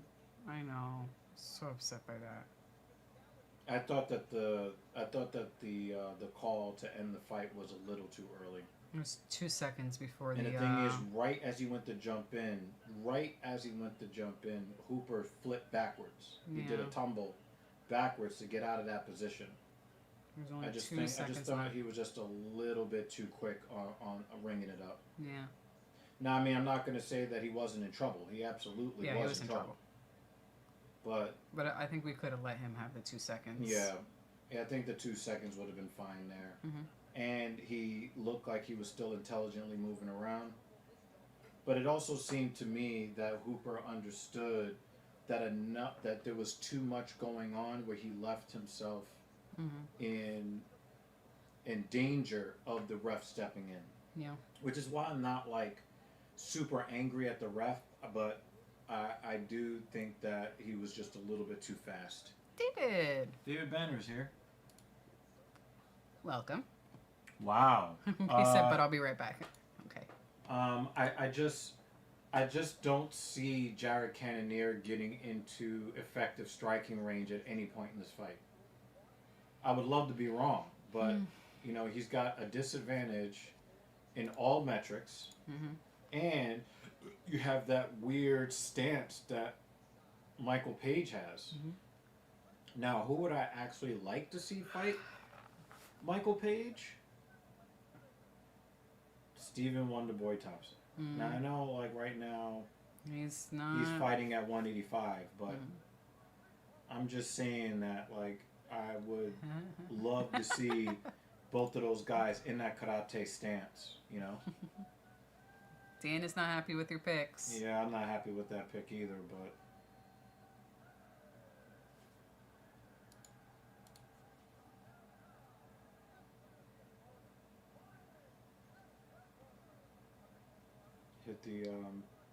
hit the lightning bolt again on the screen. Alright.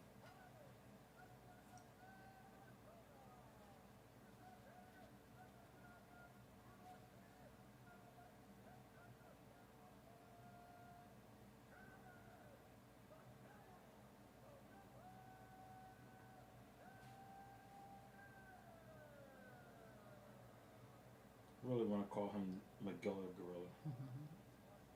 I'm sure people have called him that. I wouldn't be surprised if his corner has, or his gym mates. How are there any hungry children in Africa? Titties like that exist.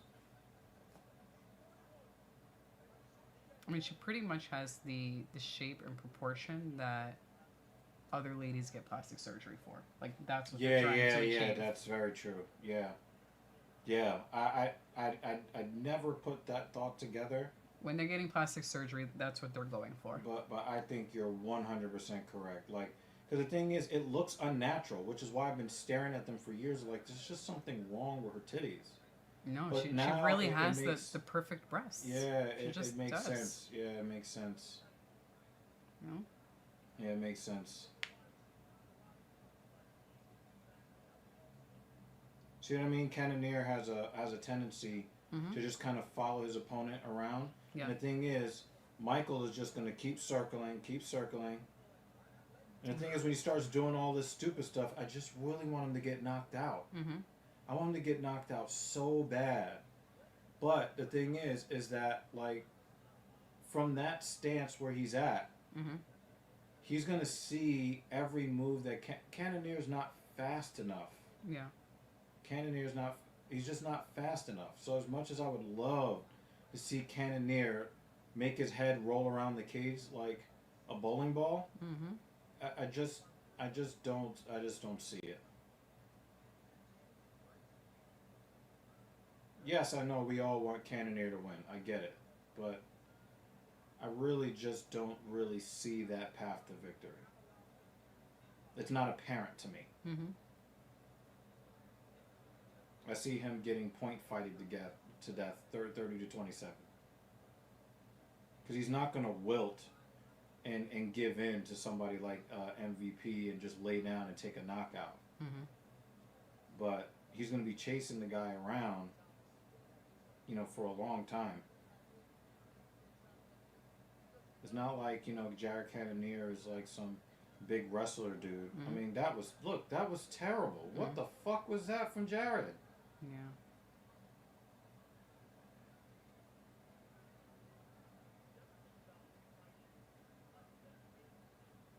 Has he landed anything yet? No. He's not. He's not going to.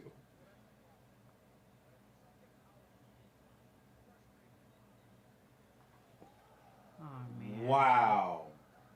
What the fuck?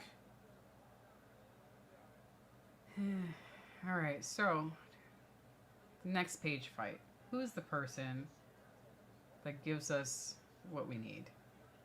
It's going to be a guy that does lay and pray. You're going to get, one of these wrestler types Mm-hmm. that just, grounds him, and he's not going to be able to, just kind of tiptoe around. Again, Jared Cannonier never cuts off the cage. I don't even know how. David, we love you, but did you actually analyze this matchup? It's okay, David. I also chose Cannonier. Because there really isn't a world where I'm choosing Page. And then the way that MVP just threw him off of him, that was embarrassing to look at.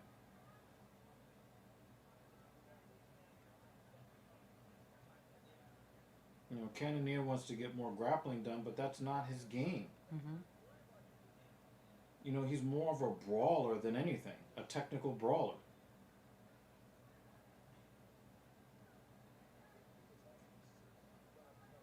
But it just looks like he's just getting styled on, and that's exactly what we don't want to see.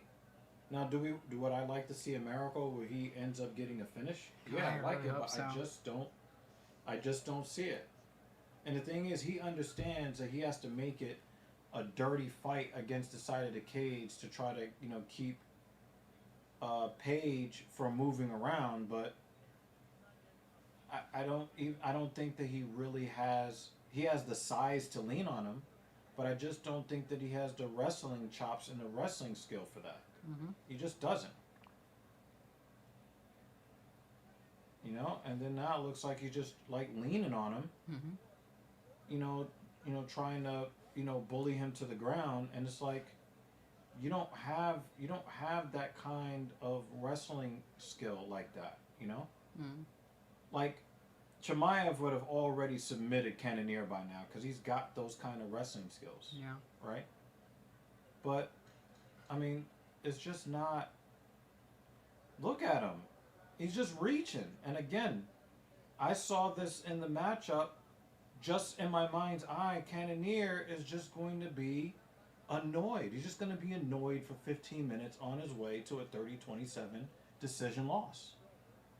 And the thing is, at this point in his career, you know, Page already has all of the ridiculous highlight knockouts. He kneed that guy in the forehead and caved his forehead in the whole thing. But You also know, for like- Page, it seems like he spent the majority of the time just running away. Has he landed much in the first round?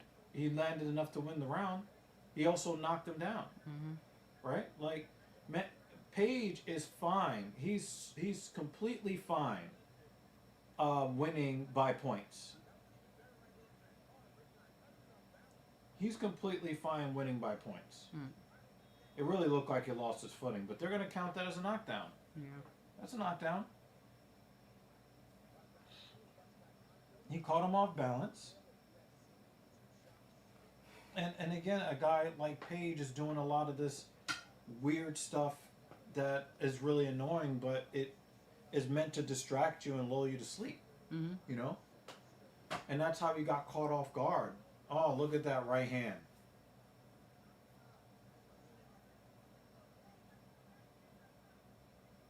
See, look, now Cannonier's trying to draw him in to he's trying to draw him into a brawl, Mm-hmm. but he's not in control. Page has set the pace. I just wish that the same thing that happened to Anderson Silva when he did this against, you know, the annoying wrestler guy from Long Island, Mm-hmm. you know, and he just kind of reached over and just knocked him out and toppled him like a tree in a hurricane. Mm-hmm. I wish that would happen here, and it could. I'm just not going to bet on it. Yeah. I'm not going to hold my breath for it.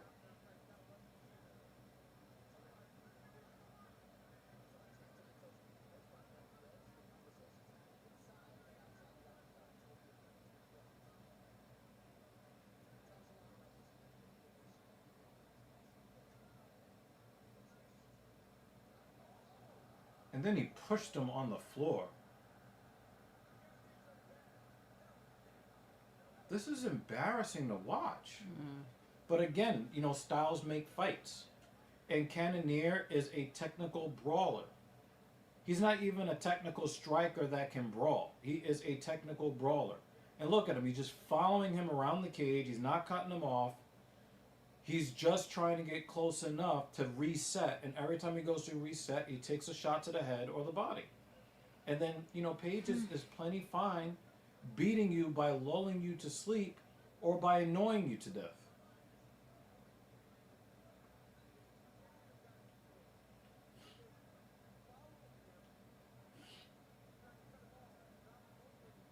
Do you think he would do this against Chimaev? Hell no. Page would have been submitted by now. Yeah. But we also understand that Cannonier would have been submitted by now. Just unfortunately have to endure this for now. Yeah, yep. Yep.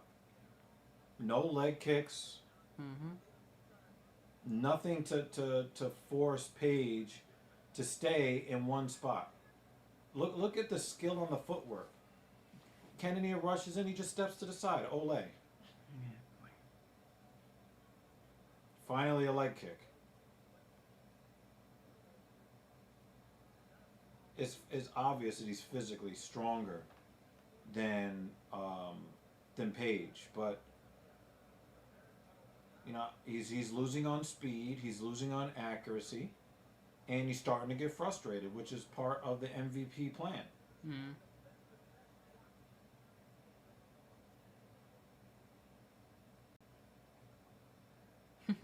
Someone says, as an MVP fan, I'm really starting to dislike him with all his antics. Yeah, it's fucking annoying. Even his fans don't like him like that.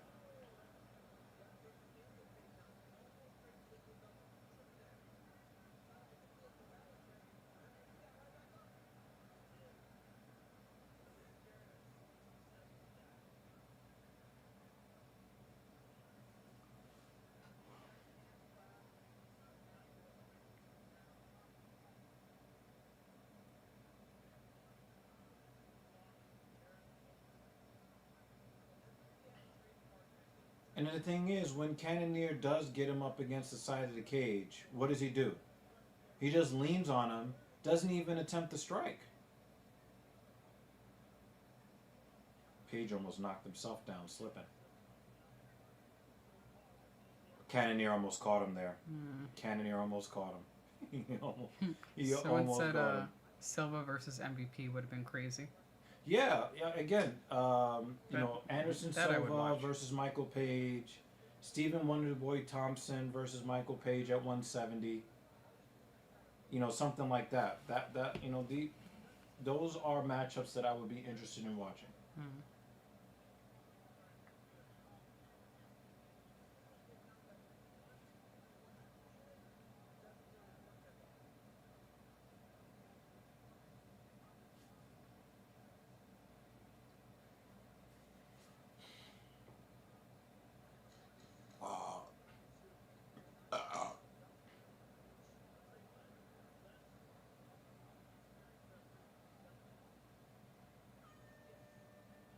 See, getting frustrated. You can see it.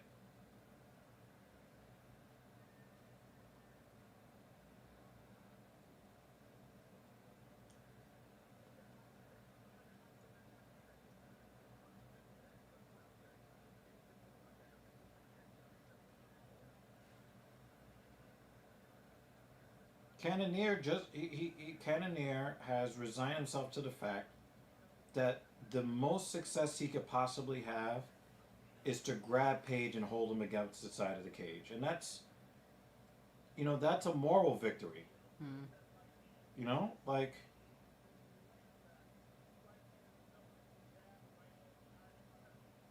I don't know if they're gonna call that a knockdown, but again.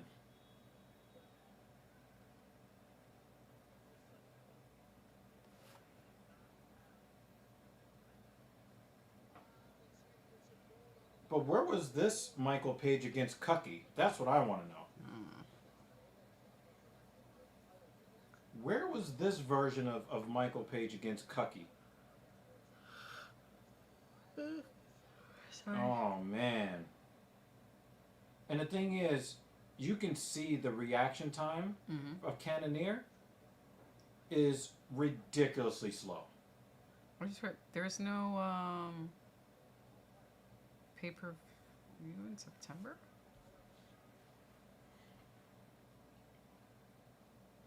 It said UFC 320 was October 4th. I mean, I ain't complaining. Well, I mean, it's just outside of that. I guess it's like 6-week window. It's 8/16 now. Oh, nice. Yeah.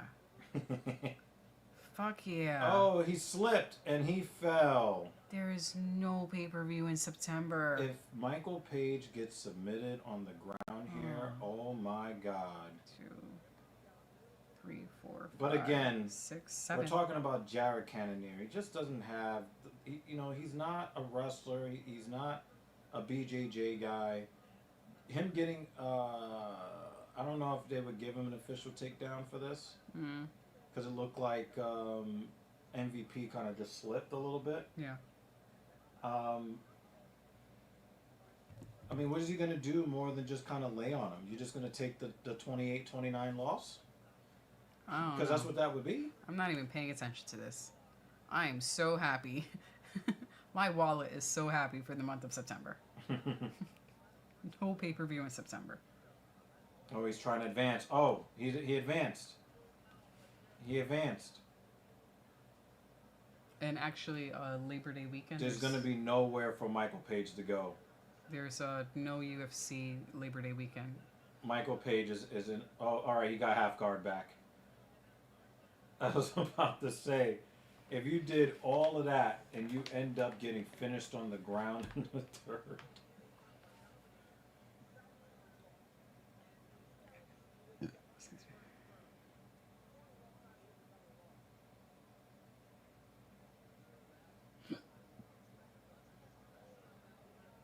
He's trying to drop that elbow.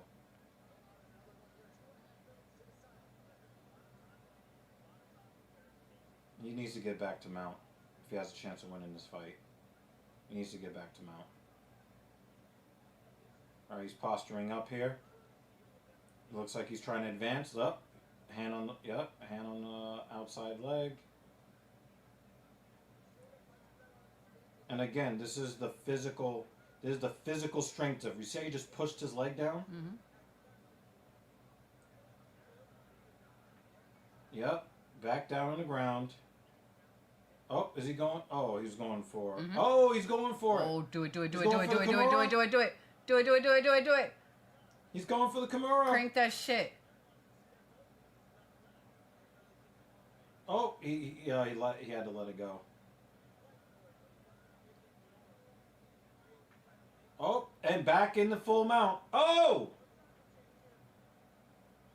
Head and arm attempt here.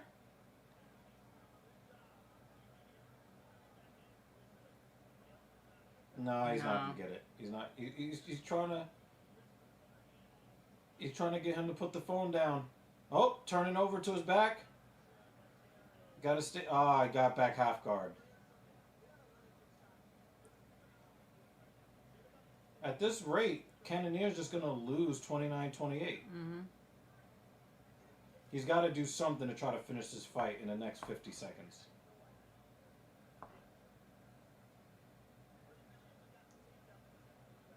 Oh, he had a crucifix right there for him.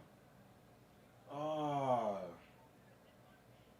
I know DC must have been thinking it himself too. Like, damn, if that was me, that would have been a crucifix.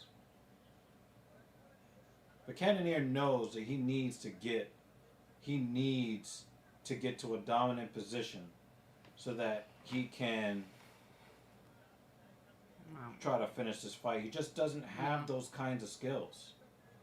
But MVP doesn't have the physical strength to get up off the ground. Damn. 29-28. That's a frustrating loss, man.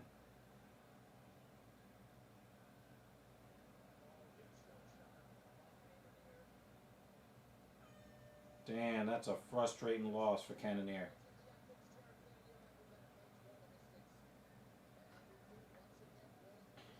He needed a finish and he couldn't get it.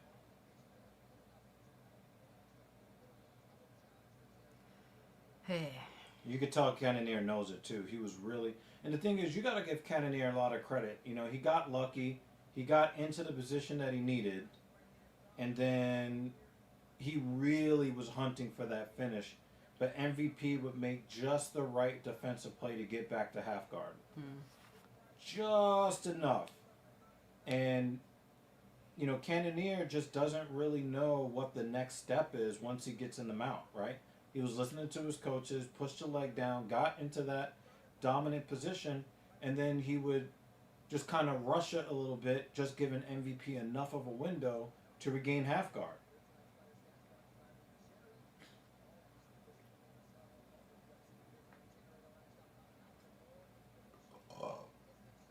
Could you imagine if the judges give this to Cannonier? I mean, with the lack of strikes in the first round. I mean, well, Cannonier landed 0 in the first round, so. Listen. This is one moment where some old bullshit would not be protested by me.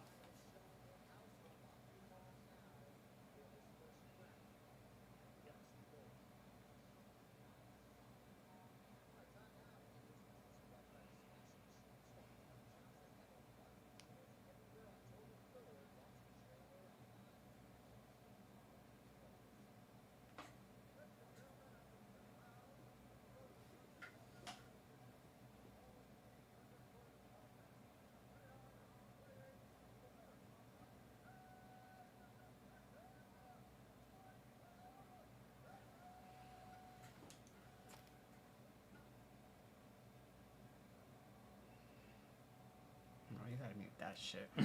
I don't want to hear his fucking. Man, babe. If you love me, go mute the TV that's in the other room. La la la la la la la la la la la la la. I'm not listening to his thing. La la la la la la la la la la. I will close the door. Mute that shit. I don't want to hear the. Nope. Nope, nope, nope. Nope. I'm not listening. I don't care if this is childish. Let's take his name off the screen. 3 fights left.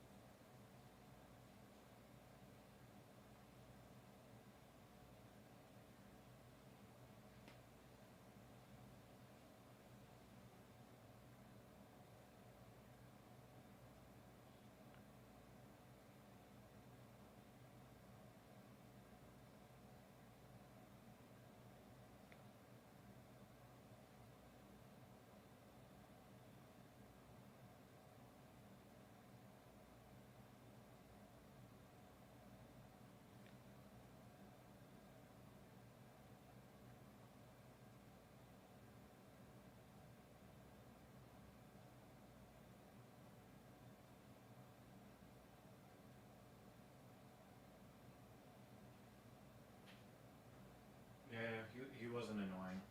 Ooh, Orlando Bloom. He actually wasn't Orlando Bloom and Onion? Yep. I feel better now. Well, he wasn't actually annoying in the conversation. He was a normal human being. Well, I But- don't give a shit. You know, I'm going to save that energy for something else. Like anything else. his name is LaMonica? What? Why do black parents keep doing that to their kids?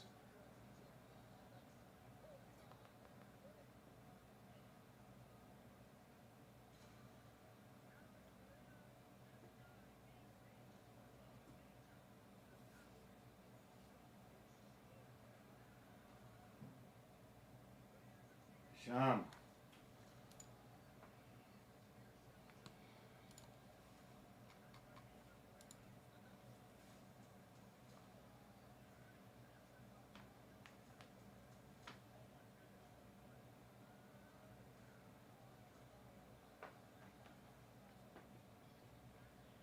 I forgot that a body part is the champion of the 205 division. Same. That's really not good for the UFC when people don't remember who the champions are. I thought Pereira was the champion. Nah, he lost to ankles. I mean, well, I see that now in the replay, but And I saw the poster for it, and I still thought Alex had it. I guess nothing in September, so. I mean, So we we still got- have to host a show in September, but Oh yeah. I mean, let's do we're that. gonna get a preview of 2026 in September. Pretty much.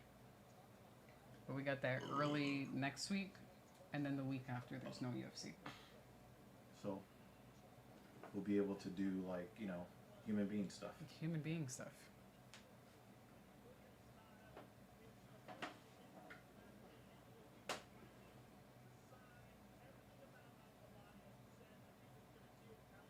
We gotta do that housewarming thing. Yeah, it's next week. No, we gotta see if we can find something cool.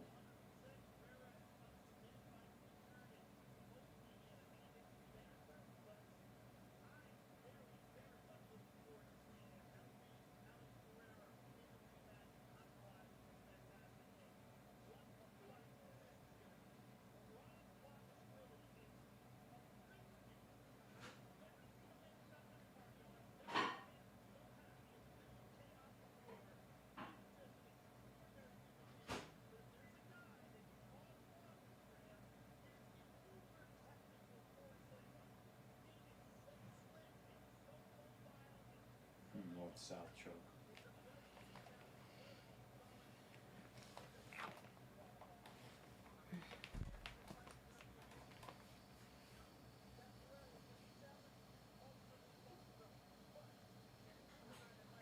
So, Marab and Corey, who are you rooting for? Corey. He was gonna say Corey. Rakic comes back and Khalil. Ooh, Prochaska versus Khalil. Mhm. That is probably going to be the best fight. That is going to be a great main card. Dead ass. That's a great main card.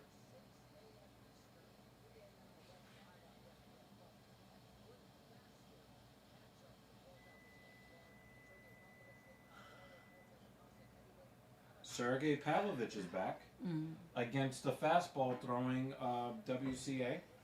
Gotta be entertaining. Wow, a fight where I actually have to root for Aljamain Sterling.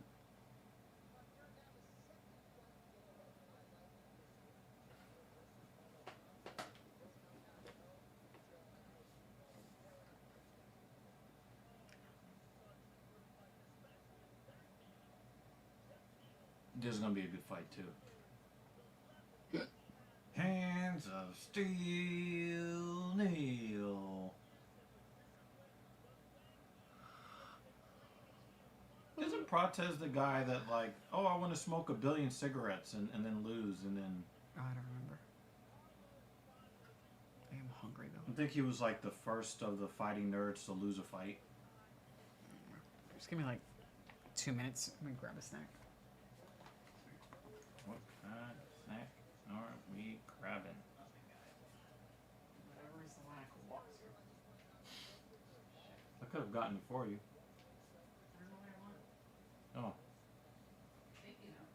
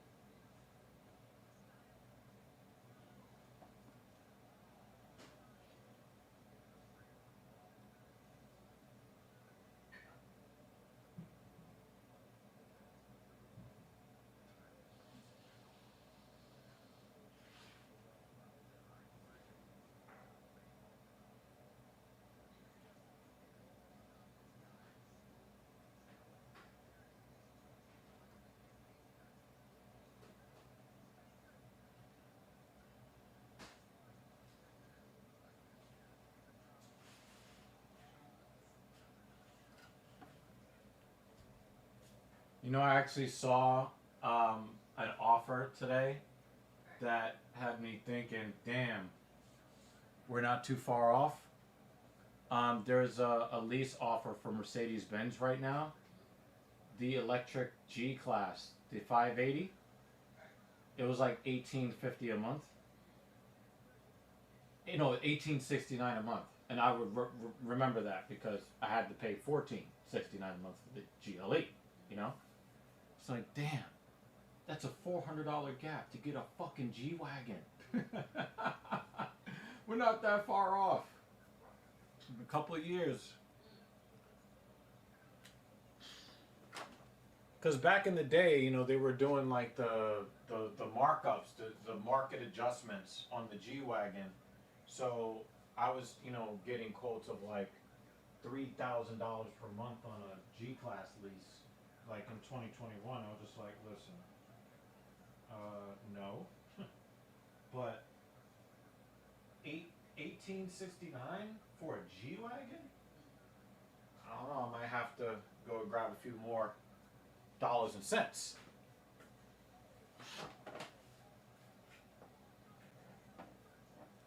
But you had to put like $14,000 down because the MSRP is like $160K. So you have to pay the tax, title, and tags. You have to pay that up front, and then you pay like, you know, the regular lease payment. But like, it would be so dope. Save some money over the next 3 years. Mm-hmm. See how the clients grow. Mm-hmm. See how That business is, goes in the next 2 or 3 years. Because that would be so far beyond dope. But just looking at it, I was just like, we're not too far off. Not too far off. I mean, obviously, we like what we have. Mm-hmm. Like, I mean, you know, there's no doubt. Love the cars we have. But it's just a little bit different when you pull the G wagon out of the garage. It's just a little different. Mm-hmm. You know.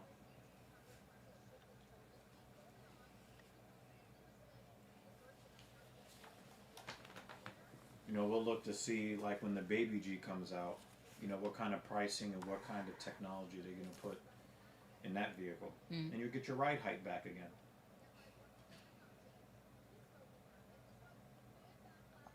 Back to being tall, climbing up into the car. Mm-hmm. I mean, you'd have to climb up a lot higher to get into a Gelände wagon than, you know, the E-Class, but... I think that car would make it where we actually wouldn't be able to use it for family purposes. Because they wouldn't be able to get in. I didn't understand what you were saying, but I think, like, they, you know, some of these lifted vehicles, they gotta have, like, a running board that is adjustable, that kind of comes down. And, a lot of times, these types of vehicles also have, like, air suspension, so you can lower the vehicle down a little bit. So.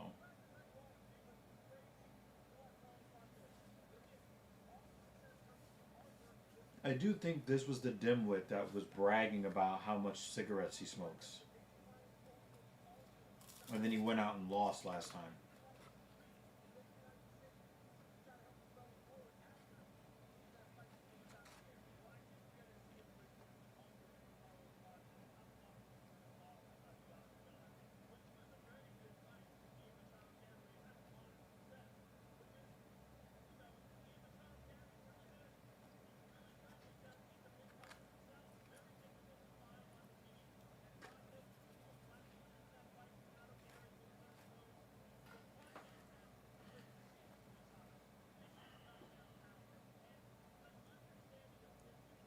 Someone today had one of those remote drones. I mean, they're all remote, but You're shooting something?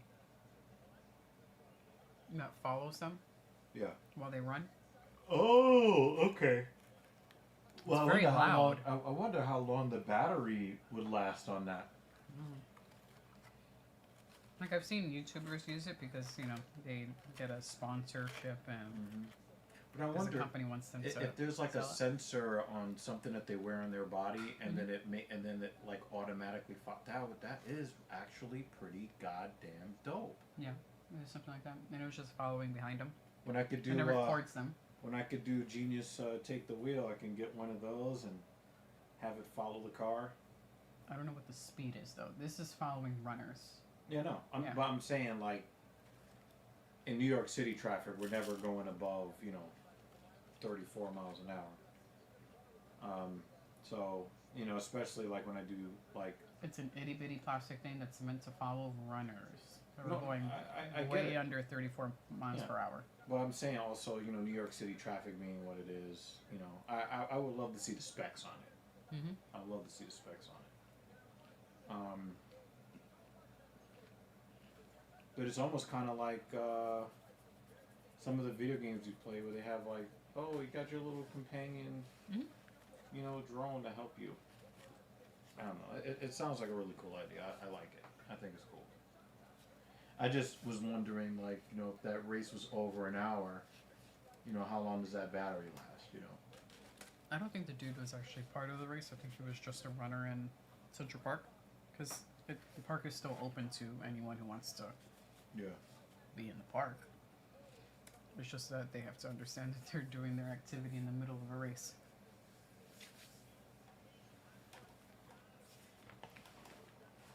But it seems about this size and it's loud.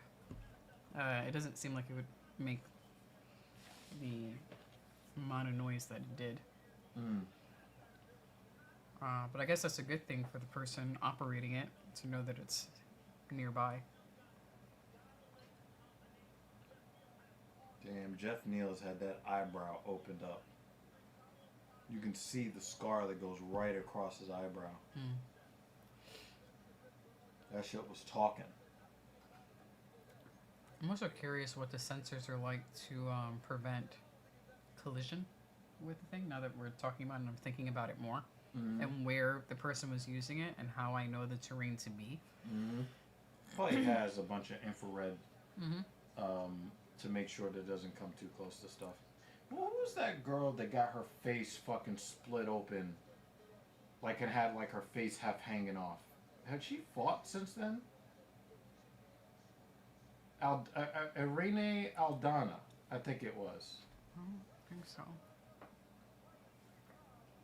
And her whole face was tearing from the top down.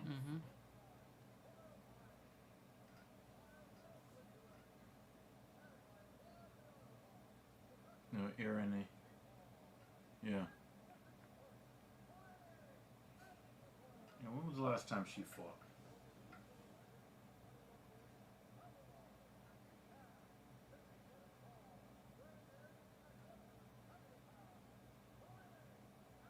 Two to one favorite, Pratas. He's definitely a more skilled fighter than Jeff Neal. It's been nearly a year. Yep, but she hasn't fought since her face got split. Who split her face open like that?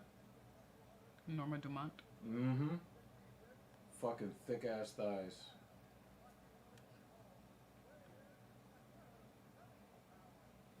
And she just kept hitting until like the skin just kept tearing on her face. Oh my god.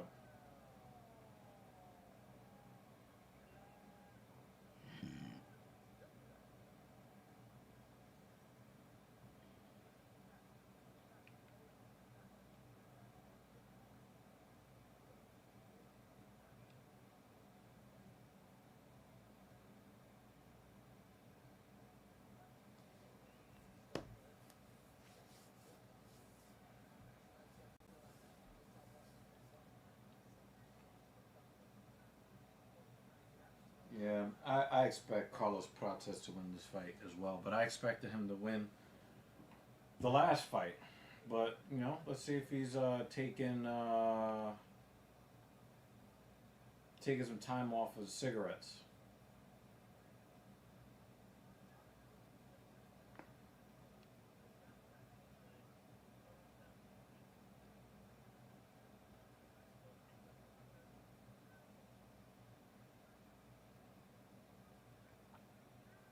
Overhand left for Neal.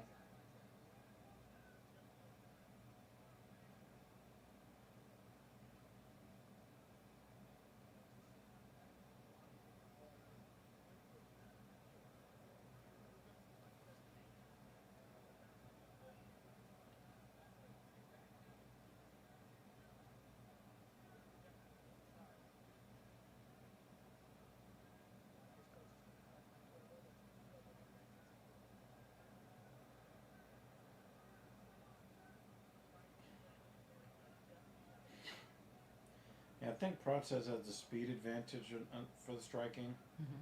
but I have a suspicion that Jeff Neal has the power advantage. Neal has been very accurate so far. But he's having trouble getting in the range. Mm-hmm.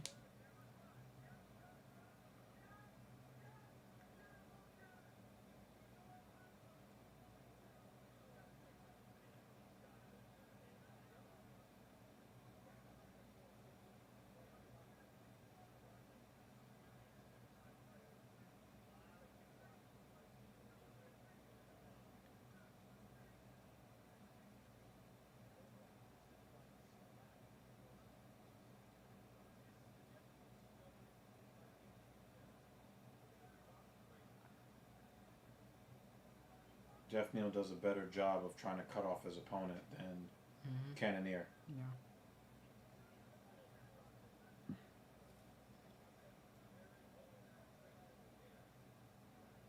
But if we're being honest, it's almost impossible to cut MVP off. Mm-hmm. But knowing that Cannonier had a tendency to follow the leader, Mm-hmm. I just didn't see a real path to victory. It took MVP slipping and falling for him to have a chance to win that fight in the third. Yeah. You know? That is a nice knee to the body for Protez. Mm-hmm. Protez, I don't think Protez can afford to keep his hands down the same way that Michael Page can. No. And I think that if he keeps playing that game, he's going to be looking up at the lights.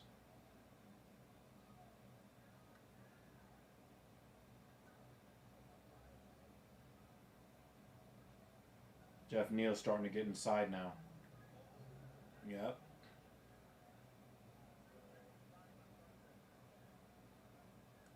And that Oh, is you a heard crazy knee Did to you the hear that liver. crack?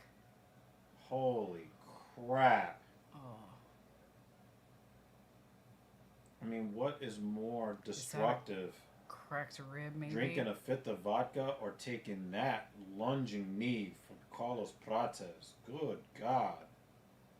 There's a little bit less swagger in the movement I'm of Jeff trying Neal to since watch then. now how he's moving. Is he keeping that arm down? Mm-hmm.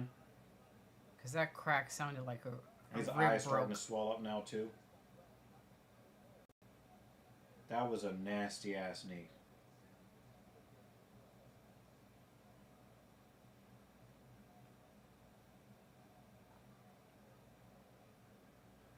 Looks like Prates has found his striking range.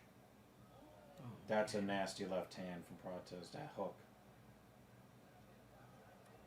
But I think part of what happened, I think that knee to the body, Mm-hmm. I think did something to his nervous system. Mm-hmm.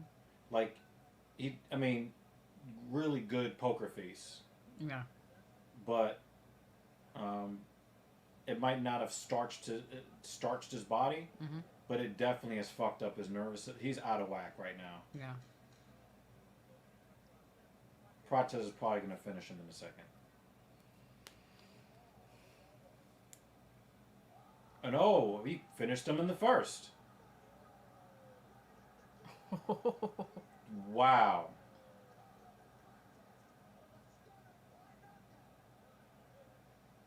Wow. And it looked like he barely touched him at the end, Yeah. but he was already in so much trouble. That lead elbow, with about 4 seconds left.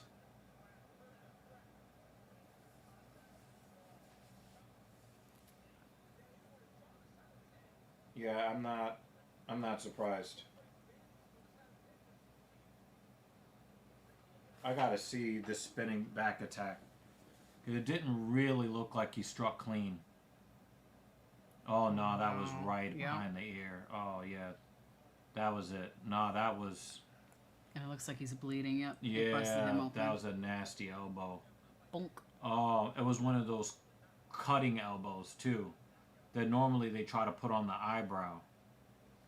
Oh man. Oh, I see him wince. Oof. Yeah. It's that lead elbow. Yup. He's not mad. He stopped it. He's like, nope, that hurts. Ow. Thank you for stopping it. No, I don't even think that was pain. I think that he actually went out. No. He was conscious for it. No, it looked like he was semi-conscious. Like one of his eyes was like not really open, and then he kind of came through and then opened both of his eyes. Because I was thinking, oh, he's got some swelling on that side. But then, like, you look at him, and Yeah, well, I mean, he looked eye like is going to be closed on the side that he got elbowed, but it looked like he was wincing like, fuck, that hurts. No, but he actually opened up the eye after that, so Okay. it led me to believe that he was semi-conscious. Alrighty. And the way he just got pushed over, he wasn't there anymore. Okay. That was very, very weird looking. And the thing is, like, from the camera angle that they were showing, it looked like a grazing elbow. Mm-hmm. But when you see it from the other angle, it was like right behind the ear. He did promise a knockout in the press conference yesterday. I wasn't even listening to the press conference. But sometimes when they just get to like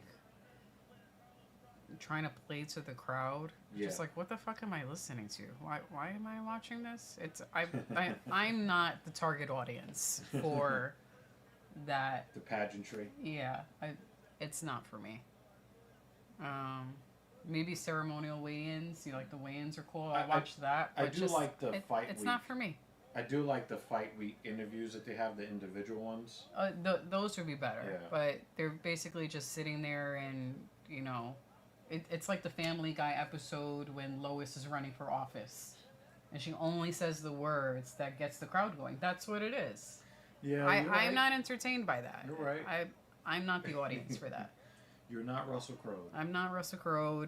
I'm not meant to be Russell Crowe by it because that's just not my thing. So Right. I let other people. Yeah, If you that's enjoy fair. it, watch it. But I don't. Yeah. I think you made a good point there.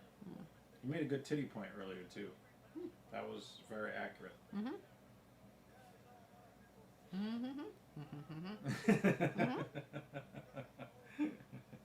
Hey, we got a comment. Yay! Woo! Just a cut. Just a little. It was a paper cut. Oh, and he actually tried to defend that too. Oof. That was brutal. That's a brutal elbow to take to the brain. It's a little paper cut. That was a brutal elbow to the brain, to the noggin.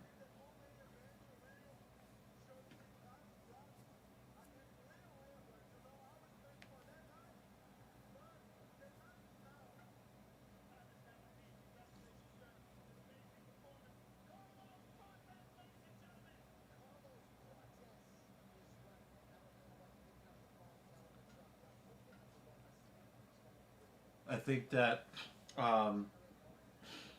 Carlos Prates is going to have to do a lot more work on the ground because I do believe that he is really storming up the rankings and he's going to be fighting guys who are going to be more capable and more willing grapplers. I hope that he's really working on his BJJ. Obviously, his striking is very good. I like his striking. Striking is very good. It's just, I just don't see... I need to see him defend some takedowns and stay off the side of the fence against crotch sniffers.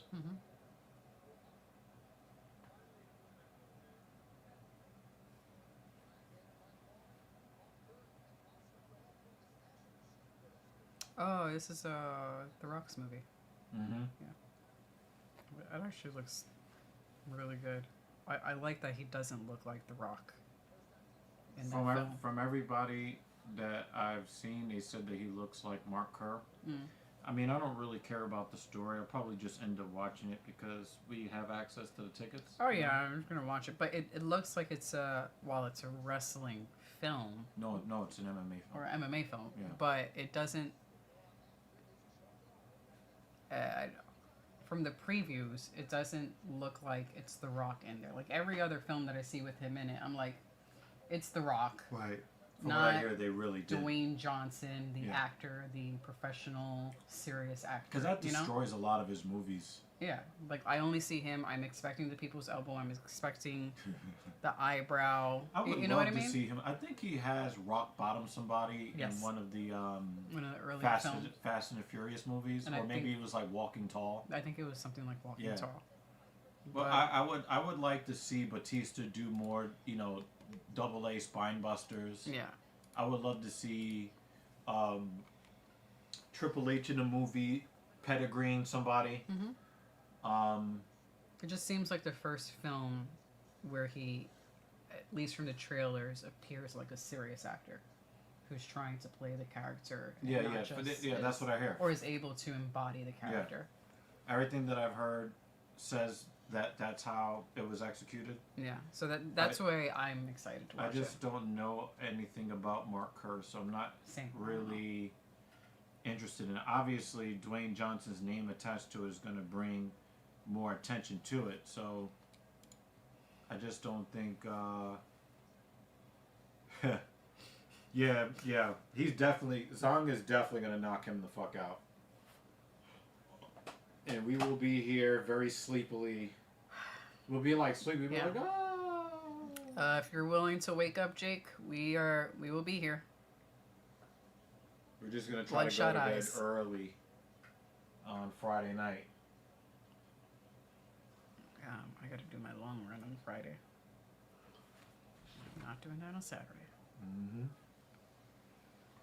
I don't know how many miles I'm supposed to do.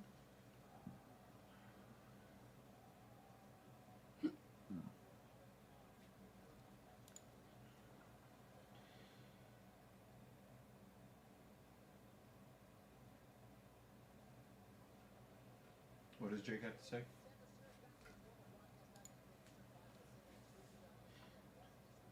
Yeah.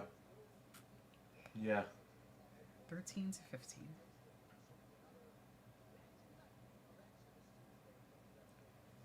And if I feel okay, throw in 6 by 100 meter strides in the middle of it.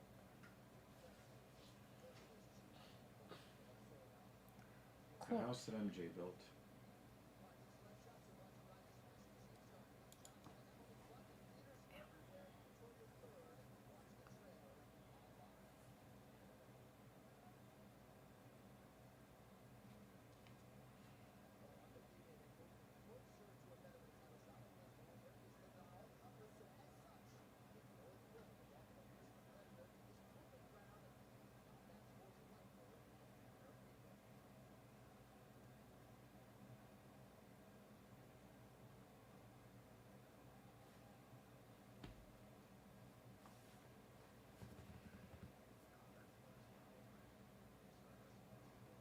I'm feeling sore here.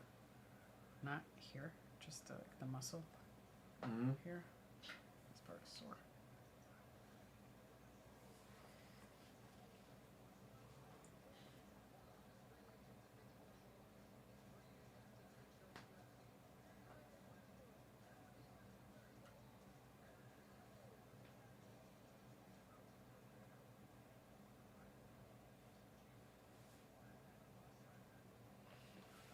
We have how many fights left? That was we have three, 3. right? 2. Sorry, we're on to the co-main. Thank God. 2 fights left. 2 fights left. Unless they're gonna go fight pack heavy and then not start the next fight for 20 minutes. God, I hope they don't do that. We don't need the main card, the main fight starting at 12:30, 1 o'clock. Yeah, that's not necessary. I see them starting the next fight within the next 5 minutes. That seems like an 11:45 thing. And then the main one just after midnight. That would be awesome.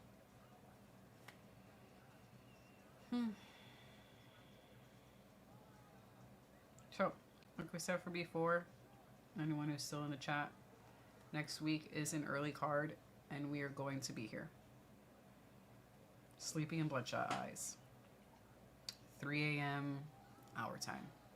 So, if you happen to be up at any point in that morning, you want to pop in, Say hello.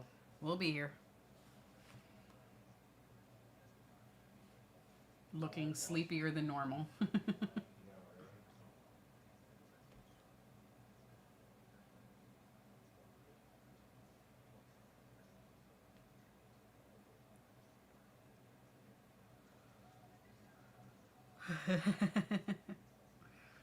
Jake says not picking a PF Bellator guy.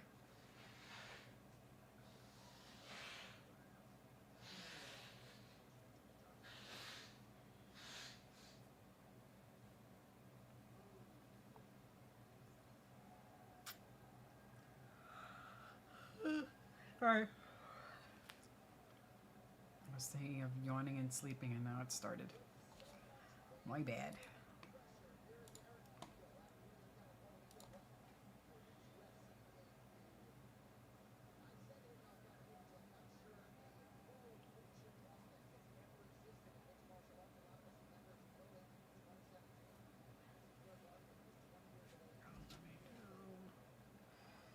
This is a card.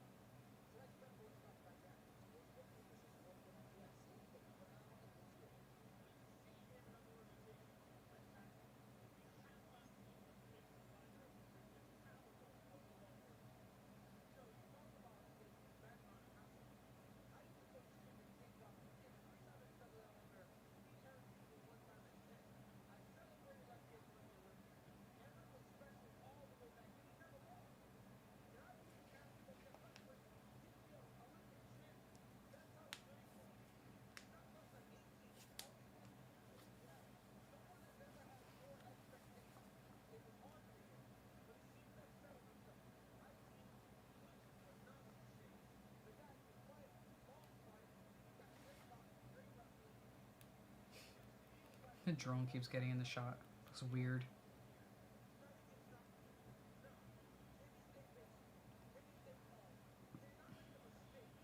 The video quality on the drone compared to just the normal camera is bad. I like the angle of the shots. You know, having it up high and the bird's eye view of everything. It's just that when the quality is just way far off from just the normal handheld cameras, it's not as enjoyable.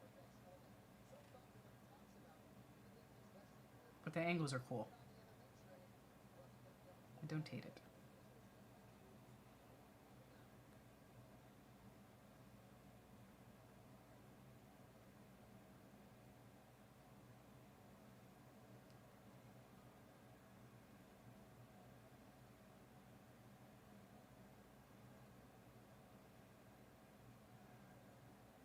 Yeah, this video quality is so much better. One day it'll catch up.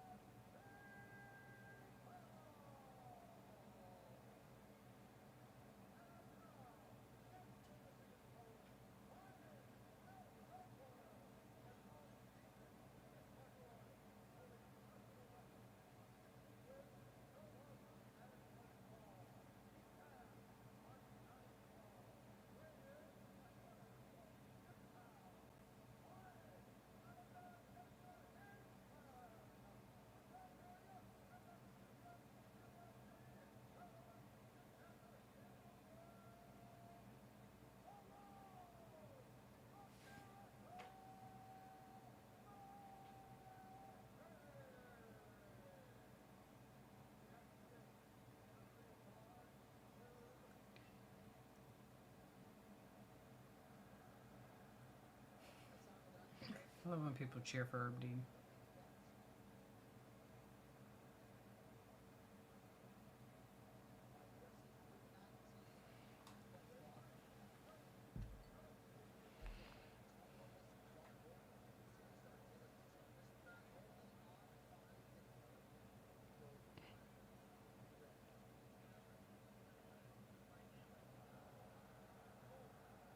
Oh man, are we even gonna get out the first round?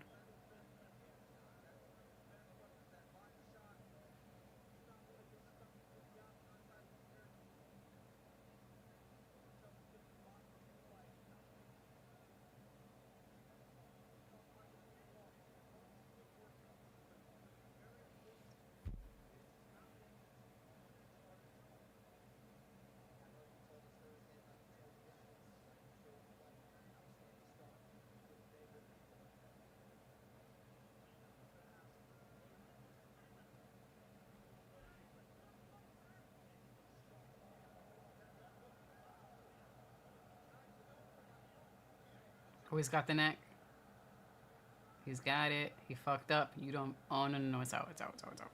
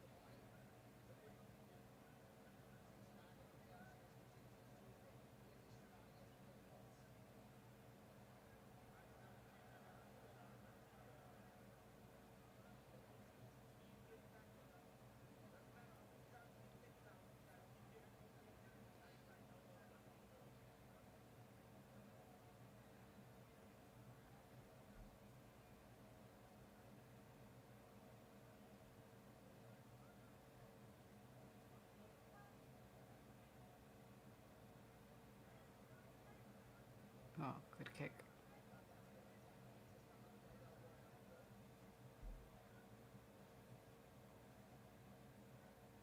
Oh, good knee. I think he's okay, though.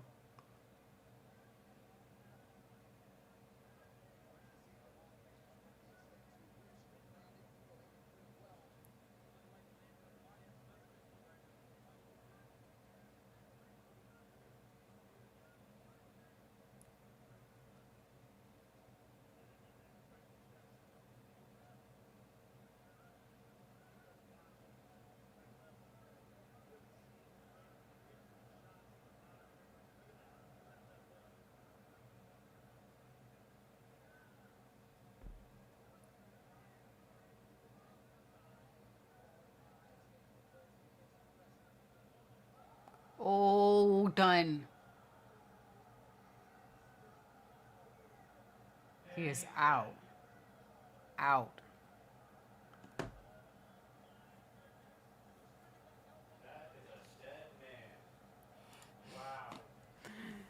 Dan's not happy.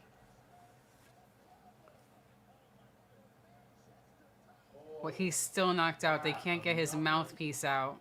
Another spinning back elbow death. 2 fights in a row. His jaw is clenched. They're trying to get his mouthpiece out. I think actually they're just trying to open his mouth, probably to. 2 in a row. 2 in a row. Oh, they got it out. Looks like he's just beginning to come like to. how I feel. He said, "Hi, I'm new here." This was a big. Did you see the knockout, Polly Chaser? That's 2 fights in a row. Oh my God. Good night.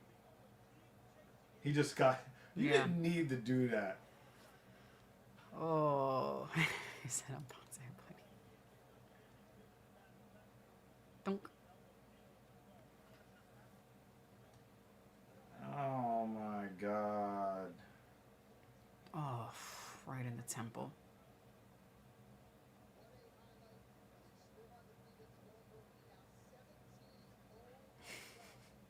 Some bonsai buddy, your Look, favorite look, desktop. look, look, look, Whack!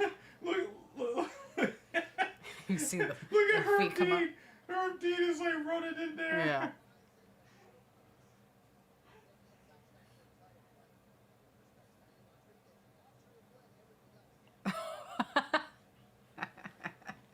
Telling you, every time these Bellator fighters come in here, they get fucked up. I expect that comment from somebody else. That's hilarious. Like, no sex tonight. Buddy is sleeping. Actually, that's what Jake said.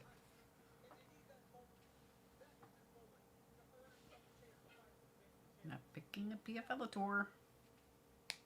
I mean, that's just Bellator. Aaron Pico was just a Bellator fighter. I don't think that he ever fought for PFL. Alright, he's alive. He said I got hacked. Yeah, okay, buddy.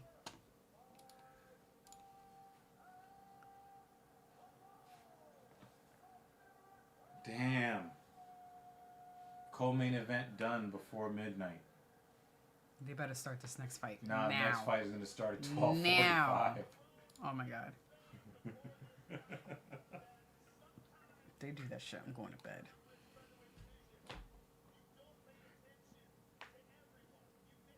What? Aaron Pico looked really strong in this fight until he got knocked out. He looked really strong until he wasn't. Yeesh. Oh, really?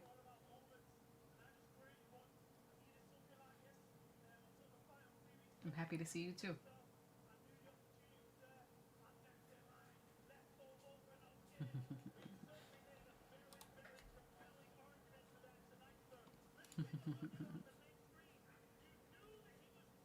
So what is that on your right?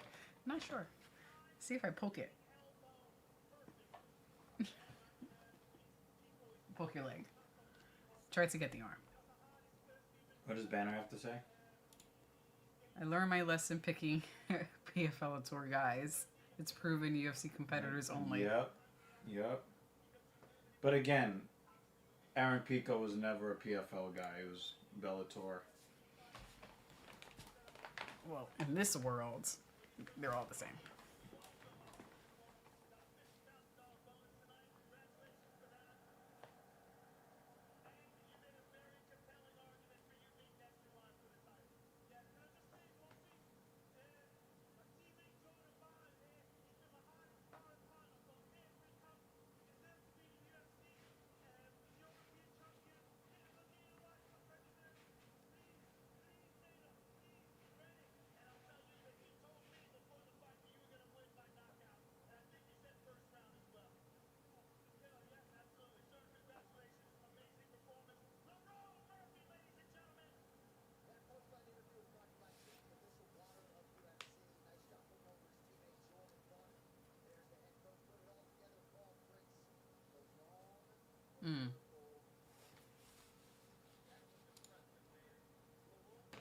Yeah, Pico looked very strong until he didn't.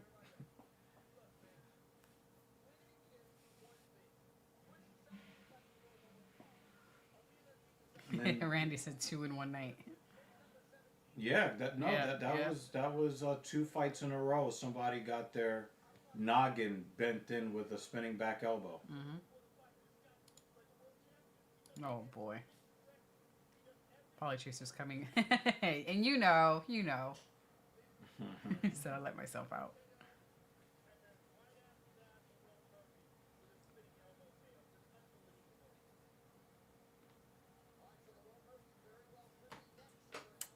Dan is not happy with you, David.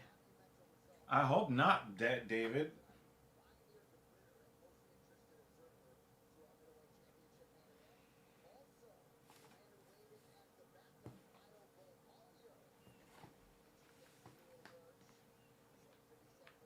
Fluffy.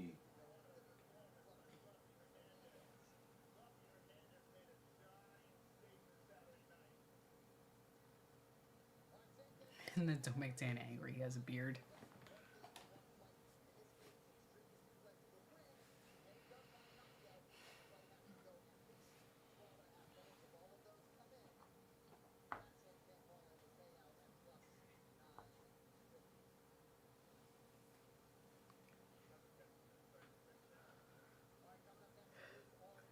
You got somebody with a beard and a shaved head.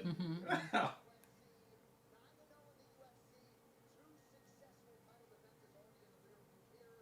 mean, if you think that Khamzat is going to fight like that, cool.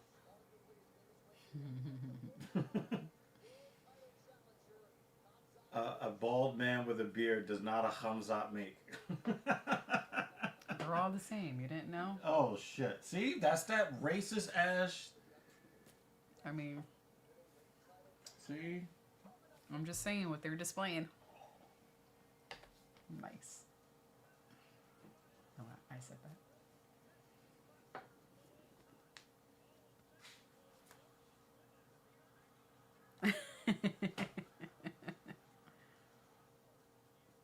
With the big beard.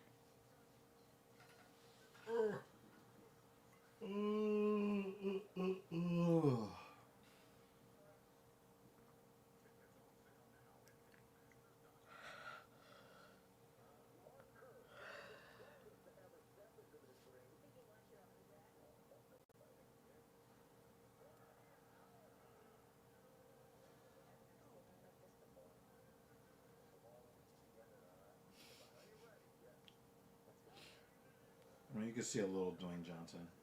Yeah.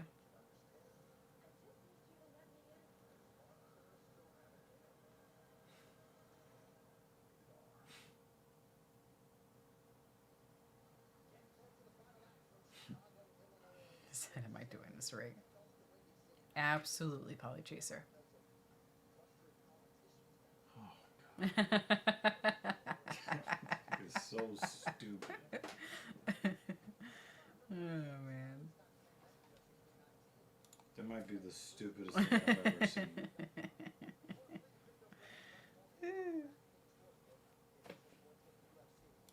You're doing it right. Wow.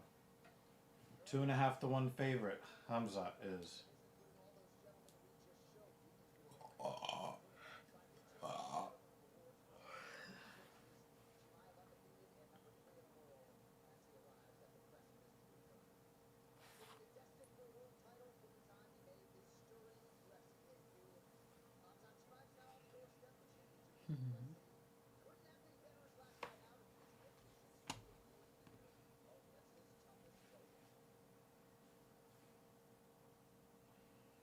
Oh, around midnight, they're going to get it going. Good.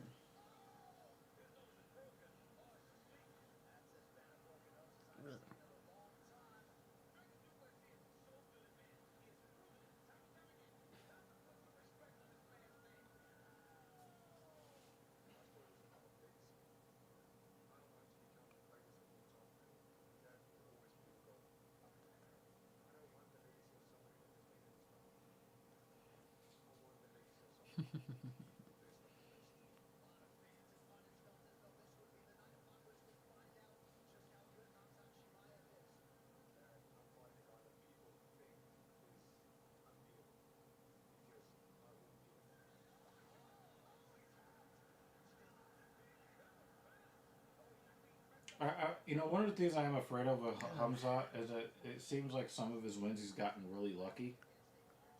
I think, Robert having the messed up mouth. But then again, when you look at the trajectory of that fight, it was becoming more and more dominant. And it's like when you are the type of fighter that gets everybody else on their heels, it changes the specter of the fight. Because, a lot of fighters, they get their identity from how they implement their offense. If you fight a guy that does not let you get your offense off because you're constantly having to fend off attacks just to get back to the center, it makes you look like a different guy. And I think that, like for instance, we see Robert Whittaker. He's not the type to go backwards. Yeah. But he really didn't have a choice because the aggression was so much that he had to take his attention away from implementing his offense to defending. And when you get a guy like Chimaev who won't stop advancing, I think that it gives a lot of fighters a lot of problems. I mean, you look at Kamaru Usman. He put Kamaru Usman on the ground so fast and so easy. That's not the type of guy that gets grounded like that. You know, he's not that kind of guy. Yeah. So, you know, Usman is used to imposing his will on people, so that's how we have come to know him.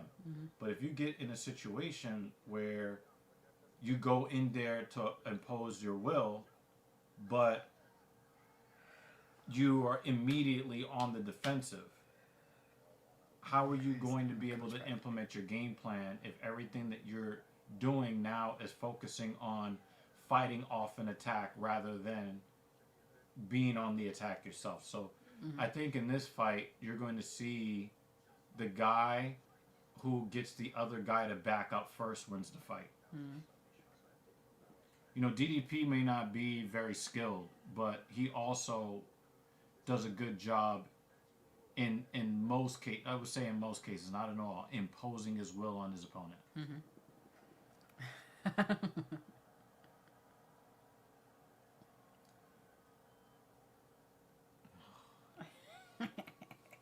Yeah, there are a couple of guys that get a lot of criticism because they like to coach girls and then fuck them.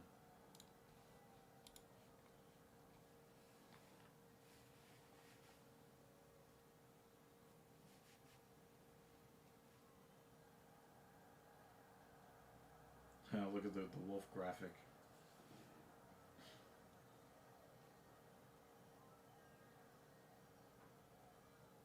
Yeah, he's one of these guys that you look at and I think he actually loves fighting.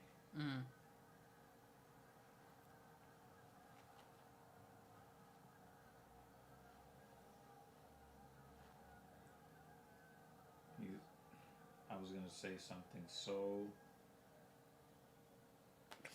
socially insensitive. I mean, it's after midnight. We've been streaming over 5 hours. But I just need to chill. Too much even for our stream? It's too much even for my brain. Like, chill. It's almost bedtime. It's okay. You know, Dan, I finally, this is one of the few times I've gotten to watch a fight and the anticipation Very sensitive. grows. You know,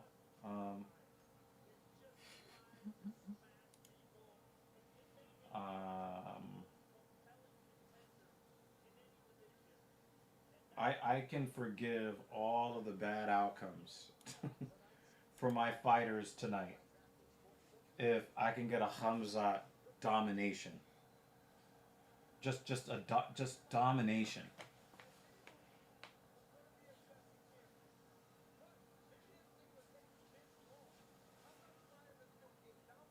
He's got his wolf shorts on.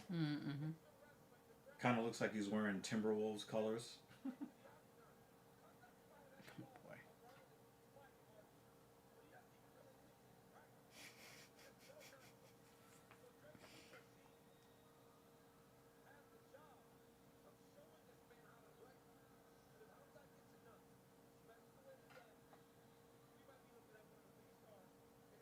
So yeah.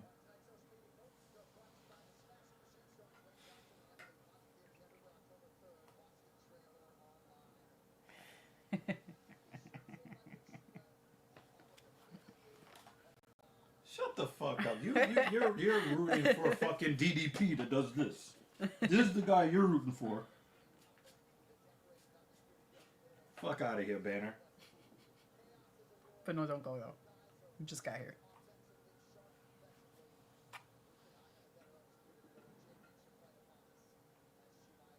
Just as long as that man ain't dominating me, I'm good.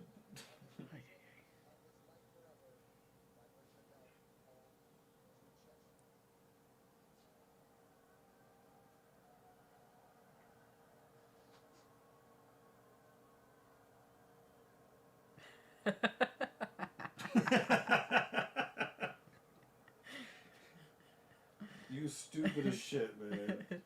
You stupid as fuck. Okay.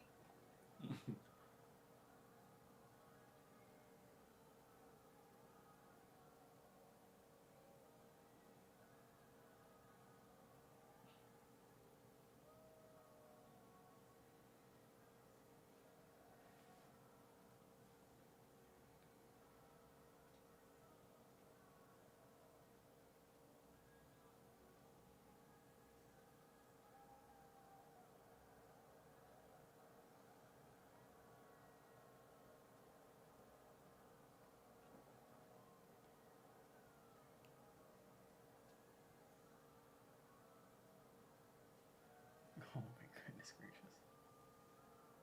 He should change his nickname to the Swimming Dutchman. That would make so much more sense.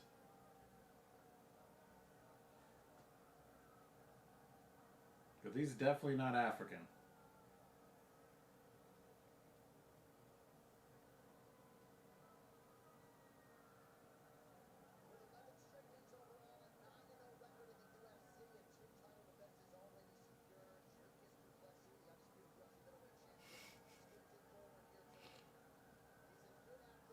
Where are we stopping?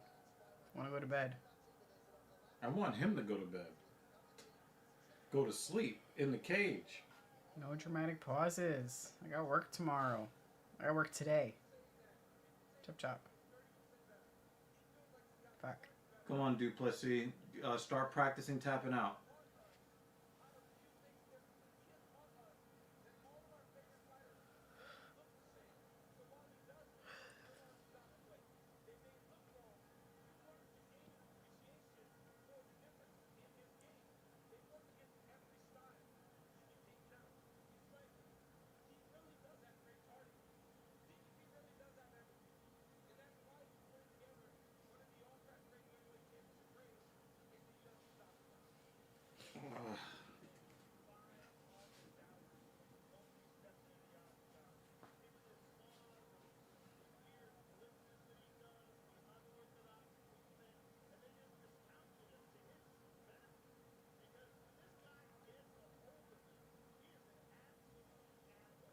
Hopefully that did some damage.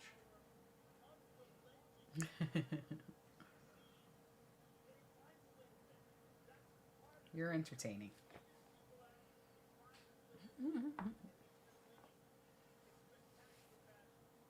I mean, if you weren't speaking crazy at this hour, I'd think that'd be weird. It's like, what, 5 a.m. where you are right now? Right? I'd be crazy too.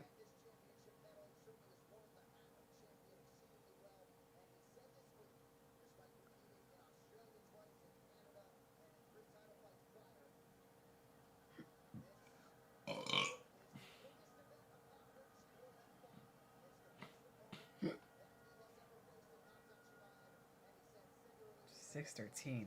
Wow. The sun is coming up. Well, I appreciate you staying up with us all the way into tomorrow. Yo, he looks like a predator. Chimaev looks like a predator. He looks like he's staring at prey. I really hope that that's how it goes, man. Yeah, I think they're in the same time zone.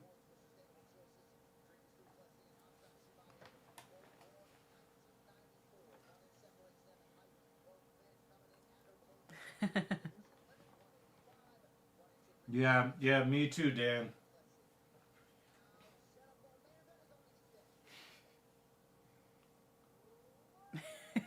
Dan is older, so it doesn't count.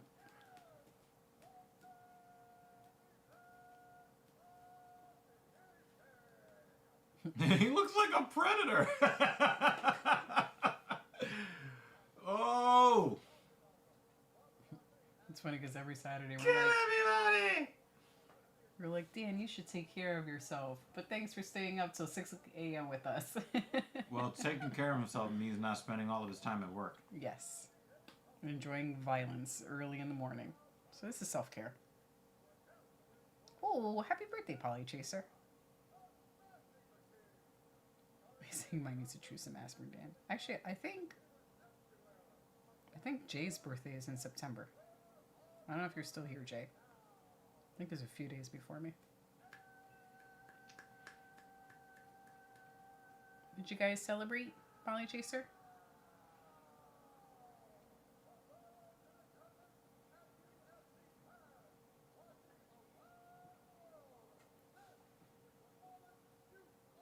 I'm glad that we have a competent announcer doing this.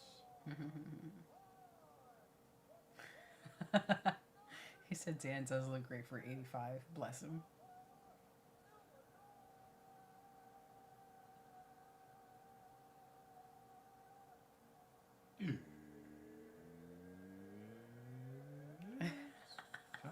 He said the smell of blood in the morning. Me like.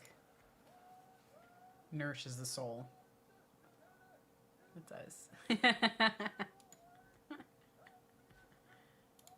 53. Happy birthday, sir. All right. Very nice. You're at that age where all of the pharmaceutical commercials apply to you.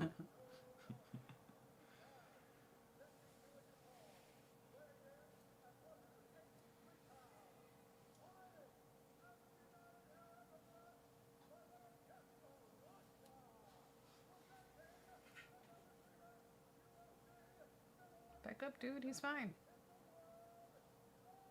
I said not much left, Holly Chaser.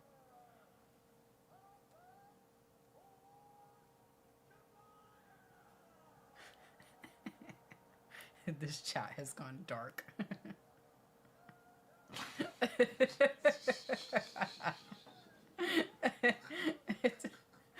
We got dark so fast. Oh, man.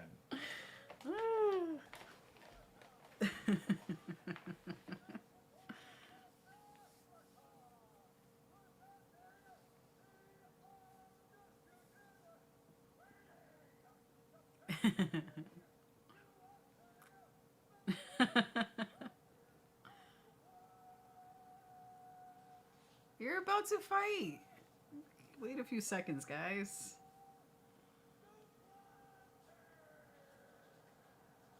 One thing I respect about Dricus is that he's not phased. He's not phased by Khamzat.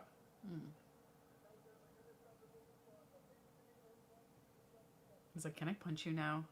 I just really want to punch you now. Is it time for me to punch you? He was like, I want to do violence to somebody, please. Please let me hurt someone. Oh, God. He looks like a predator. Let's go, brother. I kill everybody.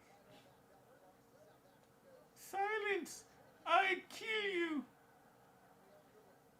But before I kill you, I give you a high five. Wow! Already? Do not get choked out. Nah, That would be so fucking dumb. He's too skilled for that. He's too skilled to go out like that. If he gets finished, he's getting finished by knockout.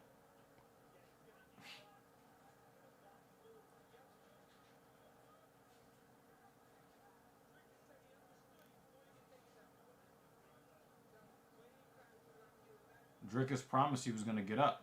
Well, let's see how well he can get up. Because it looks like Chimaev is hunting for a crucifix here. Mm-hmm. Oh, man. That would just be... And we all get to go to bed early. There it is.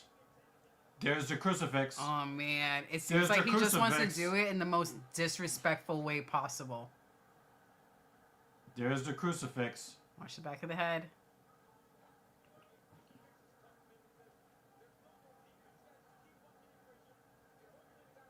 Damn, he's stuck.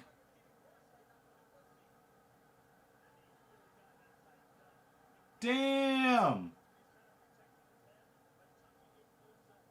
He's stuck.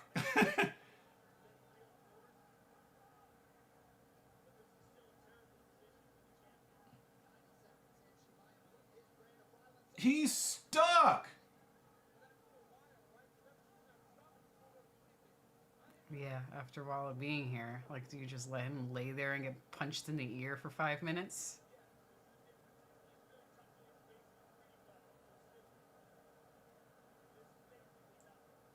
He's stuck.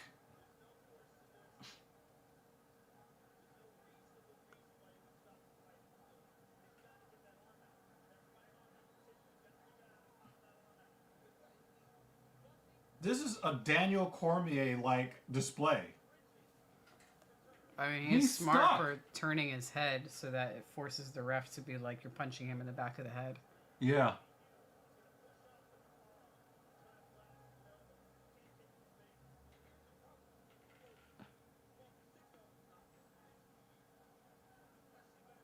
And yeah, he's in too close to be able to put elbows on him. Mm-hmm.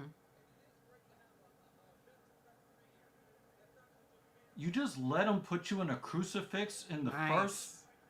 Oh, It's like, all right, give me something else then.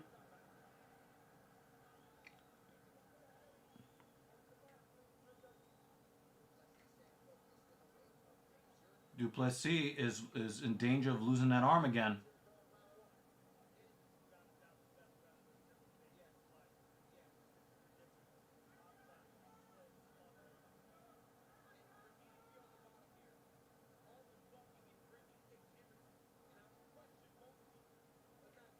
I was surprised that Du Plessis didn't see that long attempt coming.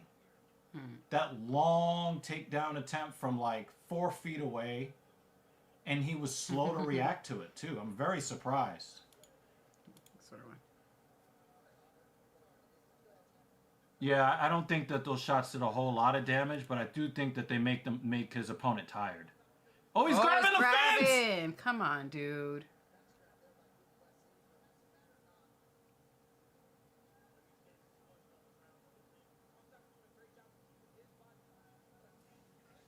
Yeah, he was just too close. Yeah. I mean, I don't understand how, like, from so far away, with the fight just starting, your reaction time is that slow. I just don't understand how he I just don't get it. But, you know, Chimaev is making Dricus tired by basically making him hold his weight. And, you know, Dricus used a lot of energy to try to get out of that crucifix position. And the failing of it, it was just not a good. It's just not a good omen. It's not a good position. For, you know, Dricus is losing so much energy.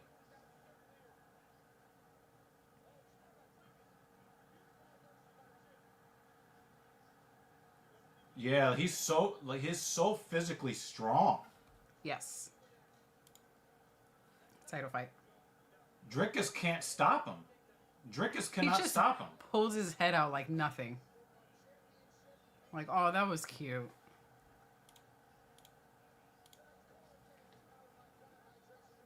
He can't stop him. Like, that choke was cute. Like, Du Plessis does not have adequate takedown defense for Chimaev. And one of the things that bothers me, if I'm in Du Plessis' corner, the thing that bothers me is that second takedown, he just accepted it. Mm-hmm. I think that's yeah, he looks tired. You don't really see Du Plessis look that tired. Mm-hmm. Yeah, that's crazy. Yeah, it's really, and the thing is, the way that he accepted being taken to the ground so quickly without really that much of resistance on the second takedown. Look at this scraping. Yeah, that would really bother me if I am Dricus's coach. That's crazy. Look, I don't understand. Just what Banner said right there. I don't understand how Chimaev is able to do this. And it wasn't a secret that he's going to do this. Yeah, no secret. You know who you're fighting against. He's doing the same thing to Du Plessis that he did to Robert Whittaker. He's just riding them. Pause.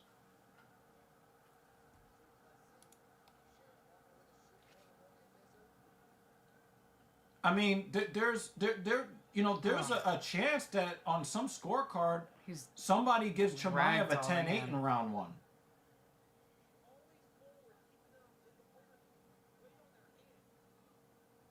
Chimaev is just controlling him physically. And again, how are you going to implement your game plan if you're Dricus, if you're constantly fighting off a guy that keeps leaning on you like this? You are correct, sir.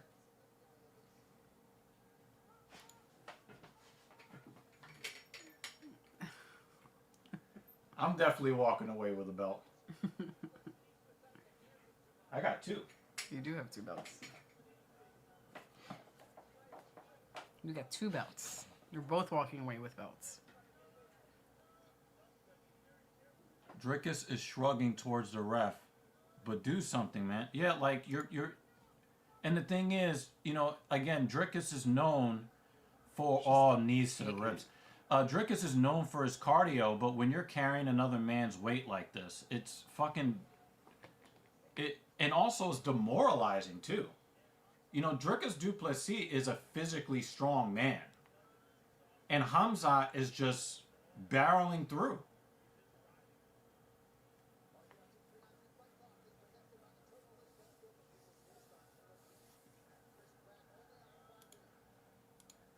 Oh. And one of the great things about Khamzat that I love as a fighter is that he is so disciplined in his grappling exchanges. He is never fighting for a submission that he is not in position to take. Mm-hmm. So if you do not give him the submission, he's going to go back to gaining position and then make you tired to make you give up the position he wants to get you in. And if you don't want to give it up, he'll continue to wear you down until you give him the position that he wants to be in.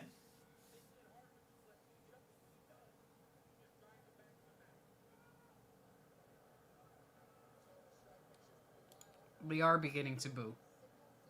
Well, the thing is, like, Chimaev is actually, he's wearing him down. Yeah. We know he's wearing him down. This is one of those moments where we recognize the chess match that's happening. Yeah.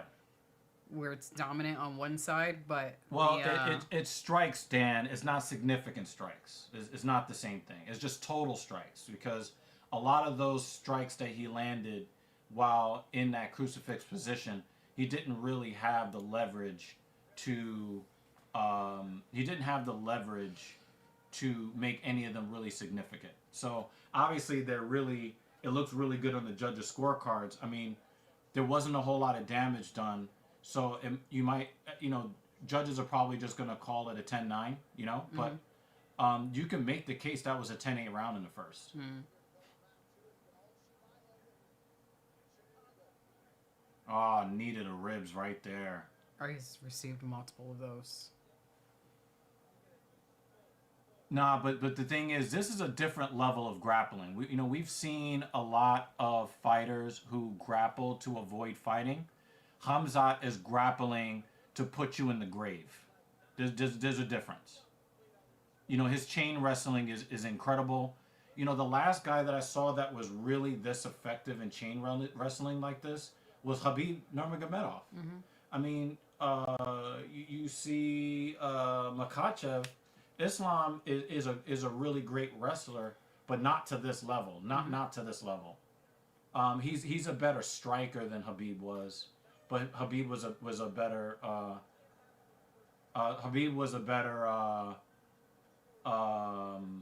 He's bleeding in his mouth.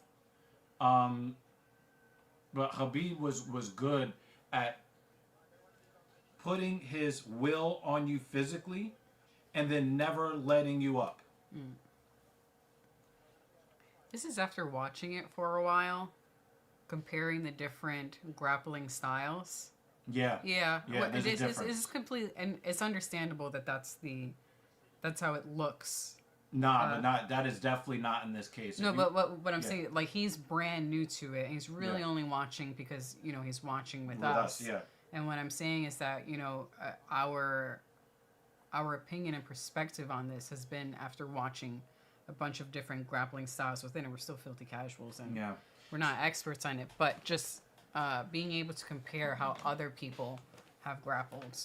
This is...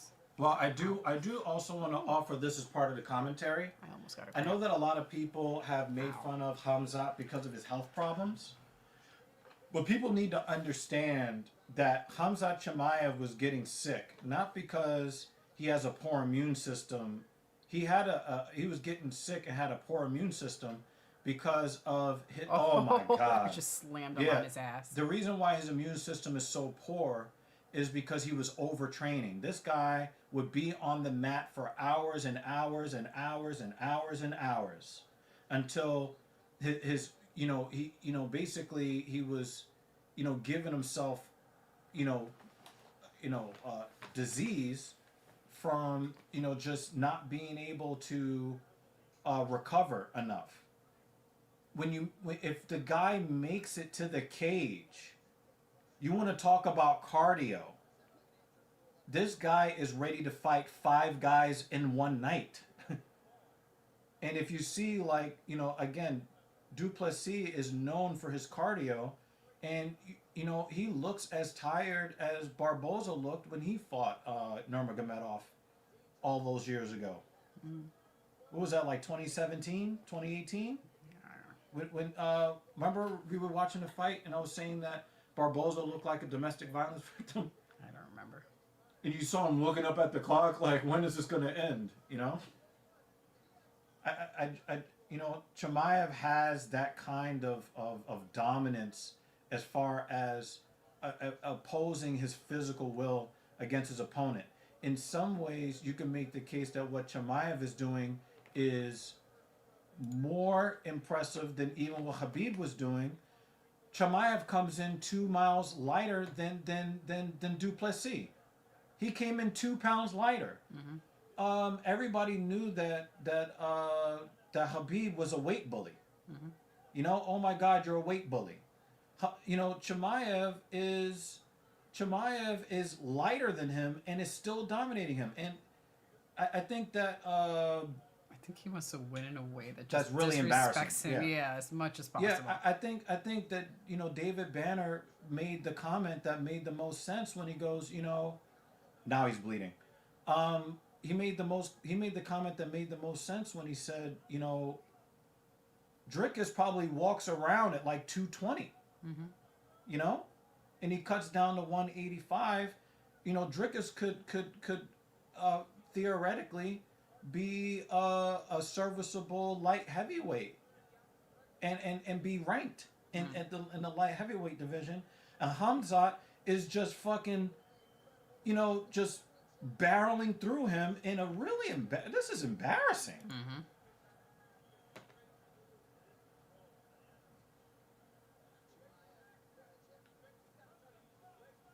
I think we saw Valentina Shevchenko do this to somebody before. She won via crucifix before.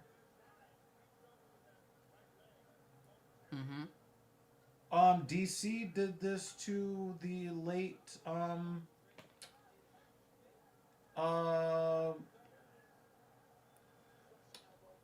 the fighter that died a couple of years ago.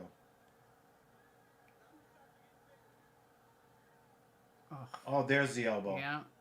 If there's too many of those elbows,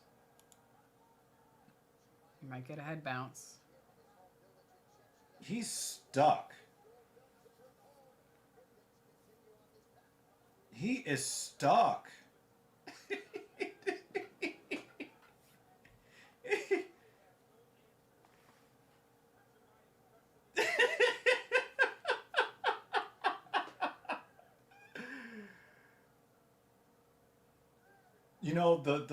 The Call of Duty announcer voice. Mm-hmm. The Call of Duty announcer voice. Domination. Mm. You play like team deathmatch, capture the flag or whatever. Oh, he's in mount. Oh, he's taking the neck. Oh,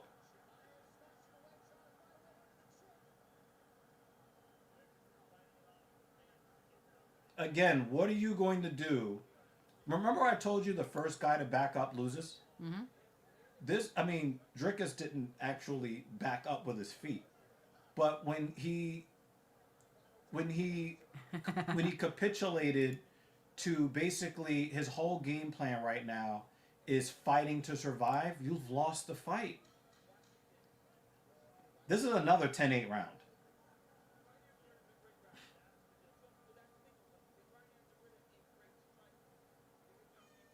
Oh, he was about to darce him up. And look, he's like, hey, I'm happy. Hey, how you doing, guy? I'm fucking you up. Fucking you up. I'm having a great day fucking you up. Oh, I don't want to see that. Yo, I have to say this. What does he say? He said something about his teeth being loose. You know I gotta say this. Huh? So you know, Yeah. I gotta say this. Uh. Don't let him bully you, son.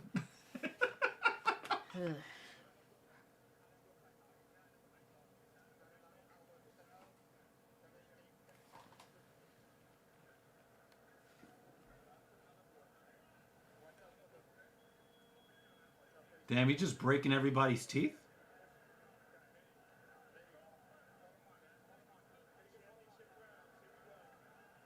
I mean, how are you supposed to coach him?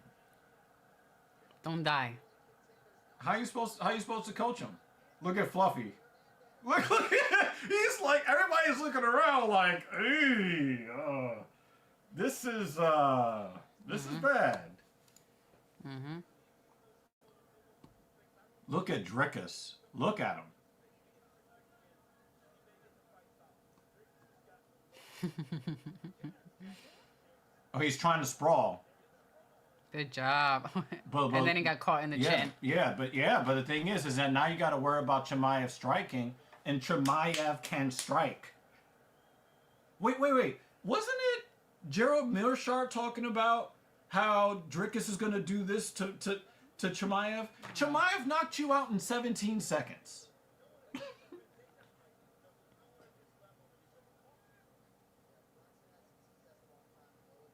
I'm not sure anybody can live with Chimaev at 170 because he said he still wants to fight at 170.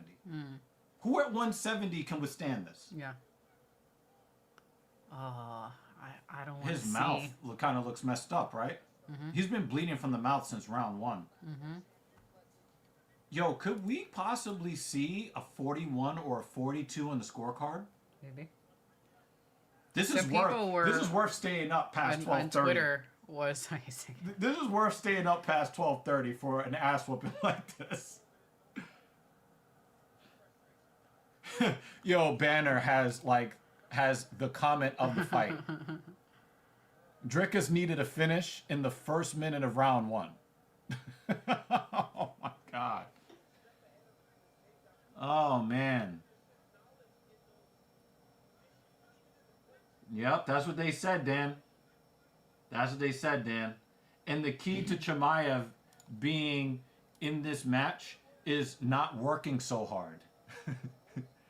Don't train so hard in between fights. That's how hard he works.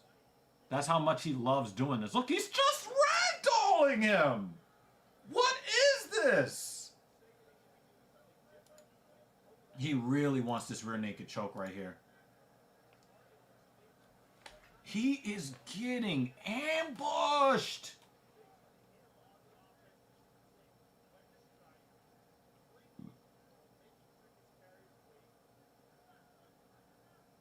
It's like, if you won't give me your chin, I have no problem punishing you Yeah, for 25 minutes. we could do this. We could do this. Like, what did Captain America say? I could do this all day.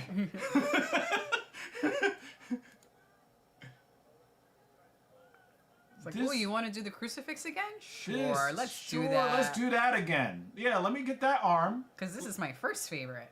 Let me get that arm. If you want to let me have it, I'll take it. Oh man. Another crucifix? Not a third one? It only happened to Jesus Christ once. It's happened to Dricus a third time. Oh Oh my god. So, Polly Chaser, you Look, normally he's don't. trying. Look, this is what he's been reduced to. You normally don't see this submission attempt this many times in a fight. But this is not even like your traditional submission attempt. This is a spiritual submission attempt. He just slapped that Khamzat. I think that's the first strike he's landed in 3. He just said. God. Oh, what does David have to say? I'm not trying to say anything gross, but Khamzat could have done anything he wanted to already if he wanted. Yeah. You're right. And I know what you mean.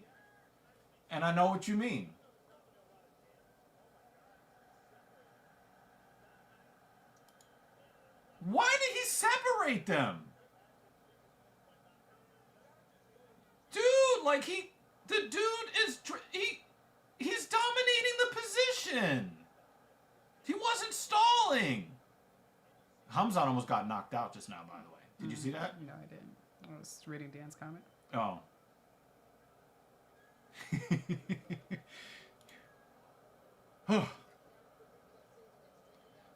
I think this is really more like combat sambo.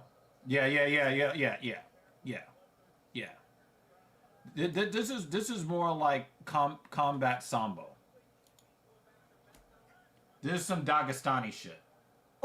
Oh, I thought he had it.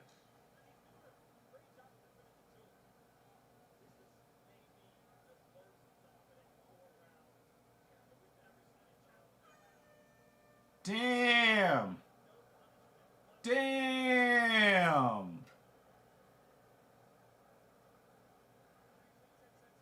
That's gotta be at least the third 10-8 round.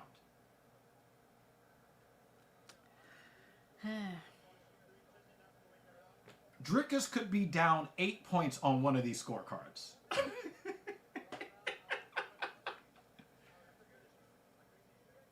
Like, what is his coach supposed to tell him? No, David has it. That's what his coach is supposed to tell him.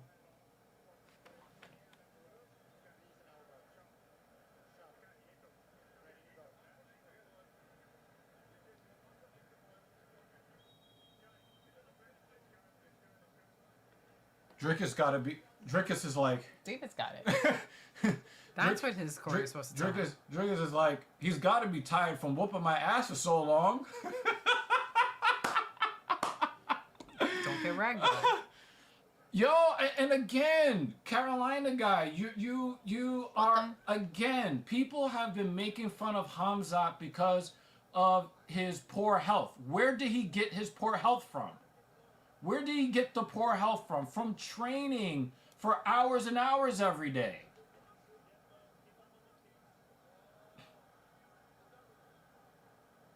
Damn, he's getting slammed. Although, I'm not going to front, Dricus, even at this stage in the fight, landing that combination on Chimaev. That's the comment of the street right there. Yo! We are starring that Polly Chaser. People make fun of Chimaev because he's gotten sick in the past. The guy has gotten sick from overtraining. Chimaev has talked about the fact that he doesn't go to the mall because he doesn't want to get COVID from somebody in the mall. And, the dude just fucking trains, goes home, sleeps, goes back to the gym, and trains. That's all he fucking does. Oh! Oh no! I'm about to say, oh no! I really want to know. You know what this fight reminds me of? When Khabib Nurmagomedov fought Dustin Poirier in Abu Dhabi, and Dustin Poirier was sitting at the end of the first round or the second round, and he was like, I can't get him off me. I can't get him off me. Yeah. This is what that is like. Dricus is looking like the way Poirier looked fighting Khabib, the way Barboza looked fighting Khabib. This is ridiculous domination. And the thing is, if Khamzat Kamaru Usman would have got dominated like this too if Khamzat didn't break his hand in the first round of that fight. And Khamzat was still wrestling him with a broken hand. Oh, this is fucked up. Yeah. That's fucked up. You know, and the fact that... Someone said, yeah, if I'm middleweight, I'm throwing on a few pounds and moving up. This guy is terrifying. Yeah, hell yeah. Hell yeah. He slipped off of him. Nah, how much you want to bet Khamzat ends up on top? Pause.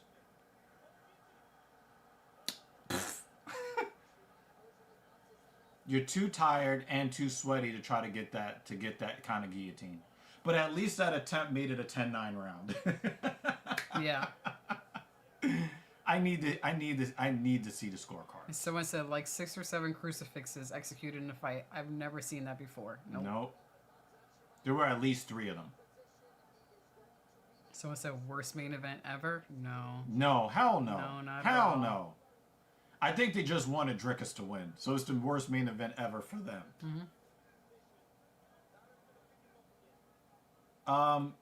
Banner, I gotta ask you, Banner. How you feeling about your prediction for this fight? Hey Dan, how you feeling about your prediction for this fight? Why are you standing them up? Because they want to give Dricus a chance to win. They want to give Dricus a chance to win.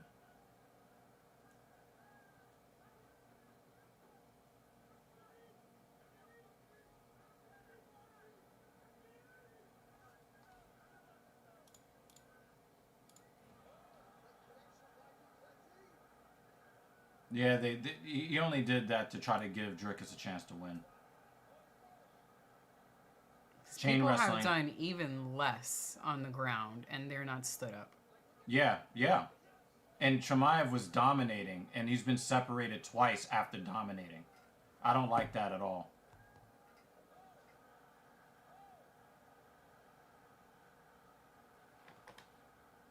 Now he's going to try to... It's almost like the referee is trying to help Dricus win the fight. Like the dude is getting dominated, and you're separating him. All right, 12 seconds.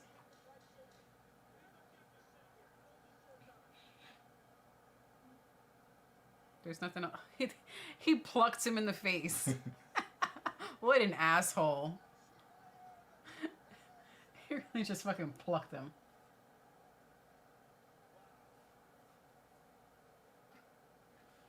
Thanks for popping in, at least at the end. Yeah, thanks for coming through, Banners. I know that you got to work and you got to do all of that stuff, but I thought that Chimaev let his guard down at the end. I don't like that. Yeah. If your schedule allows, we will be up early for next week for the crazy. Which is during the day for guys like Dan and Polly Chaser. And you're an hour behind, 1 or 2 hours behind us. So if you happen to be up, could you imagine? We'll be here. If you hear and still. Oh my God. we would end this like we wouldn't do the live stream. We wouldn't do this show anymore because we know that it would be rigged at that point. 3 a.m. Eastern. There are the prelims. So, if you're up, I need to hear the scorecards. Main card is at 6 a.m. our time. This is embarrassing.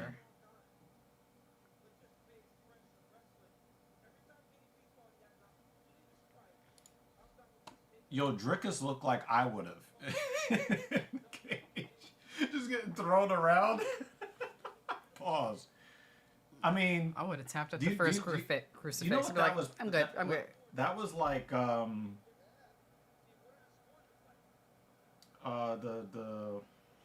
what was the actor that was accused of throwing the 14-year-old boys in the bed? He said, "Tell me the score." I shut it off. All right, we'll tell you the score in a second. We're still waiting. Oh, they're about to say it now. Hold on. Yeah. Mute the mic so that we can turn it up.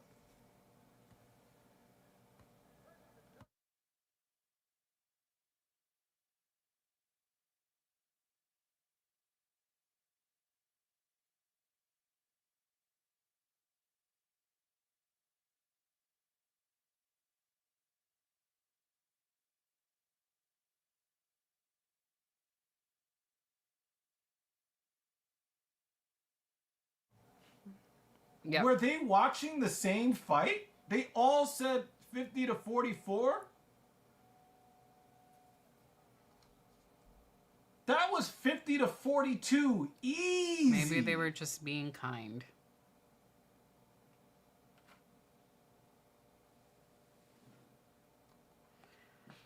Yep. All right. Well, let's hear what Khamzat has to say. That dude needs to go home and rest.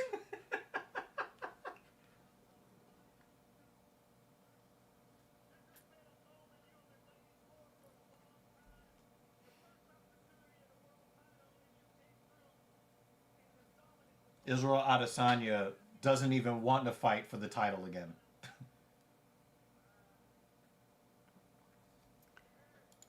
The 50 means that this guy won all 5 rounds. But they gave a 10-8 round in one of the rounds when it should have been 10-8 rounds in 4 of the rounds. 3 or 4 of the rounds.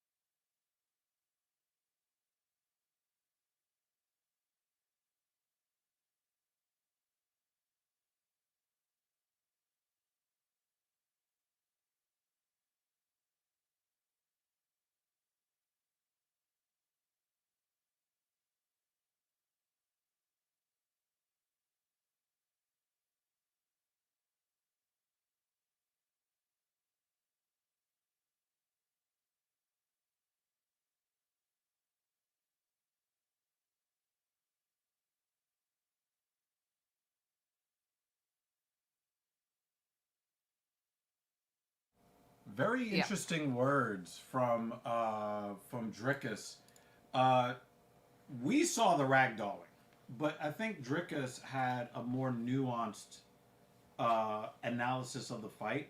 Mm-hmm. the physical strength wasn't really the issue.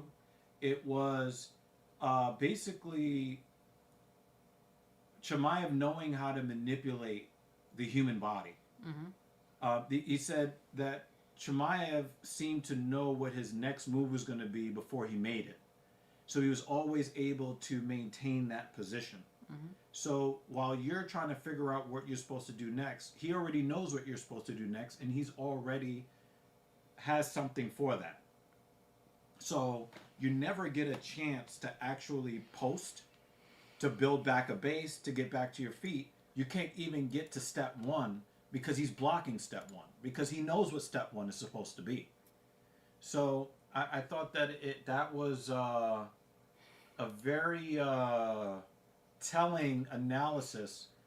I thought the physical strength, I mean, the dude was getting thrown around, right?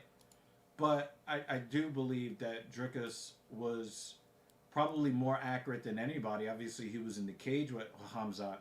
Khamzat's positioning and ability to cut off angles, apply force at certain angles on certain parts of Dricus's body, and then constantly suckering him into those crucifix positions. Like, how do you keep letting him do that?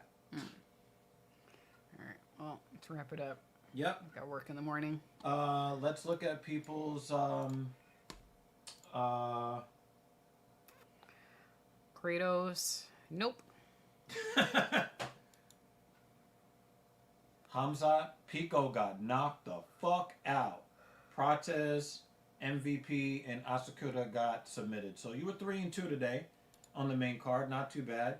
Cannoneer and Khamzat. Well, I thought that MVP was going to win. Kratos came right at the end. You're the first one and one of the last. Wait, how did that fight go? Jessica Androgynous. I think Andros. I think she lost. It's always a good day when she loses. Yeah, I don't remember. I'm half asleep right now. What did JL have to say? Dricus, Murphy, and Page, 2-1. Cannoneer, wrong. Jeff Neal, wrong. Lerone Murphy, correct. And Dricus, incorrect. Oh. Here goes our comments of the stream. Yeah, that's the comment of the stream right there. That was very well said. Khamzat is definitely not letting any woman get on top. I mean, he didn't even let Dricus stay on top. He's like, nah, I need to reverse this. Last comments before we